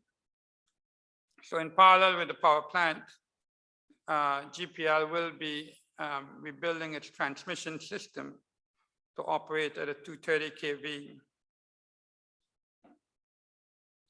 Now, the pipeline route from the Stabroek block is the green route that comes in. We followed a route that is similar to where the fiber optic cable is, with some differences. So we were able to piggyback on work that was previously done for the fiber optic cable. The onshore pipeline route comes in at Nova Flanders, then heads a little west, and then generally comes down and terminates in Wales at Hermitage. So you'd see the routing is more on the western side. So this is not coming along the river, this is coming along the land. And where it's terminating is south of an area called Free and Easy and north of a place called Marie's Lodge, or what is generally referred to as Wales, but the whole area was the Wales Sugar Estate. Now, as part of this project, it creates the opportunity for significant development. And so there is a committee called the Wales Development Committee that has done a lot of work, and they have zoned all of what previously made up the Wales estate and additional lands. So this is coming from the north where Wales estate was, coming all the way down to almost opposite land of Canaan, roughly 14,000 acres of land. And that has been zoned by the committee to cover every type of use, from residential, commercial, industrial, heavy industrial. So the area that the pipeline is terminating and where the power plant and NGL facility will be heavy industrial. And that will be about 1,400 acres. But there's a lot of other land that will be developed as part of this development. Now, let's put this in context of the economics. Right now, GPL average price for power, the retail price for its customers, its residential customers, its industrial customers, commercial customers, over 200,000 customers, averages about 30 US cents, quite high. The current generation cost, that is the cost of generating power before it leaves the power plant, is about half of that, about 15 cents. This figure may be slightly higher now because oil prices have been rising again. I remember when oil prices peaked about 10 years ago, we were close to $120 a barrel. The generation cost alone was over 20 cents per kilowatt hour. Bear in mind that what we generate is not what we actually collect in billings. We have technical and commercial losses. So this 15 cents, when you gross up for losses, is probably 20 cents. And then you've got your transmission cost, you've got your distribution cost, your commercial cost. And the objective as a result of this and other projects is to reduce the electricity price by at least half. This year in the capital budget, the government committed monies to basically build a power plant. And as a result of this project and the Amila Falls project, which I will speak about tomorrow, we are looking at generation costs dropping to at least half of where we are, which will allow the price to the consumers to come down by at least 50%. And gas, because it's relatively clean, leaves a much lower carbon footprint relative to oil on a per kilowatt hour produced. Now, looking at demand and where Guyana is going and where the country is going and how these projects will meet that. In 2025, GPL is projecting that it will need over 400 megawatts of power. Now, last year, the peak was 135 megawatts. So we're talking of increasing this a couple 100%. The energy load will be in excess of 2,500 gigawatt hours in 2025. I think last year we probably did around 900. So these projections are done by GPL using econometric models, international best practice, and it generally follows the growth of GDP. And so you would note that last year we grew at 20%. This year we're looking at growing at close to 50%. Just this year, the peak demand is expected to be above 180 megawatts, when last year it was just 135 megawatts. So as the GDP grows, so too will the demand for electricity. So these projections that you're seeing reflect the robust, the extraordinary growth that the economy is projected to see.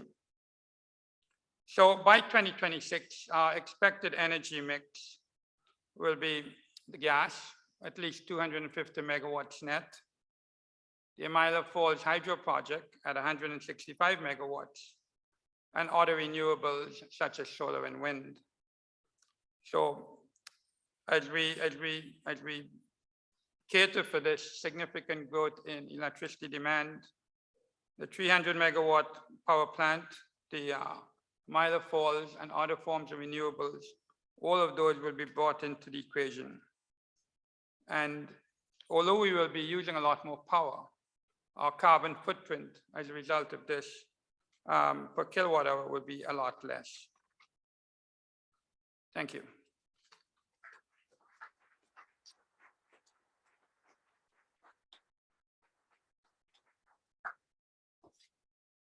We are open for questions on Winston Brasington's presentation on gas to energy. So we have the microphones in the aisle as we did previously, and we invite your questions.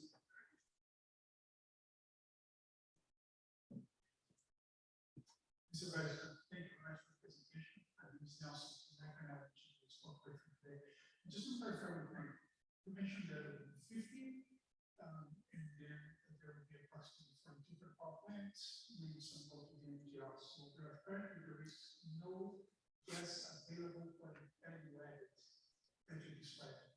I understood from your presentation that there is a significant interest in value added. And my translation of that in natural gas.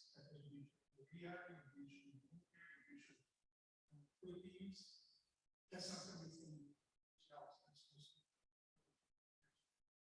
so my question is, would there any natural gas available for value added projects in that sense of the first round that you're showing here? Thank you. All right, that's a very good question.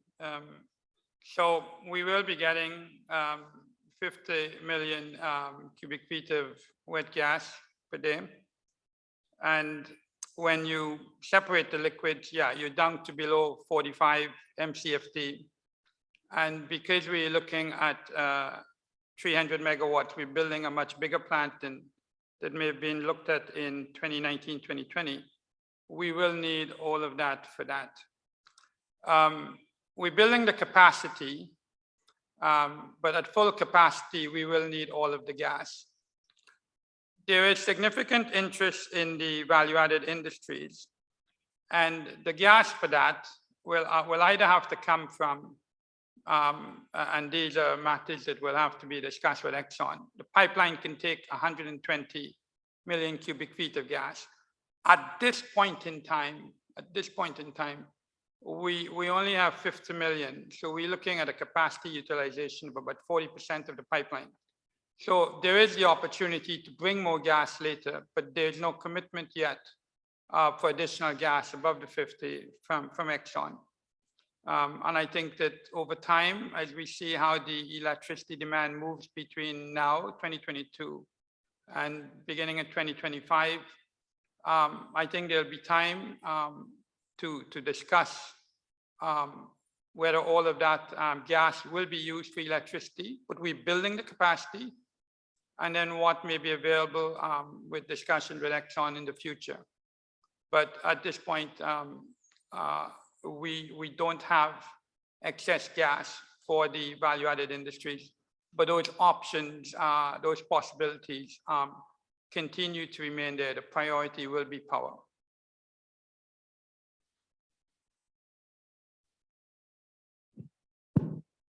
Yeah. Hello, thank you for your presentation. One question is how you imagine the construction of this project? It would be one big contract for all the construction, would be separated in parts, turnkey, or what is your strategy for that? Okay. Well, for the power plant and the NGL, that has been combined, and we're doing one EPC contract. Of course, under each of those, there'll be many subcontractors and local content.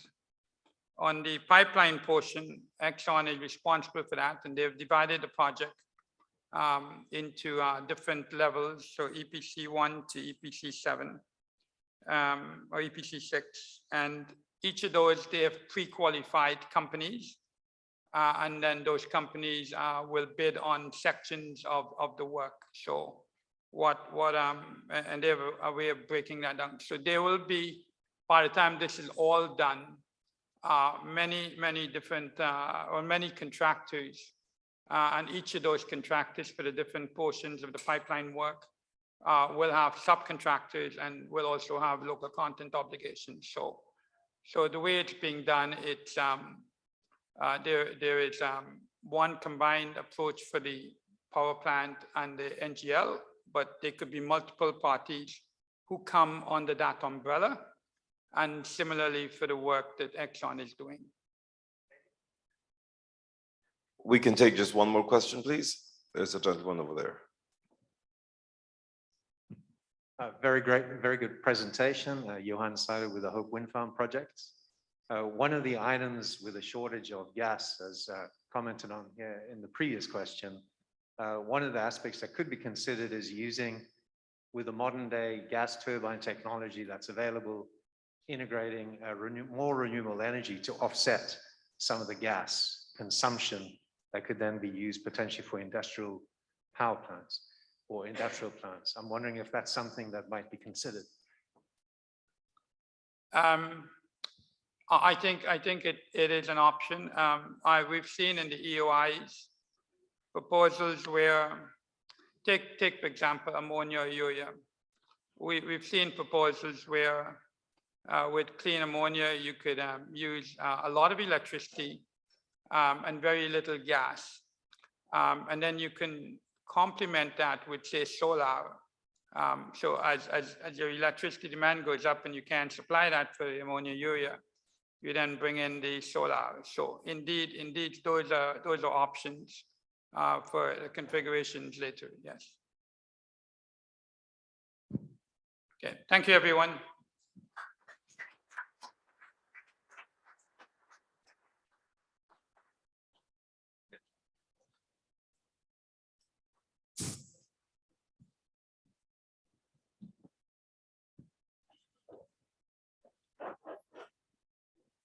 Thank you very much, Winston Brassington.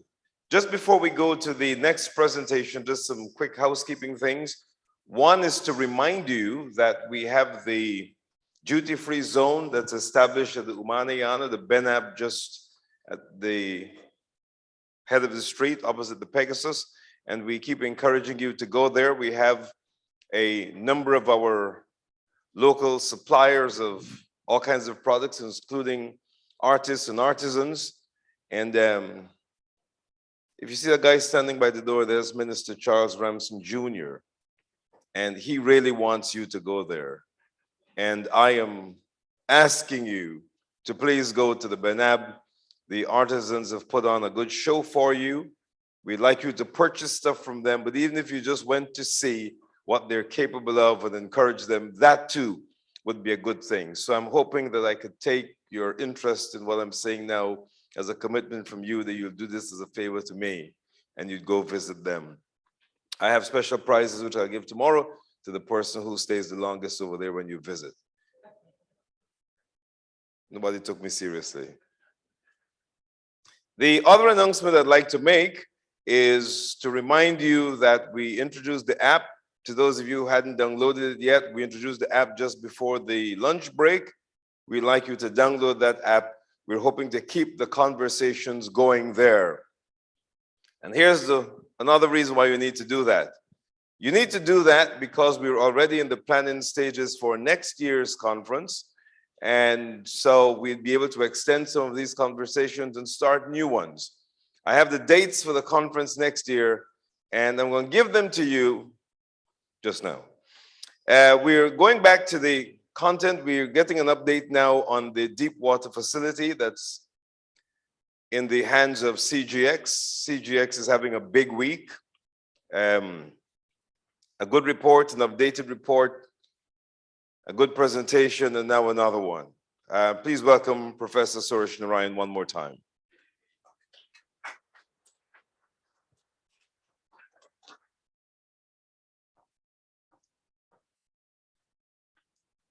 Good afternoon again. The room has dwindled, so my job perhaps is easier. But I recognize it's after lunch. So I'm here to talk about our project on the deep water port in the Berbice. There's a lot of talk of local content, of course, at this conference. Very important subject.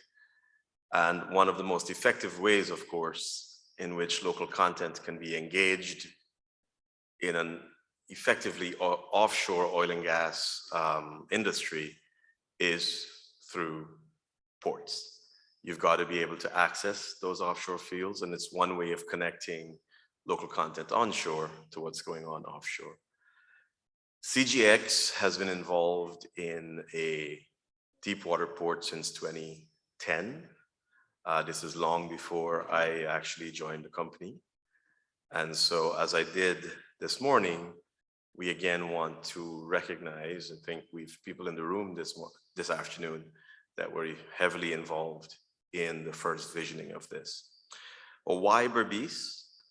I don't know how many of you that are from offshore know of the Berbice County in Guyana. We refer to it as our ancient county. But Berbice is really a special place. I'll talk a little bit about why the river and this location makes sense. But before I do so, let me tell you some things about Berbice itself. So it's referred to as our ancient county. Berbice is serviced by 4 technical institutes and a branch of the University of Guyana. One of those technical institutes is now being led by Professor Clem Sankat, who's here, who's formerly the principal of University of the West Indies at St. Augustine in Trinidad. He is leading the transformation of one of those technical institutes, the Port Morant Technical Institute, into the new Oil and Gas National Institute. And this is very, very significant. The Port Morant facility has a very long history of training technical people in fabrication and mechanical skills that we exported around the world. Little known, Port Morant in its first year of graduates created a gentleman called Kennard Singh from Albion on the Quarantine Coast. Kennard went on to become the general manager of a company called National Oil Wells in Alberta. And National Oil Wells was manufacturing most of the drawworks that were being used in the offshore drilling. And this is a young man that came from Albion on the Quarantine Coast from Port Moran. So I'm delighted that Clem has taken this up. But that's one of the aspects of Berbice, which is very, very interesting. Berbice also has 3 chambers of commerce, very, very active and very, very involved. It suffered a damaging unemployment situation due to some closures of the sugar estates. And so arguably, the country is got about a 15.5% unemployment rate. Most of that is skewed in places like Berbice, where quite skilled people were put out of work due to the downturn in the sugar industry. But this means it's an opportunity as well. Significant amount of skilled labor and trained labor that are available. So it's a place which is really quite ripe for transformation. And Berbice offers some additional advantages where the CGX Deepwater Port is located. So the river is traditionally the deepest channel, the deepest natural channel in the country. All of the country's rivers are gigantic sedimentation systems. And those sedimentation systems literally are depositing our highlands into the Atlantic Ocean. This is very common of most of the major river systems in South America. And it's well known that as the earth spins and the Coriolis force throws all of that sediment onto the western banks of the river, resulting in all of the main deep channels in this country, because of the laws of physics, being along the eastern bank. The Berbice facility, and again, I was not the person who chose this, but it was chosen well. The Berbice facility is on the eastern bank of the Berbice River, very close to where the channel is, resulting in a minimal need to dredge in order to access that naturally deep channel. So this facility is being built. Before I go on to talk about the facility, let me just tell you some additional reasons why Berbice made sense. The facility is far enough away, about 5 kilometers away from built-up areas, but close enough to be able to access the town of New Amsterdam in terms of hospitality, logistics, labor, facilities, and services. And again, with very, very motivated chambers of commerce and very involved town councils. Berbice happens to host 3 of the towns that are in Guyana. Most density of towns in the country is in Berbice. So it's a very organized place and very motivated because of its economic organization. So this facility is far enough away from built-up areas that it doesn't offer encumbrances, but close enough to be able to access municipal water, municipal security, municipal healthcare, firefighting, etc. So quite strategically located. And quite apart from the draft itself, this facility is located north of the Berbice Bridge, outside of the Berbice Bridge zone, which is quite important legislatively, and so allow unfettered access to the open sea. The facility is about 12.5 hours sailing to, for example, the Stabroek block, and so it offers quite natural advantages to, for example, accessing shore bases offshore. Trinidadian shore bases, of course, you need to steam for about 48 hours in order to do the same thing. So because of the technical institutes, because of the university, because of the concentration of sugar on fabrication, there's a tremendous amount of skilled welders, skilled plumbers, and engineers in Berbice. And as I said, they're quite motivated. Our facility itself is located on 30 acres of land. And Berbice is also well known for its swamps, its savannas, and its agricultural land. And so when you develop facilities like these, one has to be very careful, of course, about the environment. Of those 30 acres of land, we have set aside 10 acres on it of standing old growth mangroves to remain standing old growth mangroves that will not be cleared. And those are effectively going to be the source of an MOU that's about to be signed, where we look at the coexistence of mangrove habitats with commercial activity on our rivers. This is very important because, as has been articulated, if we want to see progress, we've got to disturb the environment somehow. But if we're going to do that, we must disturb it as intelligently and as carefully as we can. So we're delighted that we're not going to be cutting down the standing old growth mangroves. So 20 of those 30 acres will be developed. The pictures have been cycling through. Those 20 acres have 400 meters of frontage. And the work on shore, as you can see from the pictures, have been well advanced. The construction of docks and dredging will begin very shortly. EPC contractors being selected right now. And that will be followed by construction of the onshore buildings.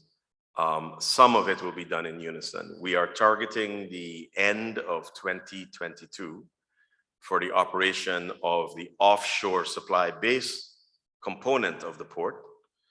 The port itself, when completed, will have an offshore supply component, which will have drilling mud supply, cement supply, fuel, fresh water, ship to shore, pipe storage, all of the traditional services that one would have in an offshore supply base.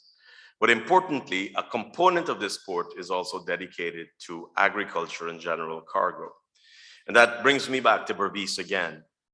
Between 30 and 65% of all the rice grown in Guyana is grown in Berbice.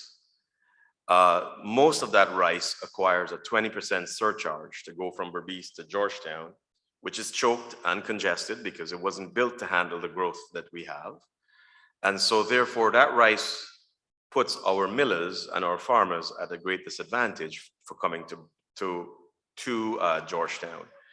Part of the component of this port will be purpose-built to ensure that grains can be handled rapidly, safely, and to be quality controlled at the port so that pricing as a function of quality can be done seamlessly.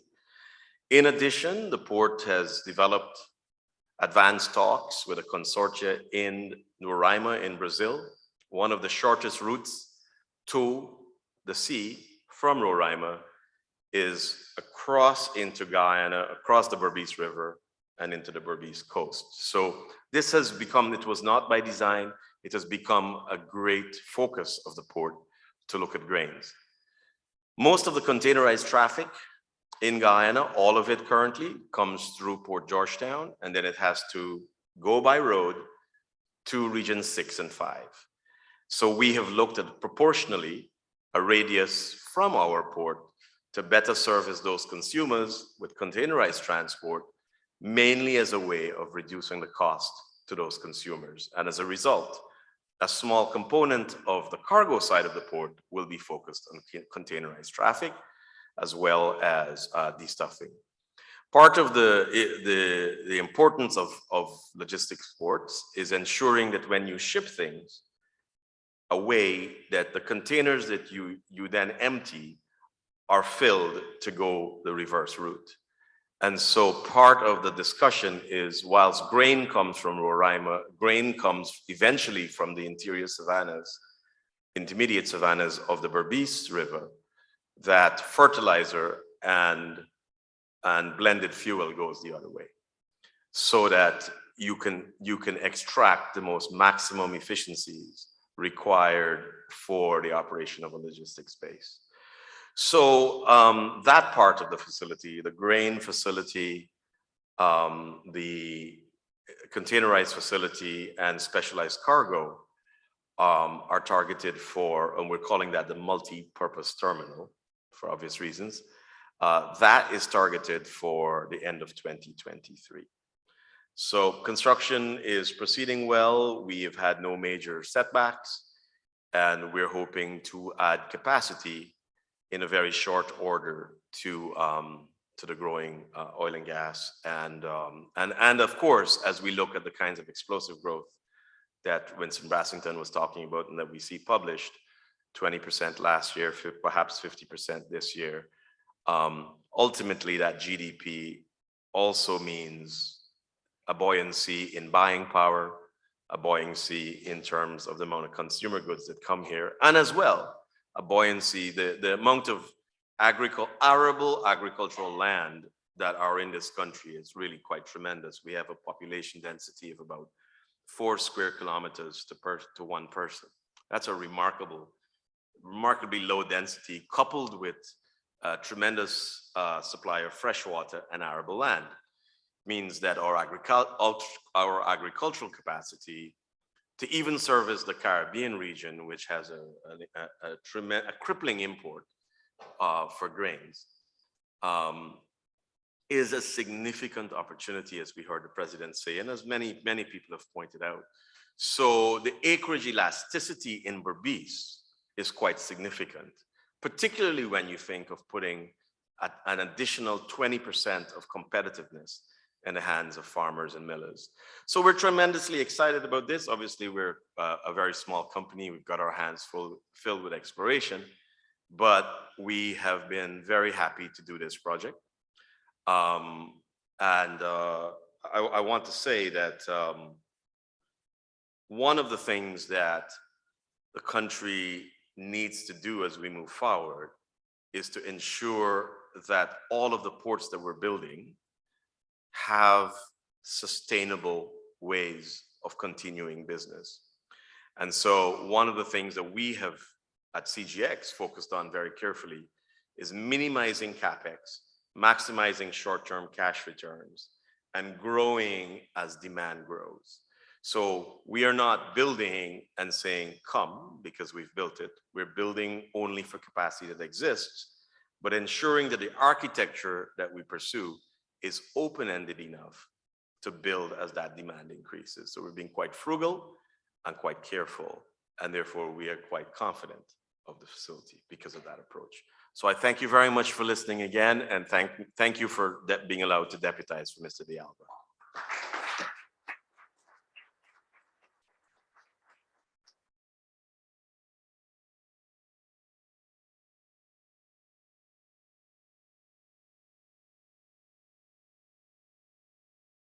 Thank you, Professor Narain. We're shifting gears a little bit with this next presentation.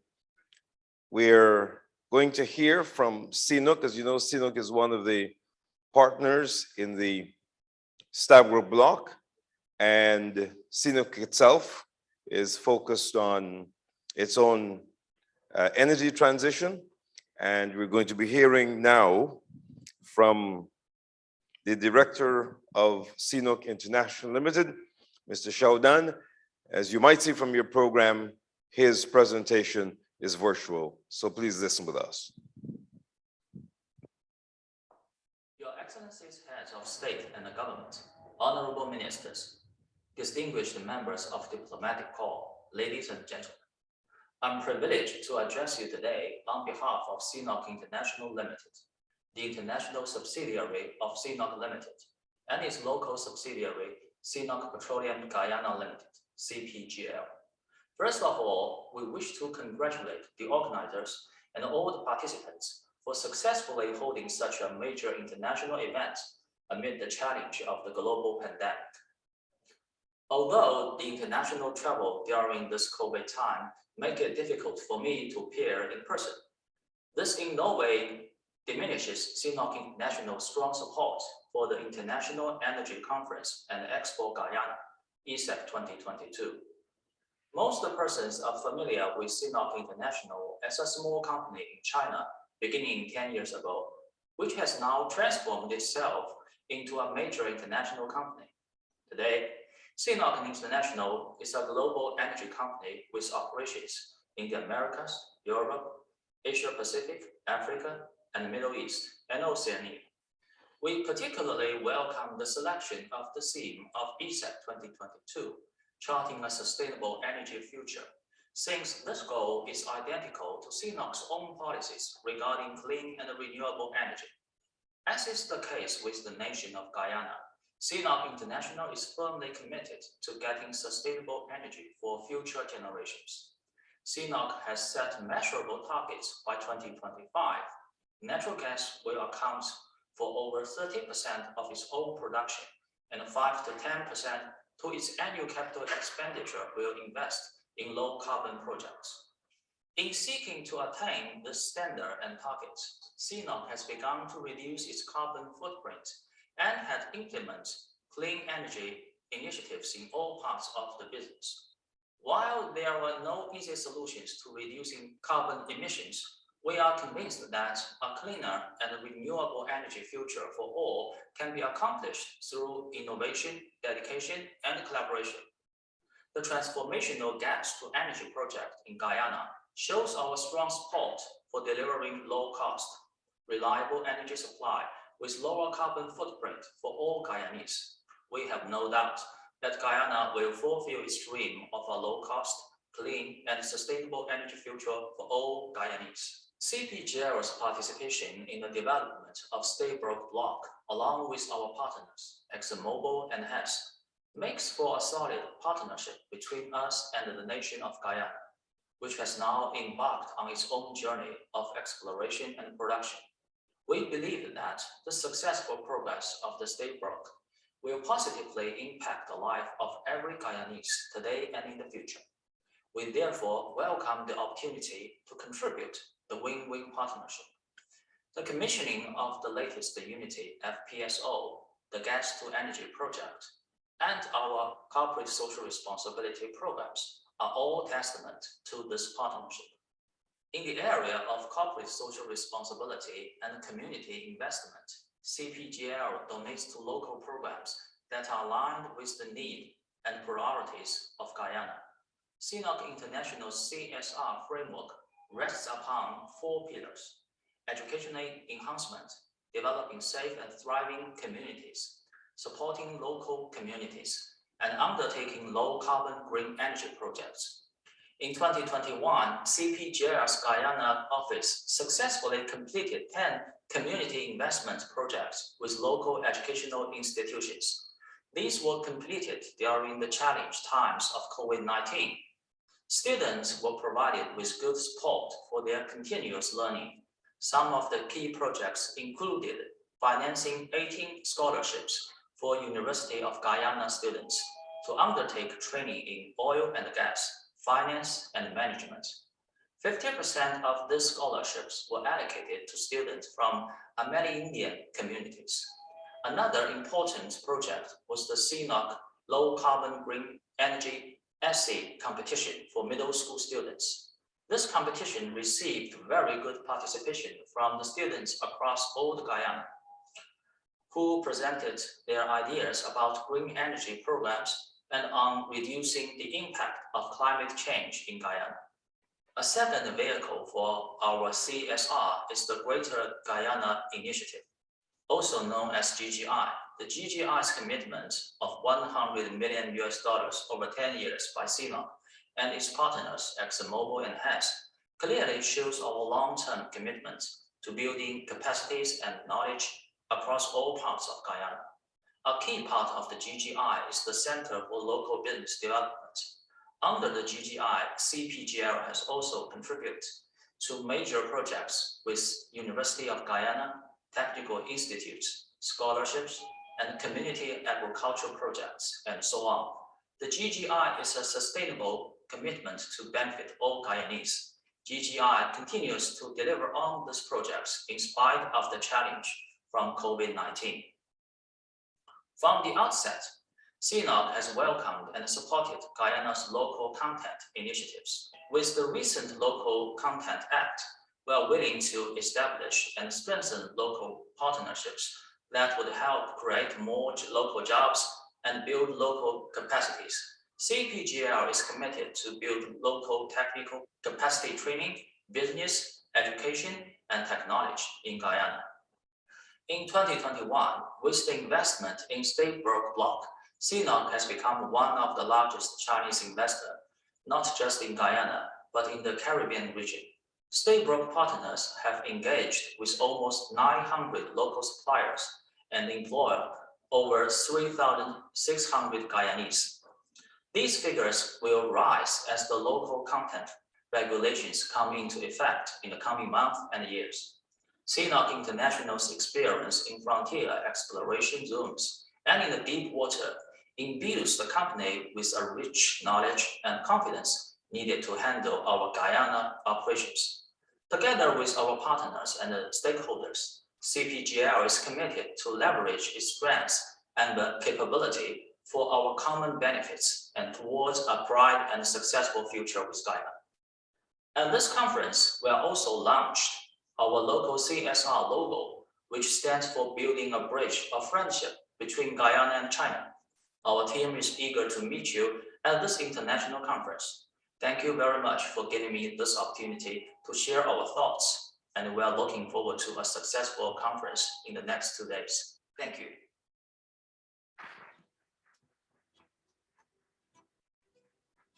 CNOOC Limited is the largest producer of offshore crude oil and natural gas in China. Over the last 40 years, our size and capabilities have grown and enabled us to become one of the world's largest independent energy companies. This is in line with our vision to advance as a sustainable energy provider for all. To realize this goal, we have sought to grow investments in some of the most desired basins in the world, and this has brought us to Guyana.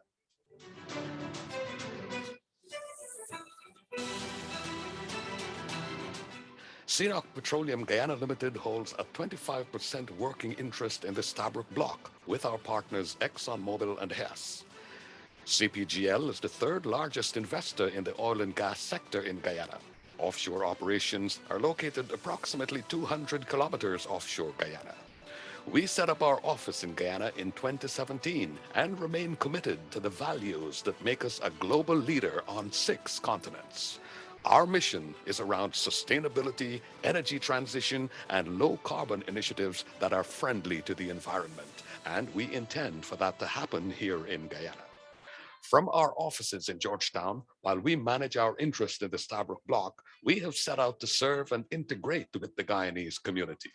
Last year, when all regions in the country faced severe flooding, CNOOC Petroleum Guyana Limited rendered assistance with the relief efforts. Over the years, we have supported 5 schools in indigenous communities, including St. Cuthbert's Mission, Long Creek, Kurukururu, and Dora. Our support has extended to the Joshua House Orphanage and the Turkine Police Community Group, meeting critical needs in the time of COVID-19.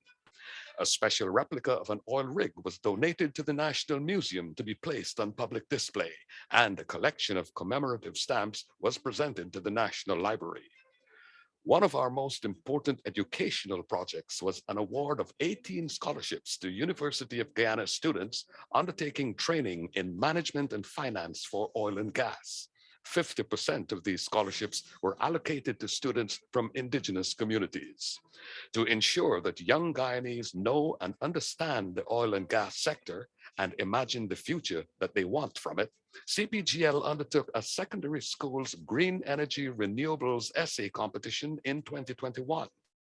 Students from across Guyana were invited to submit their ideas about the value and the relevance of green and renewable energy.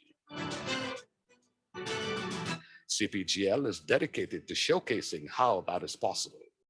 These are tangible ways by which we show that we not only work in the countries we invest in, but we are also integral partners in their development. We envision our presence in Guyana as a long-term commitment with a strong bond of friendship. For 2022, CPGL has begun to examine community investment initiatives in the areas of agriculture, biodiversity, and environmental protection. Our diversity and experience give us an advantage to advance our sustainable energy goals. These principles are in line with Guyana's own pathway to a sustainable future, And we at CPGL are proud to support the Guyanese people in achieving their dreams. CNOOC Petroleum Guyana Limited, committed to our partnership and building a bridge of friendship between Guyana and China.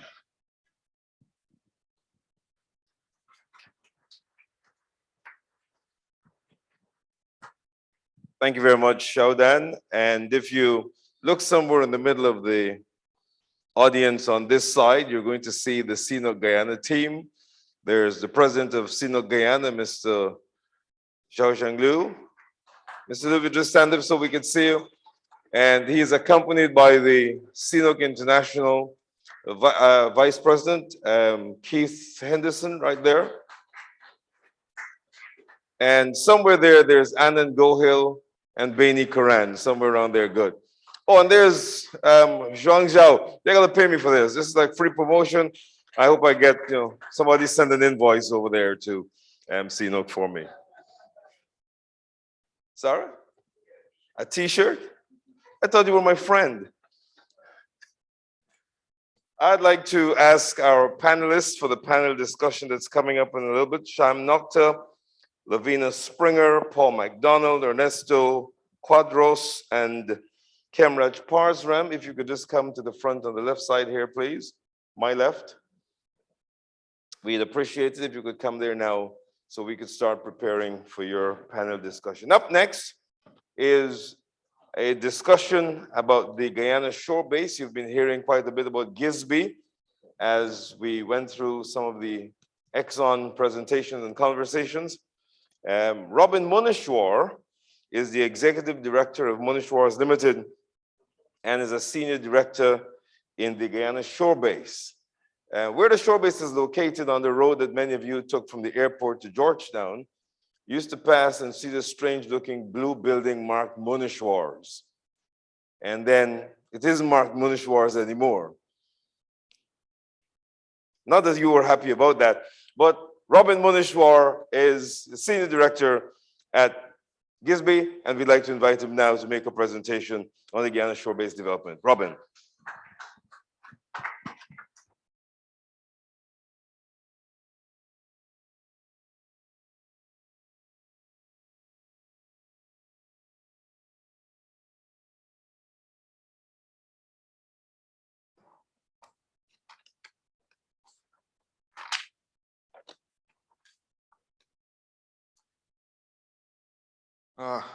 Good evening, everyone.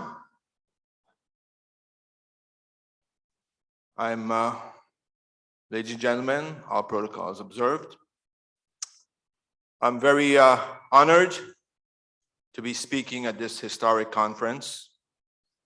I'm even more honored to be the only single speaker to be given a slot of 10 minutes. No offense, Alex. I think it's because they know I'm a very concise speaker and I don't waste my time with meaningless preambles such as this. Okay.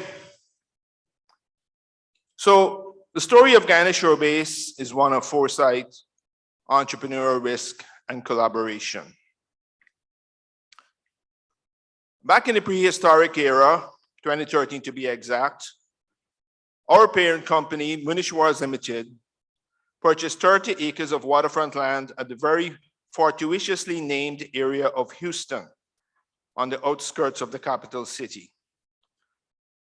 Our intention was to develop this to be a shore base for Exxon because we knew that in 2015, they would discover oil and need a place to operate from.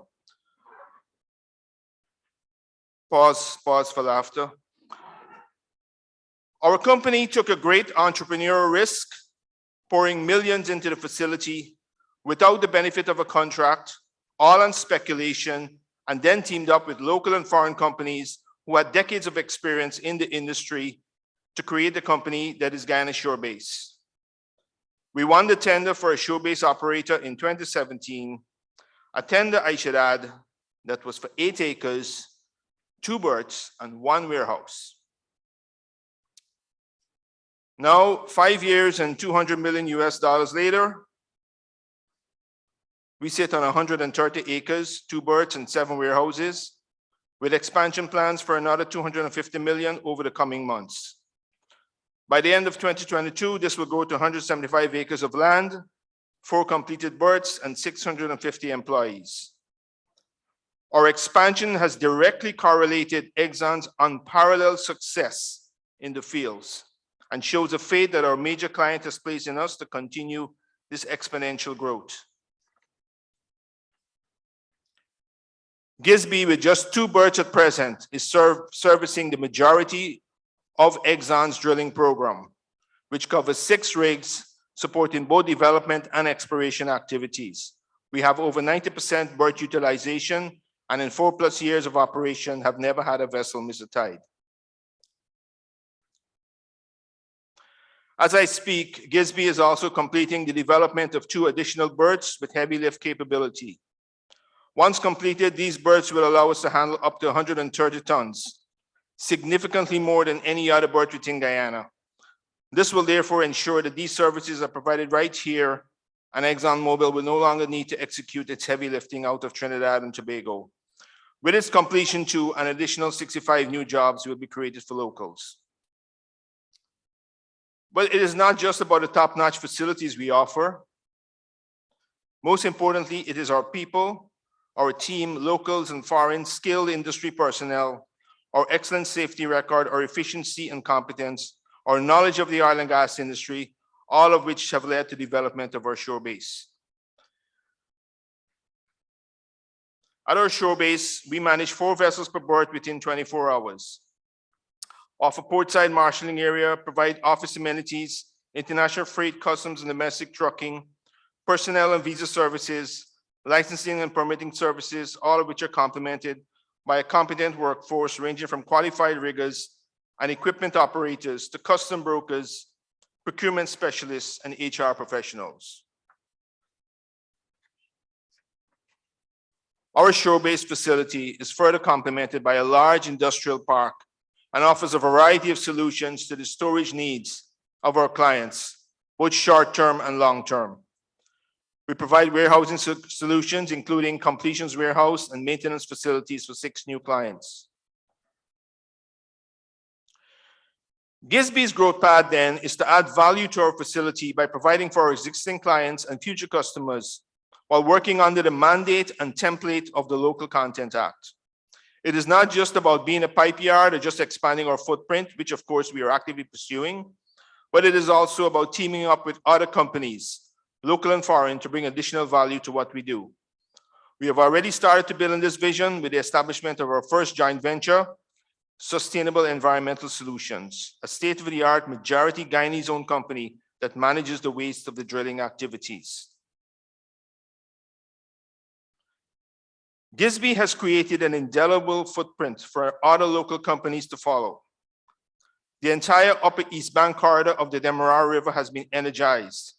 International operators such as Halliburton, Schlumberger, Technip, Noble, and many others have all settled within our facility or around us. Had it not been for Guyana Shore Base, hundreds of jobs and millions of investment dollars would probably not have been in Guyana, but in some other country. Even before the enactment of the Local Content Act, Gisby has been a poster boy in creating beneficial opportunities for Guyanese workers and vendors within the oil and gas sector. We have 480 Guyanese currently employed within our operations, 80 of whom are females. Our Guyanese hires are expected to grow to 600 by the end of this year. These new hires will come from over 1,500 applicants who turned out to our job fairs at the National Stadium, IFLOT, and then more in October 21. Behind each of those numbers that we employ is a family, a household that is being supported and can be proud of belonging to our very excellent team. Further, we are proud that 85% of our supply chain, with the exception of specialized goods and services such as the purchase of cranes, go to Guyanese vendors. At the end of January, we have 237 vendors registered to do business with us. When it comes to health, safety, security, and environment, there's no compromise at Gisby. Our safety record is at an industry standard. Last year, in the first 3 quarters, we clocked over 800,000 man-hours with 0 LTI incidents. As of January 22nd, with over 143,000 man-hours clocked, we have maintained this record. It has taken years of training and constant supervision to develop and maintain this culture. It is not something you buy in a box. It requires a commitment to excellence, investment in training and personnel, and constant review of our systems to ensure they work.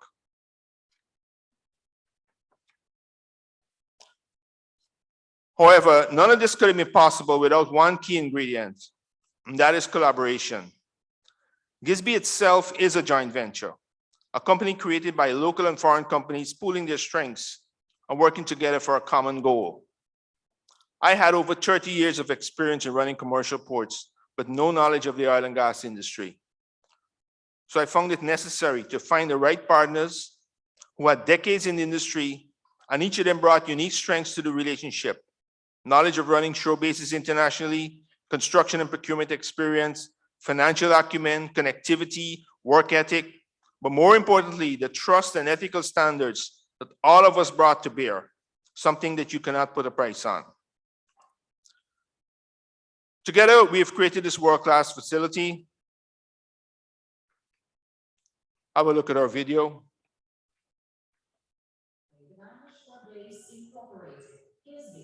Is the hub for all marine-related activities supporting ExxonMobil's operation here in Guyana. This is all getting things and environment into The movement of supply vessels, loading and offloading, storage of all drilling tools, fluids, and accessories, right down to the safe storage of potable water and foods for ExxonMobil's offshore operations are just some of the day-to-day tasks completed by GISB. We always want here to ensure that the vessels are where they should be.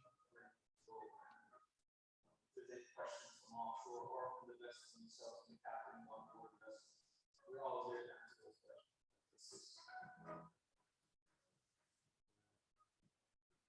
Today, the annex and GISB occupies 130 acres of land within the vicinity south of Guyana's capital, which goes beyond the traditional pipe yard. GISB is also home to the first of its kind in-country waste management facility. The state-of-the-art facility is expected to boost Guyana's waste processing capacity.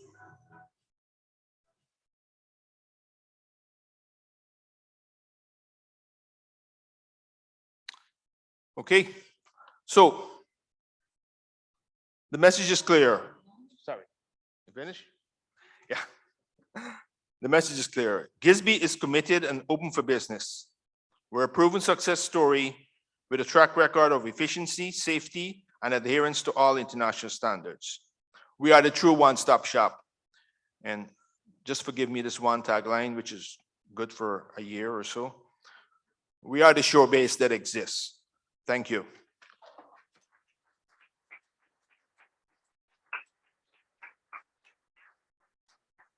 Thank you very much, Robin. You know, I'm promoting the app. If you have the app, let me see. Anyone here got the app? Download the app. I'm promoting the app. I want to assure everybody that the app is accurate. Even if you go there and you look for Robin Munishwar and you see somebody doesn't look like the person who was here, the app is accurate. Don't let the app is accurate. Thank you very much, Robin. I did mention that we are planning already the conference for next year. And for those of you who want to start planning on coming, the dates for the 2023 International Energy Conference and Expo in Guyana, February 14th to February 17th. You could put those dates in your calendar now and put a reminder in the day when to book your hotel, because you know that's drama all by itself. And the rest is easy. But getting a hotel might be a challenge. So let's work on that.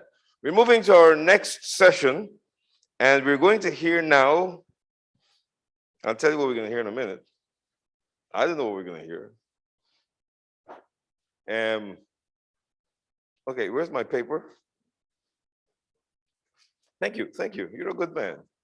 You're a good man. Never mind what they said about you. You're a good man. Right, so we're moving now to a presentation on growing an oil and gas construction industry in Guyana. And we're going to be hearing from SIPEM because they've done just that in what are challenging conditions. If you meet their Guyana manager, who everyone in Guyana knows as Turan, he will tell you the story. That's the reason why we didn't put him to speak. And instead, we've brought his boss, Giorgio Martelli, who is the president and CEO of SIPEM Americas. Please welcome Giorgio.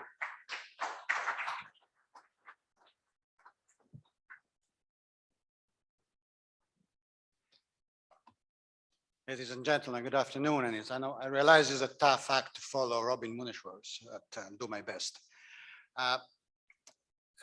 Also, as you see the pictures here, I realized that Mr. Rutledge of ExxonMobil beat me to it this morning when he actually showed the same picture. Particularly proud of this picture anyway. It's my pleasure and in my honor to give you a story about local content to start with. Which is, we as a company believe that it's, maybe there's a little secret I'm giving away. It is for us, a strategic element of being competitive. Many companies, some see that as a burden, treat that as a cost necessary just to do business. For us, it's quite the opposite. We develop a business model whereby local resources contribute to a value of building something in a way that gives you a competitive advantage.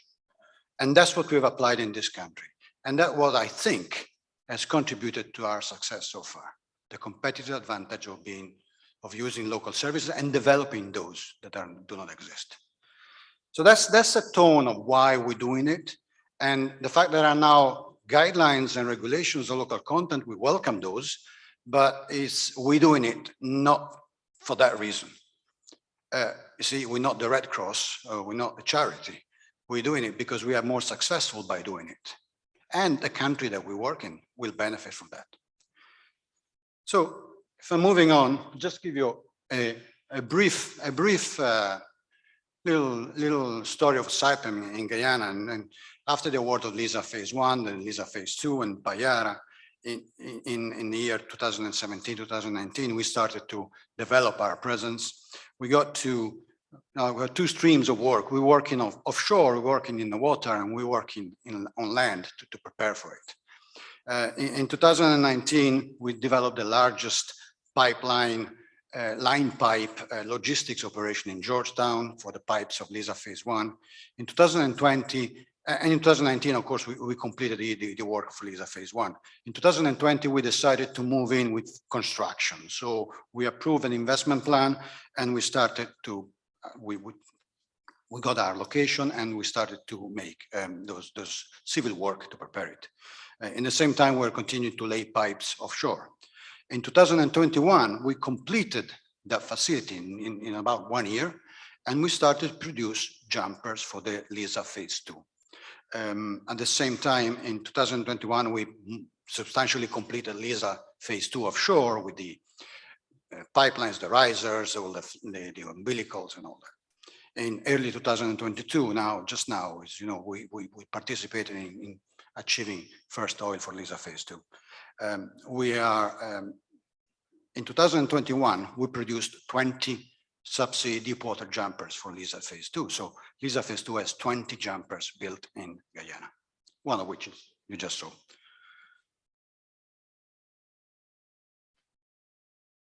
The development of our presence in sort of in an office environment in countries has grown from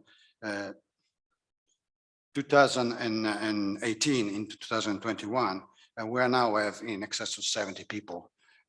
Plus, of course, people that work with us from suppliers and subcontractors. We're particularly proud of our intern program. So you see here, we've got a bunch of interns every year, and they are quickly developed into important and strategic resources for us for our work here, such that we don't have to import people or employ people and train them. This is the internship that becomes training, then becomes work. We work with the University of Guyana, with the Government Technical Institute, and then we do the usual training that you would expect from ISO certification. On-the-job training is something we believe in very strongly.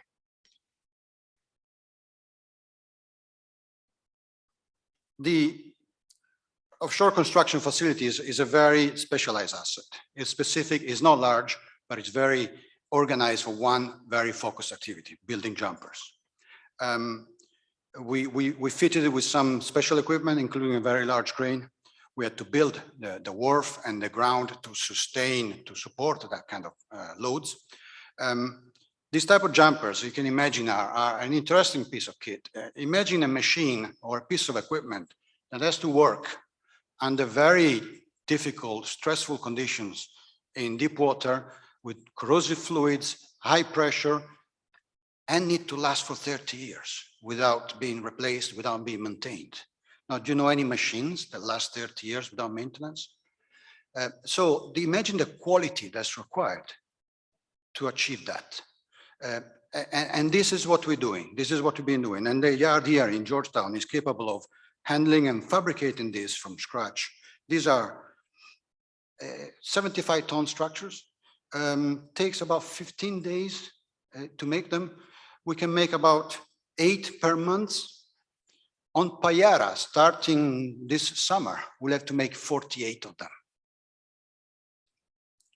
So this facility is very specific, very focused, and has actually grown into a great efficiency. And I will tell you a little important information in a second.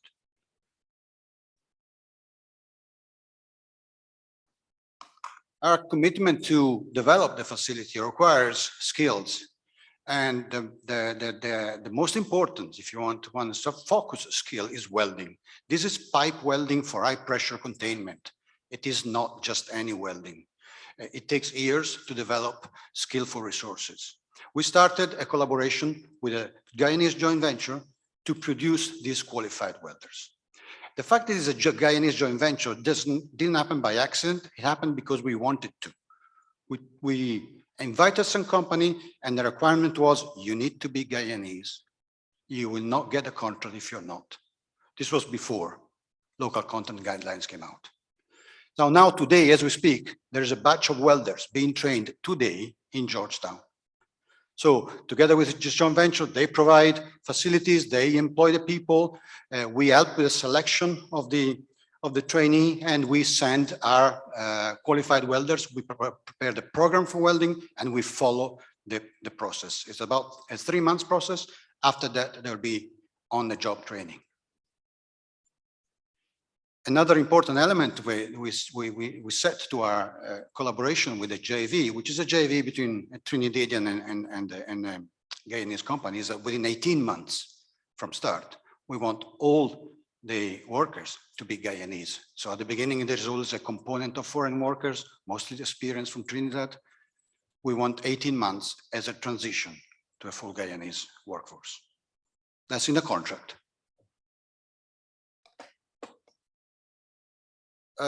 Just to give you an idea where we stand with our engagement with the local supply systems. So in the bottom here of the chart, you can see.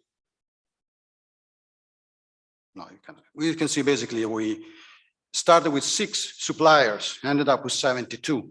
Today, we have 72 local suppliers that work with us effectively. We started with a spend of $3 million a year. Now in 2021, we spent $62 million with local supplies and services. And what is most important for me is these pie charts, where you see a gray sector that explain what for me is very important is the construction part of the services that we get in Guyana. And that construction part is the noble part because carries with it a lot of support, indirect services.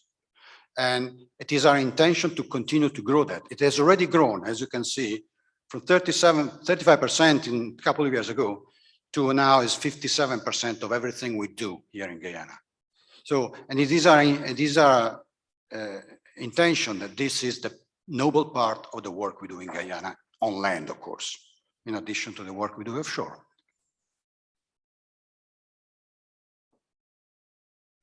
So what's next? What's a look ahead for us? We continue to follow the path of intensifying and achieving the full Guyanese performance of our facility. So we need to get these specialized welders to weld pipes, and we need them to weld pipes on Payara this summer. This is a short-term goal. It's very focused for us. The next step we will engage in is fabrication engineering, where basically we will produce the basic engineering that's required by the fabrication yard in Guyana with engineers. That's elevate the level, the bar of skills to the engineering level. Longer term, we'll have to expand following all the projected workload offshore. We'll have to expand this fabrication capacity. We have a small facility. We'll have to find a way to do it in a larger facility. We will develop other parts of engineering that pertain to offshore construction work, like installation engineering and operation management.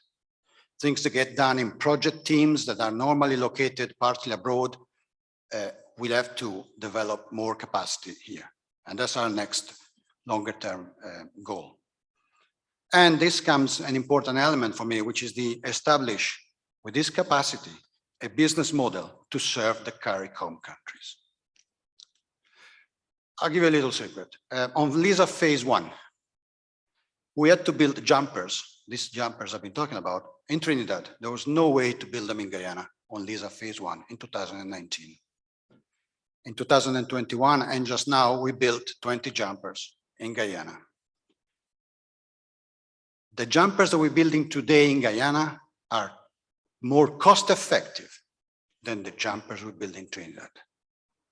Don't want to use the word cheaper, but it's there. So when we get to that point, guess what's next? You can serve other countries because you have established a cost-effective operation in Guyana.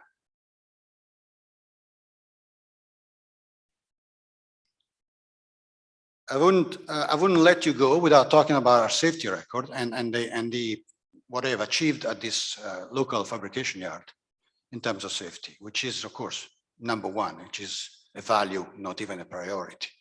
Without safety, you don't do anything. You don't get out of the house. So, and I don't know if you can see it, but I want to point the little table, the little blue table in the middle, where we tell you that on LISA 2 project, phase 2, we've done 7.5 million man hours of work and 34,000 hours of training on the project overall. We use a coefficient of man hours, training hours over 1,000 work hours, which for LISA project was 4.556.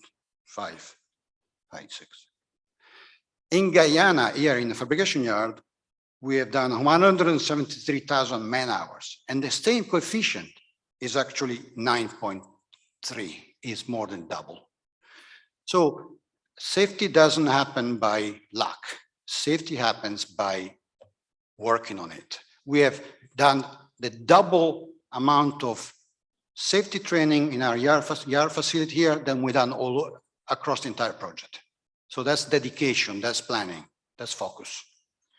And we're shifting our message from, let's say, don't say negative, but certainly from collecting statistics about accidents and events to positive safety, the safety that encourages people to do better. This is positive reinforcement. We recognize the scene in this chart, recognize behavior, we celebrate getting it right, we do incentives for ASAP observation cards, so we spin a positive element of safety. And that's very important rather than reminding people how many accidents we've had in the past. So that's very motivating for me. We have specific safety initiative at the yard, for example, radiation protection. We do X-rays sometimes, and so radiation protection is something that was new to this workforce.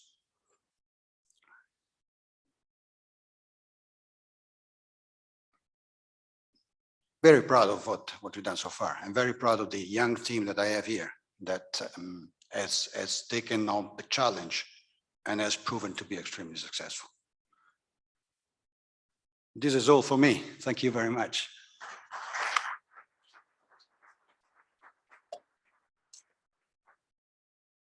Thank you very much, Giorgio. That was a lot. Not you said was all few, that was a lot.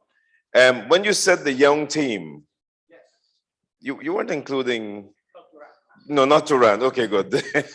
Okay, the young team. Sorry? You're the youngest? Yeah, I could tell. The hair on your face shows it. Just a reminder, we're setting up for our next panel. Just a reminder that the booths downstairs are open. And whenever you're not in the hall itself here for the presentations, do remember to visit the booths in the main hall. And if you've only been in the main hall, remember we have some booths on the outside. Be careful when you go to the booths on the outside, because between the main exhibition hall and those booths outside, there's a bar. But there's good news. The bar that's outside is run by the same outfit where we have the networking event this evening. So you don't have to take your drink now. You could wait until this evening. So spend your time supporting those booths instead. We have over 150 booths, but about 40 of them are Guyanese companies. So especially those of you who are visiting from overseas, we would love for you to spend some time with the Guyanese booths. You could get a chance to see what the Guyanese companies are providing at the moment, and you might even be able to leave words of encouragement, which would be helpful and useful to them. So please do that. On transportation, do remember that right after we're done today, in here, the buses will be ready to take people to the Palm Court, and then about 2 hours later, those buses will take you to your hotels. Just look for the bus that has your hotel name on it, and take that one, not one with a different hotel name on it, just to be clear. Anyone who's not going to the Palm Court but going straight to the hotel, make sure you get to the right bus. They will stop at Palm Court, go to the hotel, and then come back later for those who are at the Palm Court. Be ready? Awesome, awesome, awesome. We're moving now to our panel that's focusing on building an HSE culture in Guyana and how we help Guyana to become compliant with international standards and regulations. This is a very important thing that has come up, you know, how we move the culture forward in various areas. But I just want to take time just before the panel comes up to acknowledge the presence of Minister Hamilton. Minister Hamilton is our Minister of Labor and is clearly keen on hearing from this panel. Just trying to put you under as much pressure as possible. So let me welcome the moderator of the panel, Marcella Cameron, who is from the Ogle and Stone PR agency.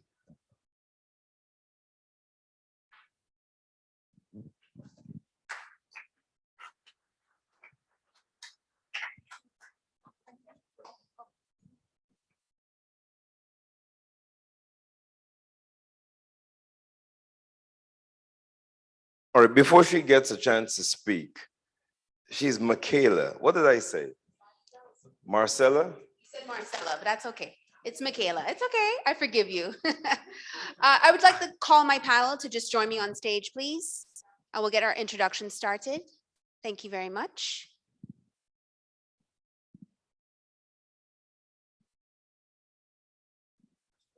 Yes. Nice to meet you, Paul. Nice to meet you. Thank you.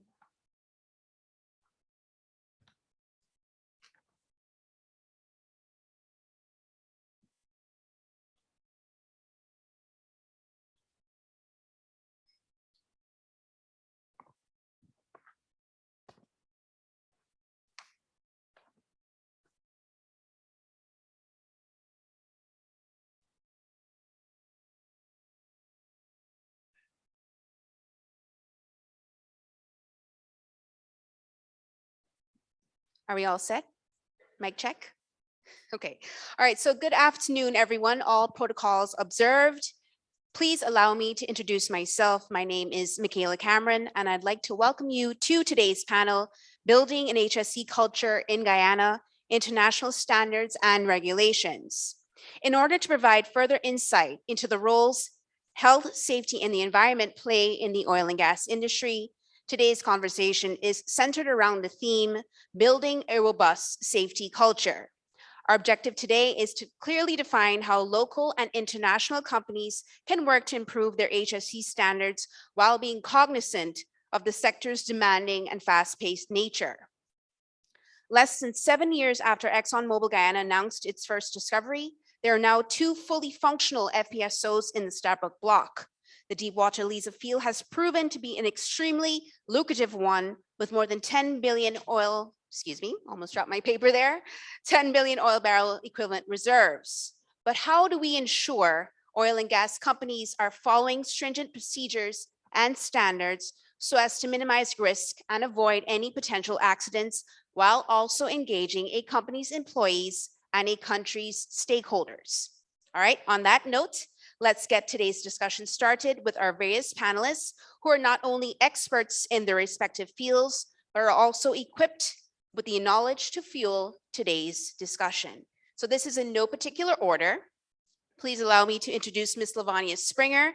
Ms. Springer is the QHSSE Manager at the Center for Local Business Development. Her experience spans various industries, including mining and logistics, heavy-duty equipment, and oil and gas. She works with local companies to assist them in entering the oil and gas value chain through improved standards by training and mentoring these companies in health, safety, security, and environment, of course, HSSE. Good afternoon, Lavanya. How are you doing today? I'm doing well. Good afternoon, Ms. Yella. Are you guys hearing Lavanya? Nope. Mic check. Better? Better? Thank you. Good afternoon, everyone. Good afternoon, Lavanya. All right, next up, we have Mr. Ernesto Quadros, who is the Managing Director of Schlumberger Caribbean. Mr. Quadros has more than 23 years of experience in the sector in oil and gas operations, sales and marketing, leadership and management, organizational transformation, and process improvement. He has been employed at Schlumberger for the past 18 years, and as Managing Director, he is responsible for the strategic position of the company in the region. Hola, Ernesto, ¿cómo estás? Muy bien. Okay, are you guys hearing Ernesto? Okay, great. Moving on to Mr. Sham Nokta, who is the Managing Director of Environmental Management Consultants, also known as EMC, a leading environmental services company here in Guyana. He's also chair of the Energy Committee of the American Chamber of Commerce and chair of the Local Content Advisory Committee of the Private Sector Commission.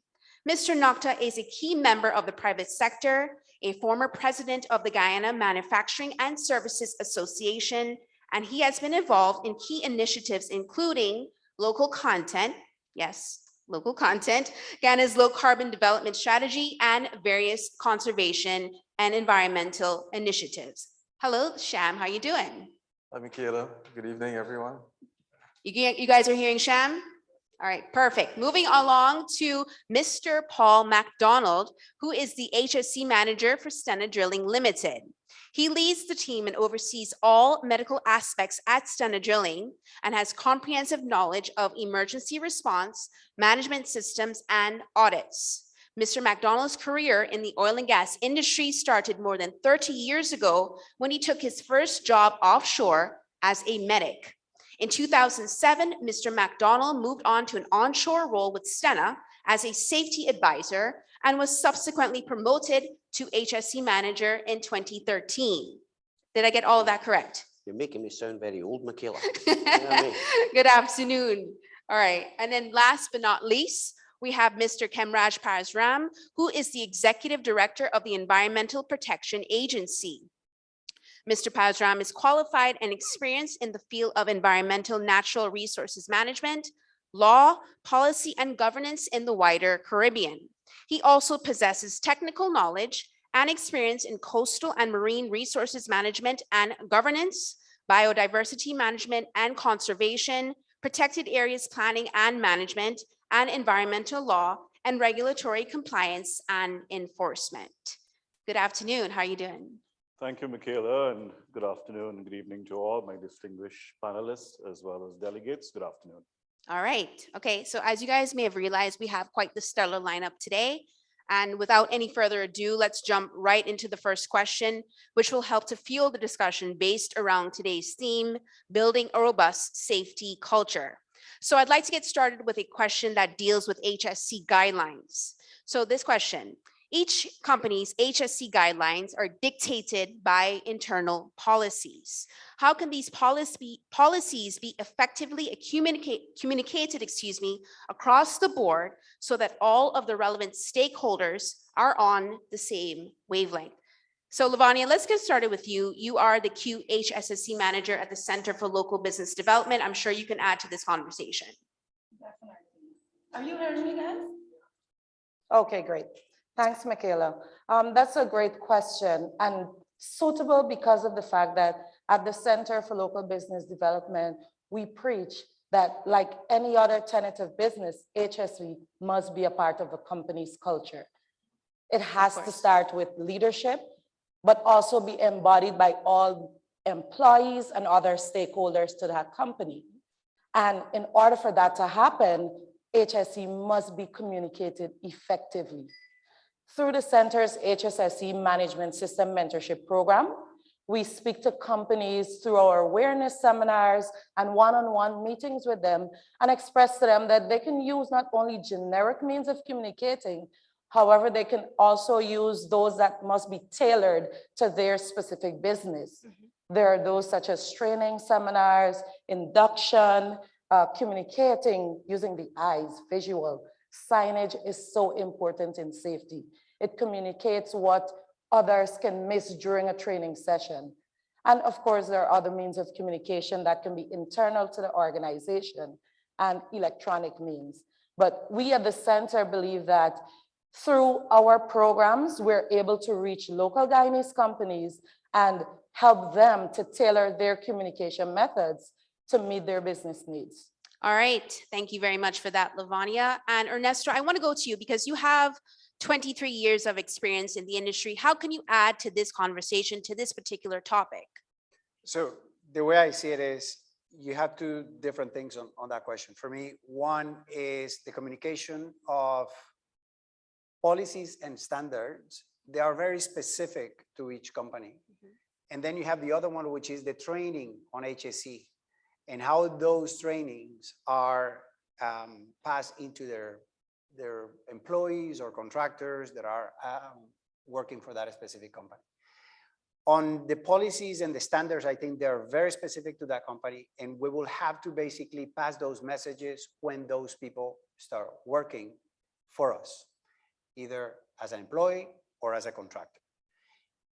The training part is mostly for the force that is gonna work with these companies. But I think on that sense, we can have a better use, for example, here in Guyana, of the center, okay? So we can validate that some of those specific trainings, call it use of PPE and some of those very specific ones that we can use on every single company, we can validate the use of that training to be accepted by many of the companies that are working here in Guyana. I think that is something that we definitely need to start working as an oil and gas organization in Guyana.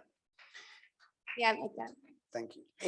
In the policies and standards, for example, in Schlumberger, what we have is what we call NEST, which is the new employee system training.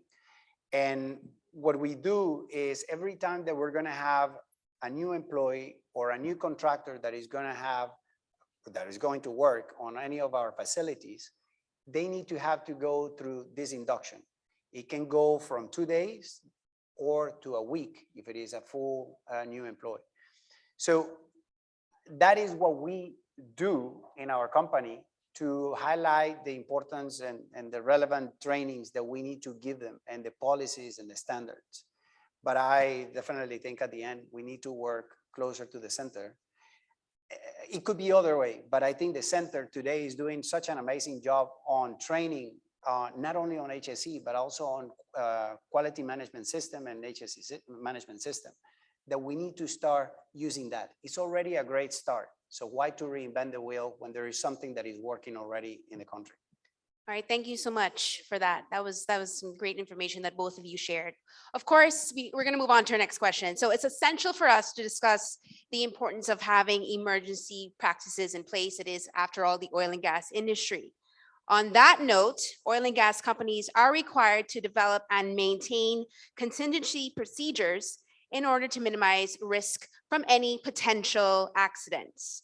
Do you believe more can be done here in Guyana and within the industry? I know we're going to start with you, Paul, that you have comprehensive knowledge of emergency response. So how would you answer this particular question? Well, we have 2 drill ships working in Guyana at this point in time. We also have 2 working elsewhere.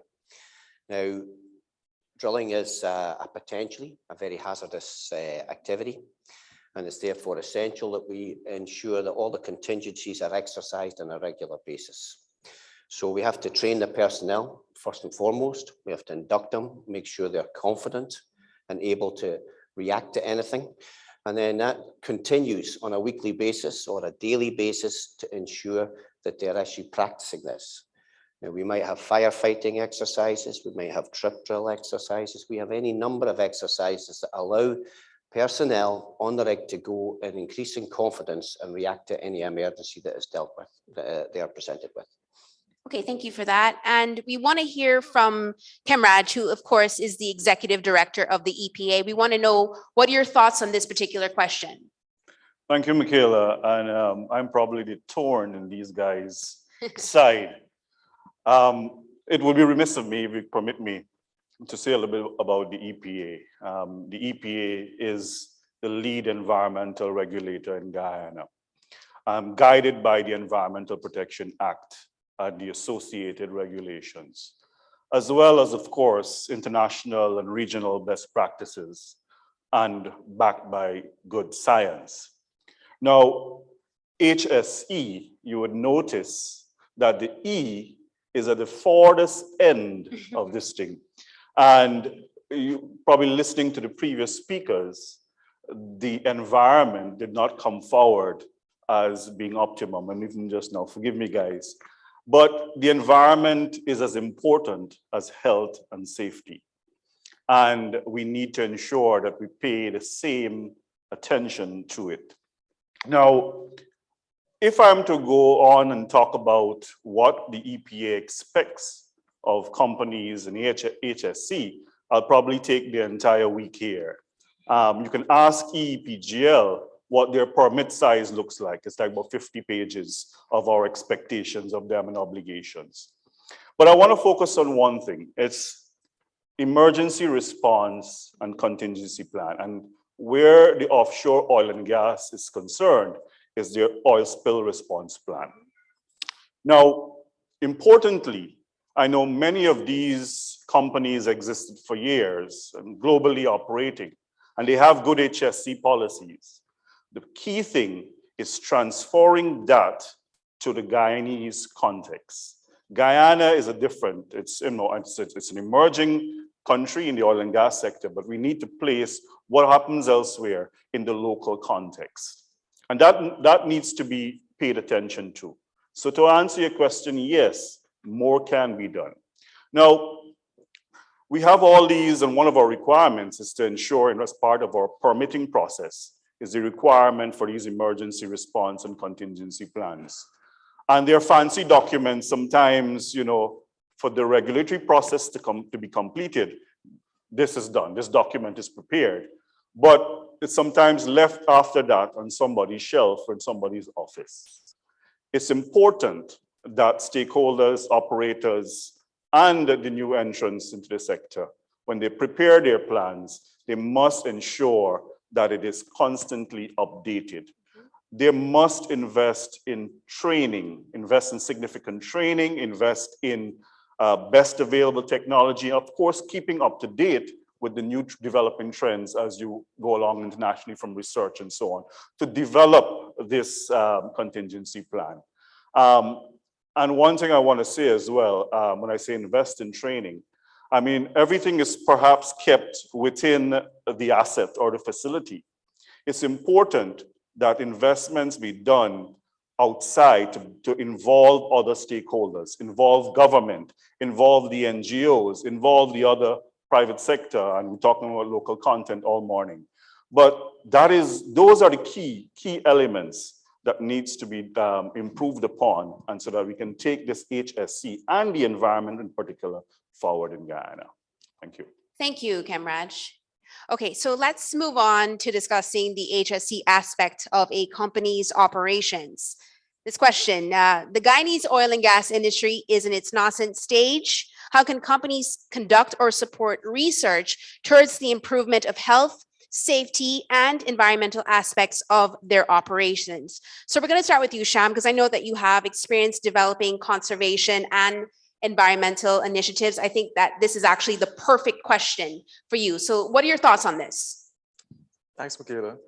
So first of all, every project, whether it's oil and gas or any other sector for that matter, before you embark on a project, it's important to understand the environment that you will be operating in, the local conditions.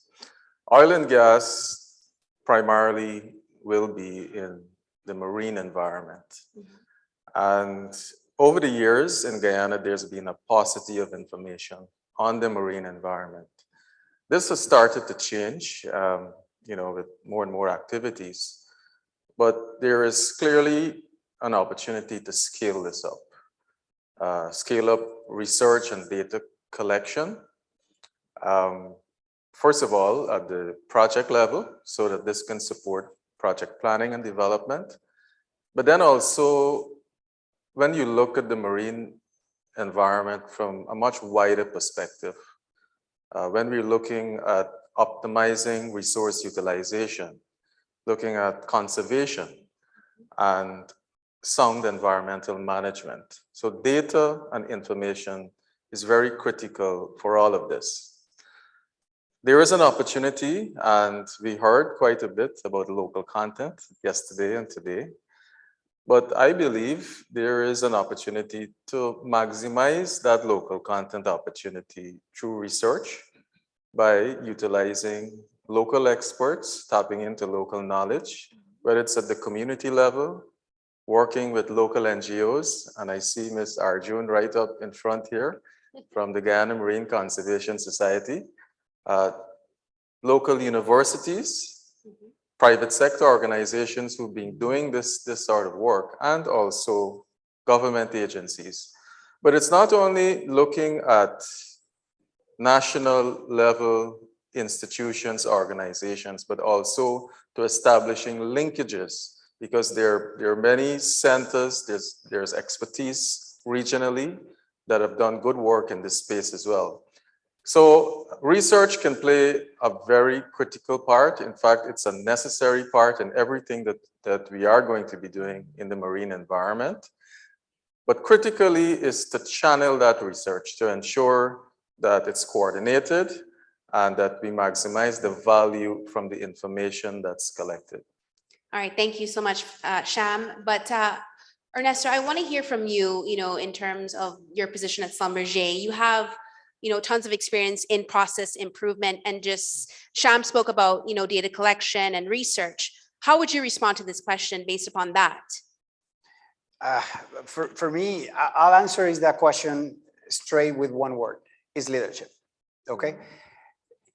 Yes, we're in a nascent country with oil and gas, and the industry is starting. But I think we're in the perfect spot right now to implement the right leadership. Okay, to implement the right level or culture of HSE. Okay, for us in Schlumberger, for example, we put our people as the priority of everything, and that's the way it should be. It's our main asset in the company is our people, and they should be safe. They always should be safe. The only way that we can transfer this culture of HSE is by leadership. Is everyone that get transferred here from outside, they already probably have that culture, but we need to put that culture into the new organization that we are putting here in Guyana.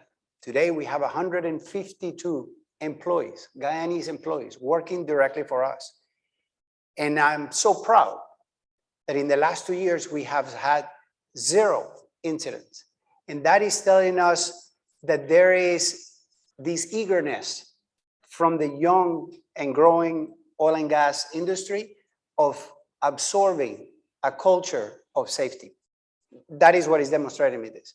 But as well is the leadership that the company is putting people up front and the safety of their people up front. So for me, it's leadership, and that is the only way that we're going to have a very safe on HSE, and that is only health, but it's health, is health, environment, and safety. Okay. So that's it. It's All right. leadership. Thank you so much. Okay, so the next question is going to deal with the private sector and the government. So how can companies in the private sector work with the government in order to improve regulations and industry standards which can relate to health, safety, and environmental matters? So let's start with you, Lavanya. I know that you work with local companies by training and mentoring them in HSSC. What are your thoughts on this question? How would you respond to this? I would say that, as you rightly said, the center does work with local companies, and we train and mentor in HSSE. A part of that is ensuring that we educate them on local legal requirements, and we do this through our HSSE management system awareness class, as well as throughout the mentorship program. So what we do is, whatever legal requirement exists currently, we ensure that businesses are well informed of that. And we work with them to ensure at a very minimum, they comply with those requirements. And that's the basis for working together with regulators to ensure that you improve whether it's standards or regulations in the industry. Okay, thank you. And Sham, moving on to you, I know that you are a key member of the private sector and you've worked with the government on a myriad of projects. What is your response to this question? So oil and gas is a relatively new sector to Guyana. So certainly there's a need for us to review the legislative framework, also to look at standards. And this is a process that should be led by government, but also a process that should provide space for contribution, for inputs from a variety of stakeholders, private sector, yes, but also other organizations, research organizations, academia, NGOs.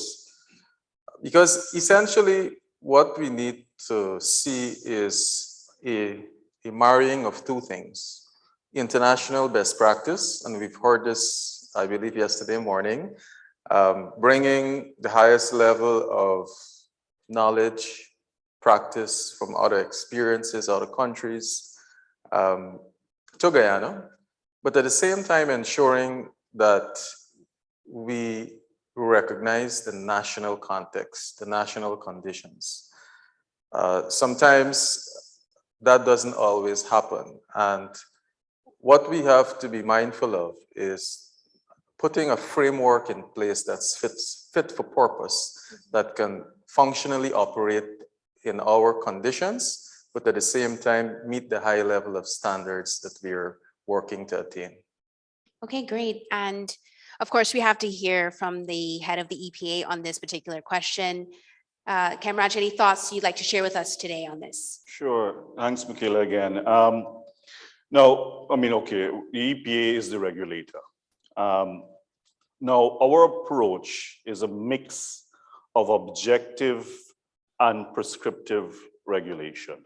So we're not solely prescriptive. Prescriptive meaning you're going and you're saying, do this, do that. Our approach is for both the objectives, so we give the opportunity to the operators to also advise us or bring solutions to us, to bring standards to us, maybe from elsewhere, to see how they can fit in the Guyanese context. Our approach with that mix is one of partnership, collaboration, and the premise of trust.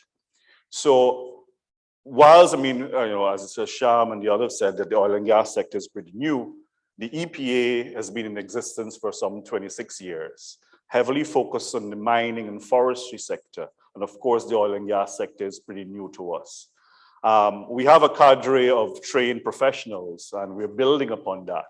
And yes, we have the knowledge, but we want to work in partnership and collaboration with the sector so that we can together develop appropriate standards and of course inform regulations and other legislative framework that we can build and ensure that the sector is adequately regulated, right? So that is our general approach. One of the things we require is, for example, our environmental assessment and management plans, or our environmental social impact assessment. I don't want our partners or operators feel as if we are putting unnecessary burden on them.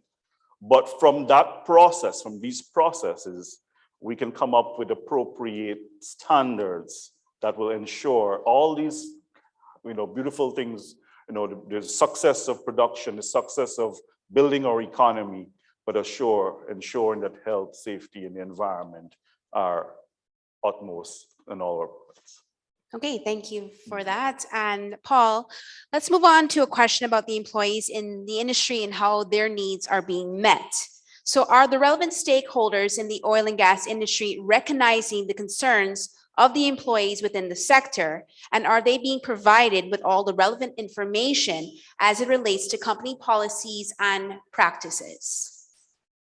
I really hope so, actually, Michaela, because it's essential when somebody goes offshore for the first time that they are given the chance to be educated, given the chance to learn the policies and become really useful members of the team. Now we've got, I know everybody's got exact numbers. I don't have exact numbers. It's more than 100 guys, that are working for us. We found them inquisitive, they're enthusiastic. They've taken on board all of the education we've given them, and they are progressing very well. But it's our job to make sure that, like Eduardo says, health and safety is massively important. The environment, I agree, and Kim Raj has said that it is at the end. Standard drilling has got the ISO 14001 standard, not because it's mandated, but it is important. It's important that we make a commitment and we say that these things are meaningful to us and we will follow through on all these requirements. The guys that we've are working with us, they are trained very systematically to make sure that every policy, every procedure, every risk assessment is known before they start a job. The industry has moved. We are a mature industry now, and Guyana is maybe coming in at the right time, because 31 years ago when I started, there was a lot more incidents, a lot more accidents. There was more spills, Kim Ash, like you say. But we have moved on, but we're still not perfect. Maybe the Guyanese will take us to the next level. I really hope so, because... I hope so too. I know. Yeah, I think they will. They've got some real talent out there, and we aim to take full advantage of it, and keep them for the long term. Okay, excellent. And Sham, I just want to know your thoughts on this particular question. Is there anything that you can add to the conversation that Paul just spoke about in terms of keeping the employees up to date on the company's policies and practices from an environmental perspective, of course? Yeah, I think a lot of this also is about leadership. And as Ernesto mentioned. Yes, and from our experience with the Center for Local Business and working with many different businesses, sometimes these issues tend to be delegated at a lower level. And really, when you have leadership from the top that's involved, you find that you get great attraction among staff, but more importantly, it demonstrates that these issues transcend whichever level you work in an organization. And that makes a big difference in changing the culture. Okay, thank you very much. And I think that's going to conclude today's discussion. I think we're out of time for the Q&A segment, just checking with our organizers. Yes, okay. All right, well, thank you to the members of the panel for sharing their thoughts and on this very important topic. As the oil and gas industry continues to rapidly expand here in Guyana, it's essential we remain mindful of the industry's guidelines while also recognizing the importance of a country's stakeholder and of course its environment. Thank you again, everyone. Do enjoy the rest of your afternoon and of course the rest of the conference. Thank you very much for attending today.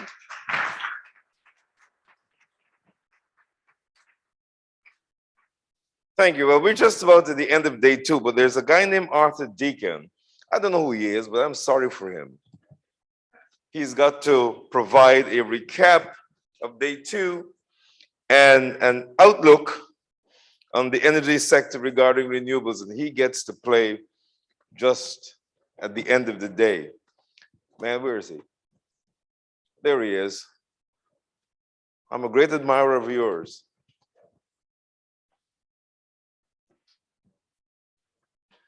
Just a second, they're just suggesting. Yeah, go right ahead. Yeah, please help me welcome Arthur. And thank you for staying and giving him support. Thank you very much.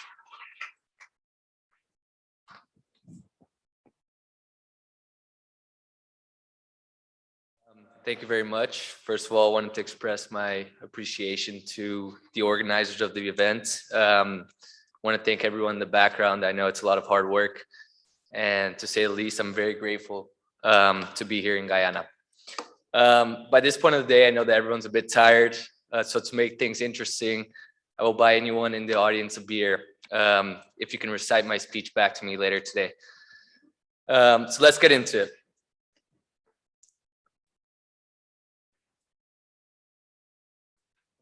So listening to the speeches these past few days and feeling the excitement around Georgetown, it's very clear that Guyana is a tremendous growth opportunity. And this applies not only to the local energy sector, but to the transformation of the entire CARICOM region as a whole. With good governance and strategic planning, I believe that Guyana has the opportunity to not only become an energy hub, but also a logistical, commercial, and manufacturing powerhouse. I recently wrote that Guyana can become the next United Arab Emirates of Latin America. I genuinely believe that's the case if it can accelerate the diversification of its economy and ensure that oil revenues are spent both strategically and transparently. As we all know by now, the discoveries in Guyana have been unprecedented, both in terms of the success rate and the speed in which its resource has been developed. The discoveries have been so impressive and consistent that it has created a relative numbing effect. We almost expect new discoveries to be made on a monthly basis. But rather than praise the amazing findings and projections, we as a consultancy here at AMI that works to ensure successful client engagements in Latin America, we want to briefly touch upon some of the risks that investors face in Guyana. That's something that I don't think has been covered very broadly in this conference so far. So we wanted to provide a perspective based on our conversations with investors and companies based in the US, Canada, and Europe.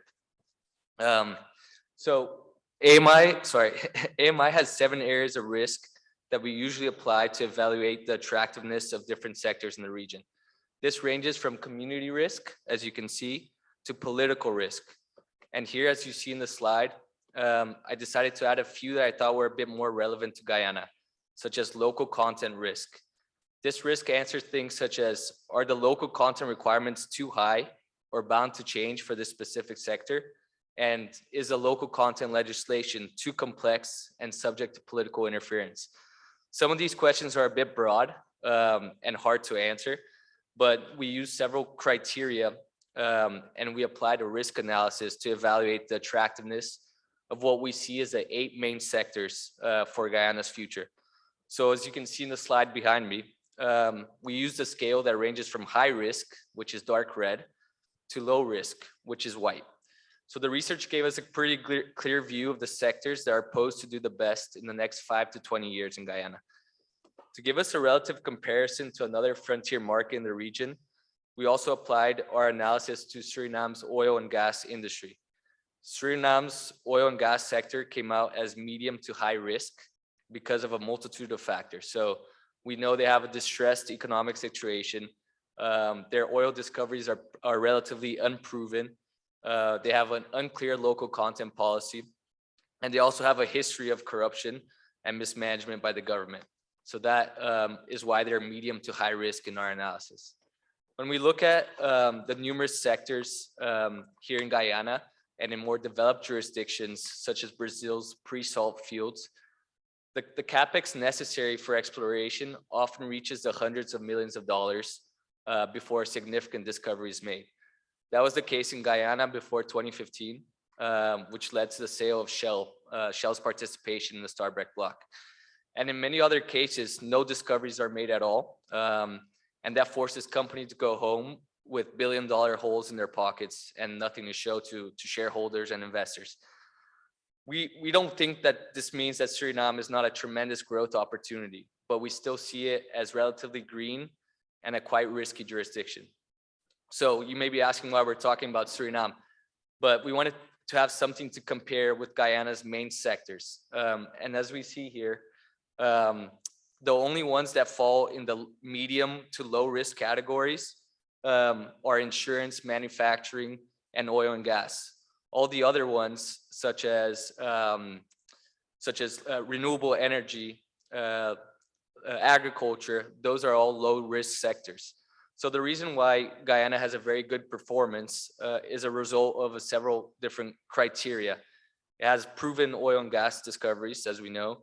Its projected economic growth is outstanding. It has a relatively stable regulatory framework, and it has limited local community opposition. So out of these sectors, I think it's important to point out the renewable energy development and prospects in the country. So Guyana's energy demand will triple by 2026, and some of that will be satisfied with a 300 megawatt gas to power plant in Wales. But that project will need to be complemented by other sources of energy, right? There's the solar panels in the hinterland, there's the hydro project in Amelia, and also wind power coming off the Atlantic. But this sector also has opportunities related to the decentralization of the grid, and that's things such as battery storage, the development of microgrids, which are two very important tools in the electrification of rural areas, preventing blackouts, which we've seen as a big problem here in Guyana, and providing firm power to offset intermittency. Guyana could also use its massive gas findings to produce blue hydrogen, which is a production of hydrogen using natural gas and carbon capture. And this could be extremely viable if Guyana moves forward with creating not only the gas to energy plant, but an industrial hub that connects the infrastructure of the proposed gas to energy plant with other industrial facilities such as petrochemicals. And we're not oblivious to the challenges posed by these projects. There's red tape faced in the wind farm development in Hope Energy. There's next generation technologies such as carbon capture that are not yet feasible in many markets. But despite this, we believe that renewable energy is a sector with the greatest opportunity when considered relative to risk. So that's not to say that oil and gas will not bring in much greater revenues than renewables in Guyana. But we also know that the oil gas sector is also a much bigger target for political and local interference. So when we look at the 10 risk categories, as seen here in the left column of our table, our analysis suggests that operational risk, followed closely by partner risk, are the two biggest concerns for companies and investors alike. And we gathered this information through talking to different investors, foreign investors, and they echo the statement quite commonly across the board. So operational risk, when you think about it, it can be pretty broad. But the way we see it is as follows. Is there adequate infrastructure to ensure these projects run smoothly? Is there local human capital to support these projects? Is there access to cheap, reliable energy and raw materials? So those are all the questions we try to answer when we measure operational risk in Guyana. And the second largest risk, which is partner risk, essentially measures what's the likelihood that a local partner successfully delivers on its obligations and commitments. So many people here, I think, would agree with us when we say there's still a major gap between local labor capacity and expected demand. We've seen the current administration point repetitively to this point by saying that Guyana is near full employment, even though only 2 of the 10 FPSOs that they predict are currently operational. So you may think, okay, there's only 2 operational now. What's going to happen when there's 10 FPSOs operating? I don't think this means that there's no qualified companies around or that Guyana can't rise to the challenge. On the contrary, I think that from the people I've spoken to and from being here, I believe the Guyanese people are extremely eager and willing to participate in this economic transformation. Sometimes all they need is a shove by a foreign company, a push, a bet, and use their services. But to get there, we also believe that you need due diligence and good connections to help these foreign companies find the right partners and limit reputational hiccups. More generally, we think better education, starting from the primary level and rising through higher ed, as well as looser immigration policy that attracts the diaspora to come back, is also vital to develop the local capacity. There's also one point specific that I think is very important for us to mention, and that is what we're considering as transition risk. The risk is pretty hard to quantify, but we aim to answer it based on 2 main questions. What role will the sector and the projects in it play in the path to net zero? And the question number 2 is, how will the energy transition affect the demand for projects within this specific sector? So in this chart, you'll see that oil and gas in both Suriname and Guyana are deemed as low to medium when it comes to transition risk. And that might be contradicting to what you've heard about the energy transition, etc. But there's several reasons behind that. And the first is that the barrels of crude found in Guyana and Suriname will emit around 500 kilograms of CO2 per barrel of crude. These are estimates, they're not concrete figures, but when compared to heavier sour crudes in deep waters, this is much lower when it comes to emissions. So with the world trying to reach net zero by 2050, combined with IMO requirements for lower sulfur fuels in shipping, this type of crude is in very high demand across the world. India has been importing a lot of Guyana's oil, for example. And this is complemented by the fact that at least 20% of the resources in the Stabroek Block are gas. We think that's equivalent to around 16 trillion cubic feet. And there's an even larger proportion of gas in Block 52 in Suriname. As we all know, gas is going to be a key energy source for this energy transition. So in this next slide, another important factor in Guyana and Suriname's longevity within this energy transition, it's its average break-even prices for its barrel of crude. In Guyana, the average price for its first four FPSOs is extremely low at around $30 per barrel. And these FPSOs, just those first 4 out of a projected 10, will produce over 800,000 barrels per day by the late 2025. That's more than the current oil production of Venezuela, Colombia, and Ecuador. And I think the golden darling of all of this is Liza 2 well, which we know just pumped its first oil last week. They're expected to have the lowest break-even cost out of all these 4 FPSOs at $25 per barrel. And that's cheaper than onshore Middle East resources. So the bottom line is pretty simple.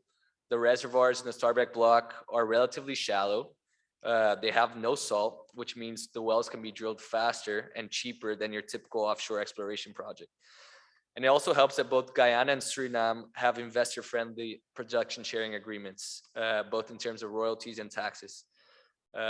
It still remains to be seen if those PSAs remain competitive through the next couple of projects.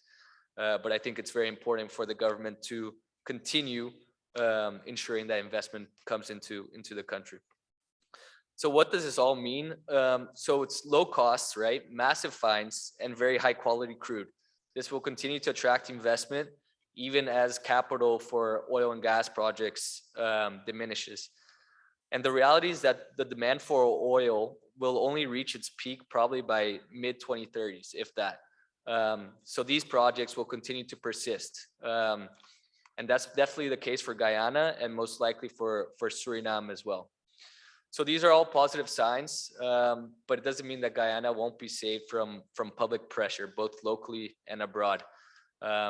We have several NGOs, Greenpeace, etc., that will be very critical of Guyana's role in this net transition. So we've already seen this criticism happen multiple times, and the current government has repeatedly defended its right to develop its resources. We actually believe that the best way forward is to start using these oil revenues to mitigate some of the climate impact in Guyana and across the broader CARICOM region. A friend of mine, actually, Wazim Maula, recently suggested this exact point. He said that Guyana's oil should be used as an insurance policy for climate change in the Caribbean. So this includes using the oil revenues to improve the seawall, to create a rainy day fund, to combat natural disasters in the region. So that's one possibility. In this next slide, I don't think it's switching, but the next slide, here we go. The Guyanese government, as well as the private sector, can also create a profit by capitalizing on an untapped market for selling forest-generated carbon credits. So both multinationals and investors are, of course, looking to reduce their carbon footprint. And there's already talks underway in Guyana for a carbon market. Buying carbon credits is a very simple way to do that. With Guyana's very high forest coverage expected at almost 90% and deforestation rates below 0.5%, the country is really well positioned to create a fund that sells carbon credits internationally, not just locally. Foreign countries and companies can also provide funding to Guyana in exchange for the conservation of Guyana's forest. We saw this with the REDD+ agreement with Norway back in 2009. This allows developed countries to offset a small percentage of their own emissions while allowing emerging economies to make money and protect their own ecosystem.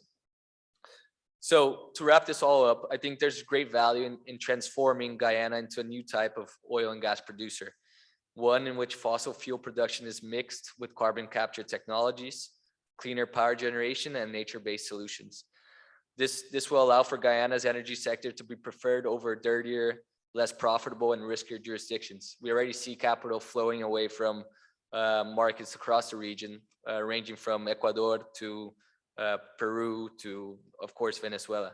So sooner rather than later, I think Guyana and Suriname should implement low carbon technologies in their operations, use electrification for the FPSOs, and also abide to flaring limits.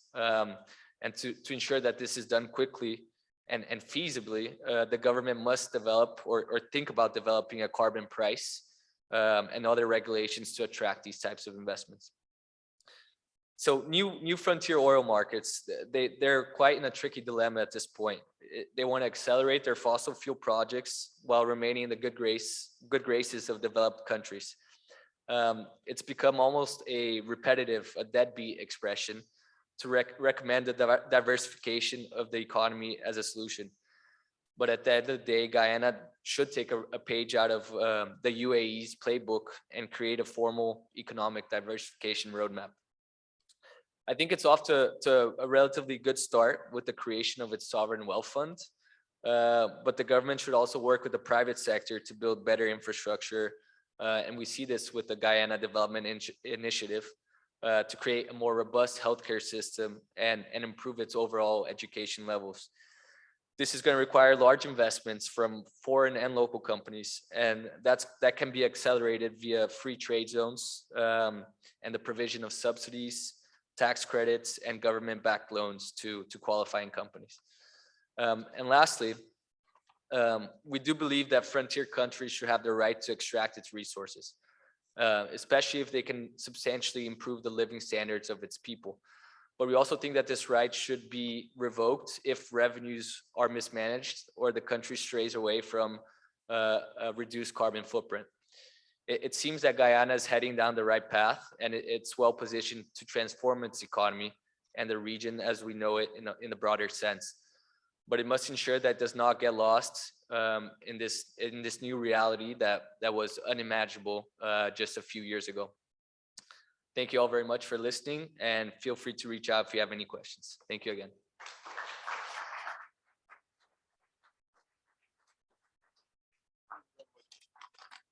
Thank you very much, Arthur Deacon.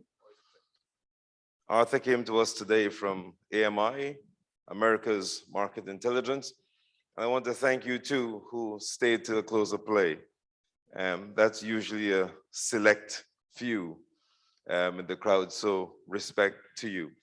Just some quick housekeeping announcements before we go. Please remember that the networking event this evening, sponsored by GTT, to get that accurately, starts right now. So just go downstairs. If you're staying at a hotel, other than these, you can find buses out front in the parking lot. If you don't stay here, pick a bus that has your hotel name on it.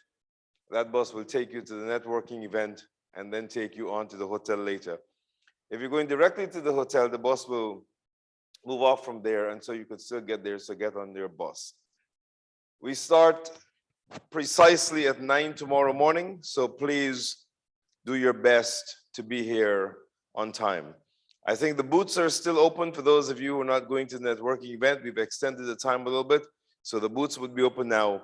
And finally, don't forget to visit the duty-free zone at the Benab, the Umaniana, just at the corner. It's a safe walk at this time of day. There's a lot of security outside, so don't worry about walking there. You could walk there less than 5 minutes, and you could walk all the way back. And I guarantee you your safety, because we have adequate security to ensure that the walk from here to there is a safe one.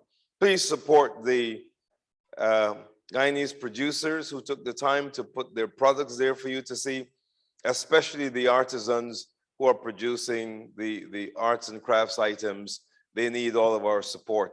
As many people have said today, we shouldn't let oil and gas cause us to lose sight of other areas of the economy, and certainly the craftsmen and artisans who are producing those products really deserve our support and attention.